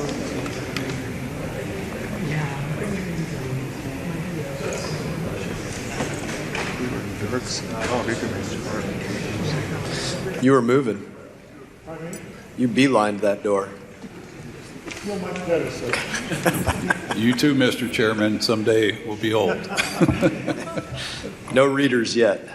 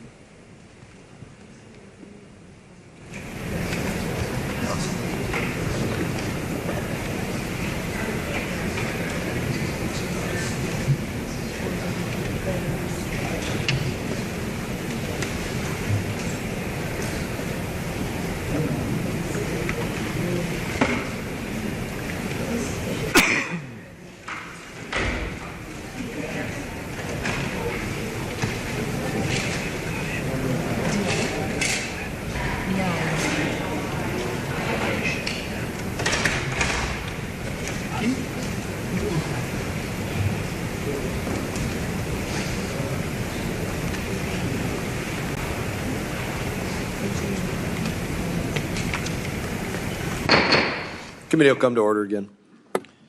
Chair now recognizes Representative Costa. Thank you very much, Mr. Chairman. I was here earlier in the hearing, and then we had votes, and I had a meeting to go to, but I'm glad to be back, although I seem to be walked into some of what seems to me was a surreal conversation. Mr. Yo, it's good to see you again, having served with you and our other witnesses. Thank you for your service.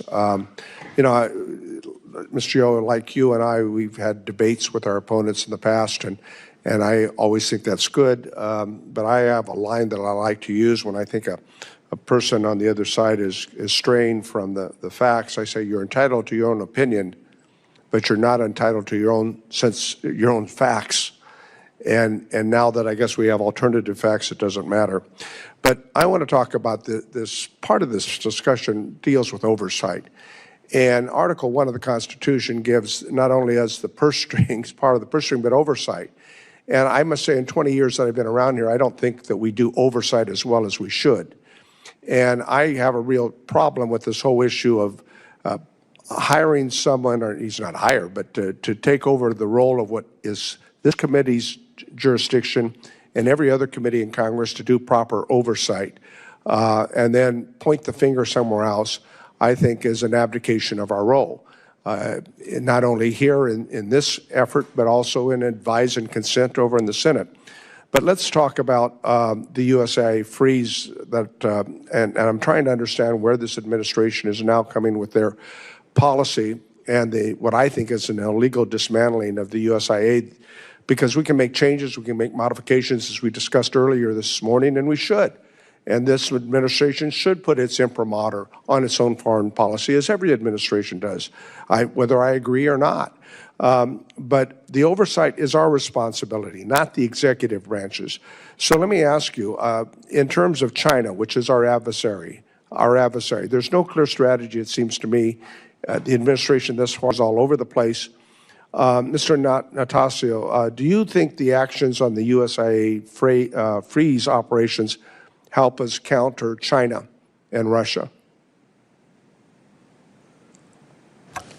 I've said earlier that I believe our aid missions are one of our greatest strengths because they're in the country and 2/3 of them are from the country. The Chinese do not have an aid system. They're in the field. They have a highly centralized system. Everything's done in Beijing. They have no oversight over their programs. So basically it's used as a tool, USAID, to project U.S. smart power, soft power, whatever you want to call it, and our influence abroad, right? That's right. It's not altruistic. It's in our national interests, right? That's right. Oh, and by the way, it benefits American farmers by a tune of about $2 billion, right, in purchase of American agricultural products, right? That is correct. In farm country, and I represent a significant farm district. I want to focus on Ukraine for a moment. USA allocated over $30 billion. The fund supported projects to stabilize the energy grid, as mentioned earlier, government efficiency programs, civil society groups. These efforts have bolstered and strengthened Ukrainian society in the last 3 years especially, and the resolve to fight back against Russian aggression. Russia, Mr. Yoho, is our adversary. Would you not agree? Agreed. And so for those who claim over the past 2 years to care about oversight on how the money is spent on USAID staff, how do you think these investments in civil society and development-based projects have helped to bolster Ukraine's fight against the Russian invasion, the hostile invasion? You know, there is a need on the humanitarian side with the food programs and things like that, health, medical, those kind of things. But I question the role of NATO. You know, why is NATO not there stronger than we are? Well, I'll give you some numbers, and we can do that offside. But really, when you add the EU support and NATO support, it's pretty close to what we've done when you look at the totality of the numbers.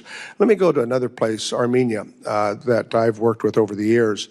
USAID's played a significant role in helping. Armenia's wanting to turn to the West. Russia has abdicated its role under the treaty and sided with Azerbaijan. Mr. Datusio, were you involved with the support for Armenia when they found out, or Mr. Yoho, you care to comment about the precarious position they're in right now? Are you asking me? Yes. I'm sorry. Trying to remember if we had an aid mission there. It was not huge, but the relationship between Azerbaijan and Armenia, which is the problem you're talking about, right, was stable then.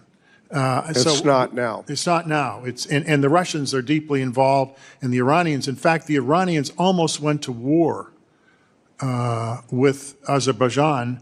In fact, I was told by one of our professors that they had actually started to put in military bridges from Iran into Azerbaijan. This is about eight or 9 months ago, and they're worried about a Middle Eastern war over it, because then Russia would have been drawn in, and Turkey would have been a catastrophe. I don't know what caused them to pull back, but they did. Well, my time's expired, but more to be discussed, and thank you for your testimonies today.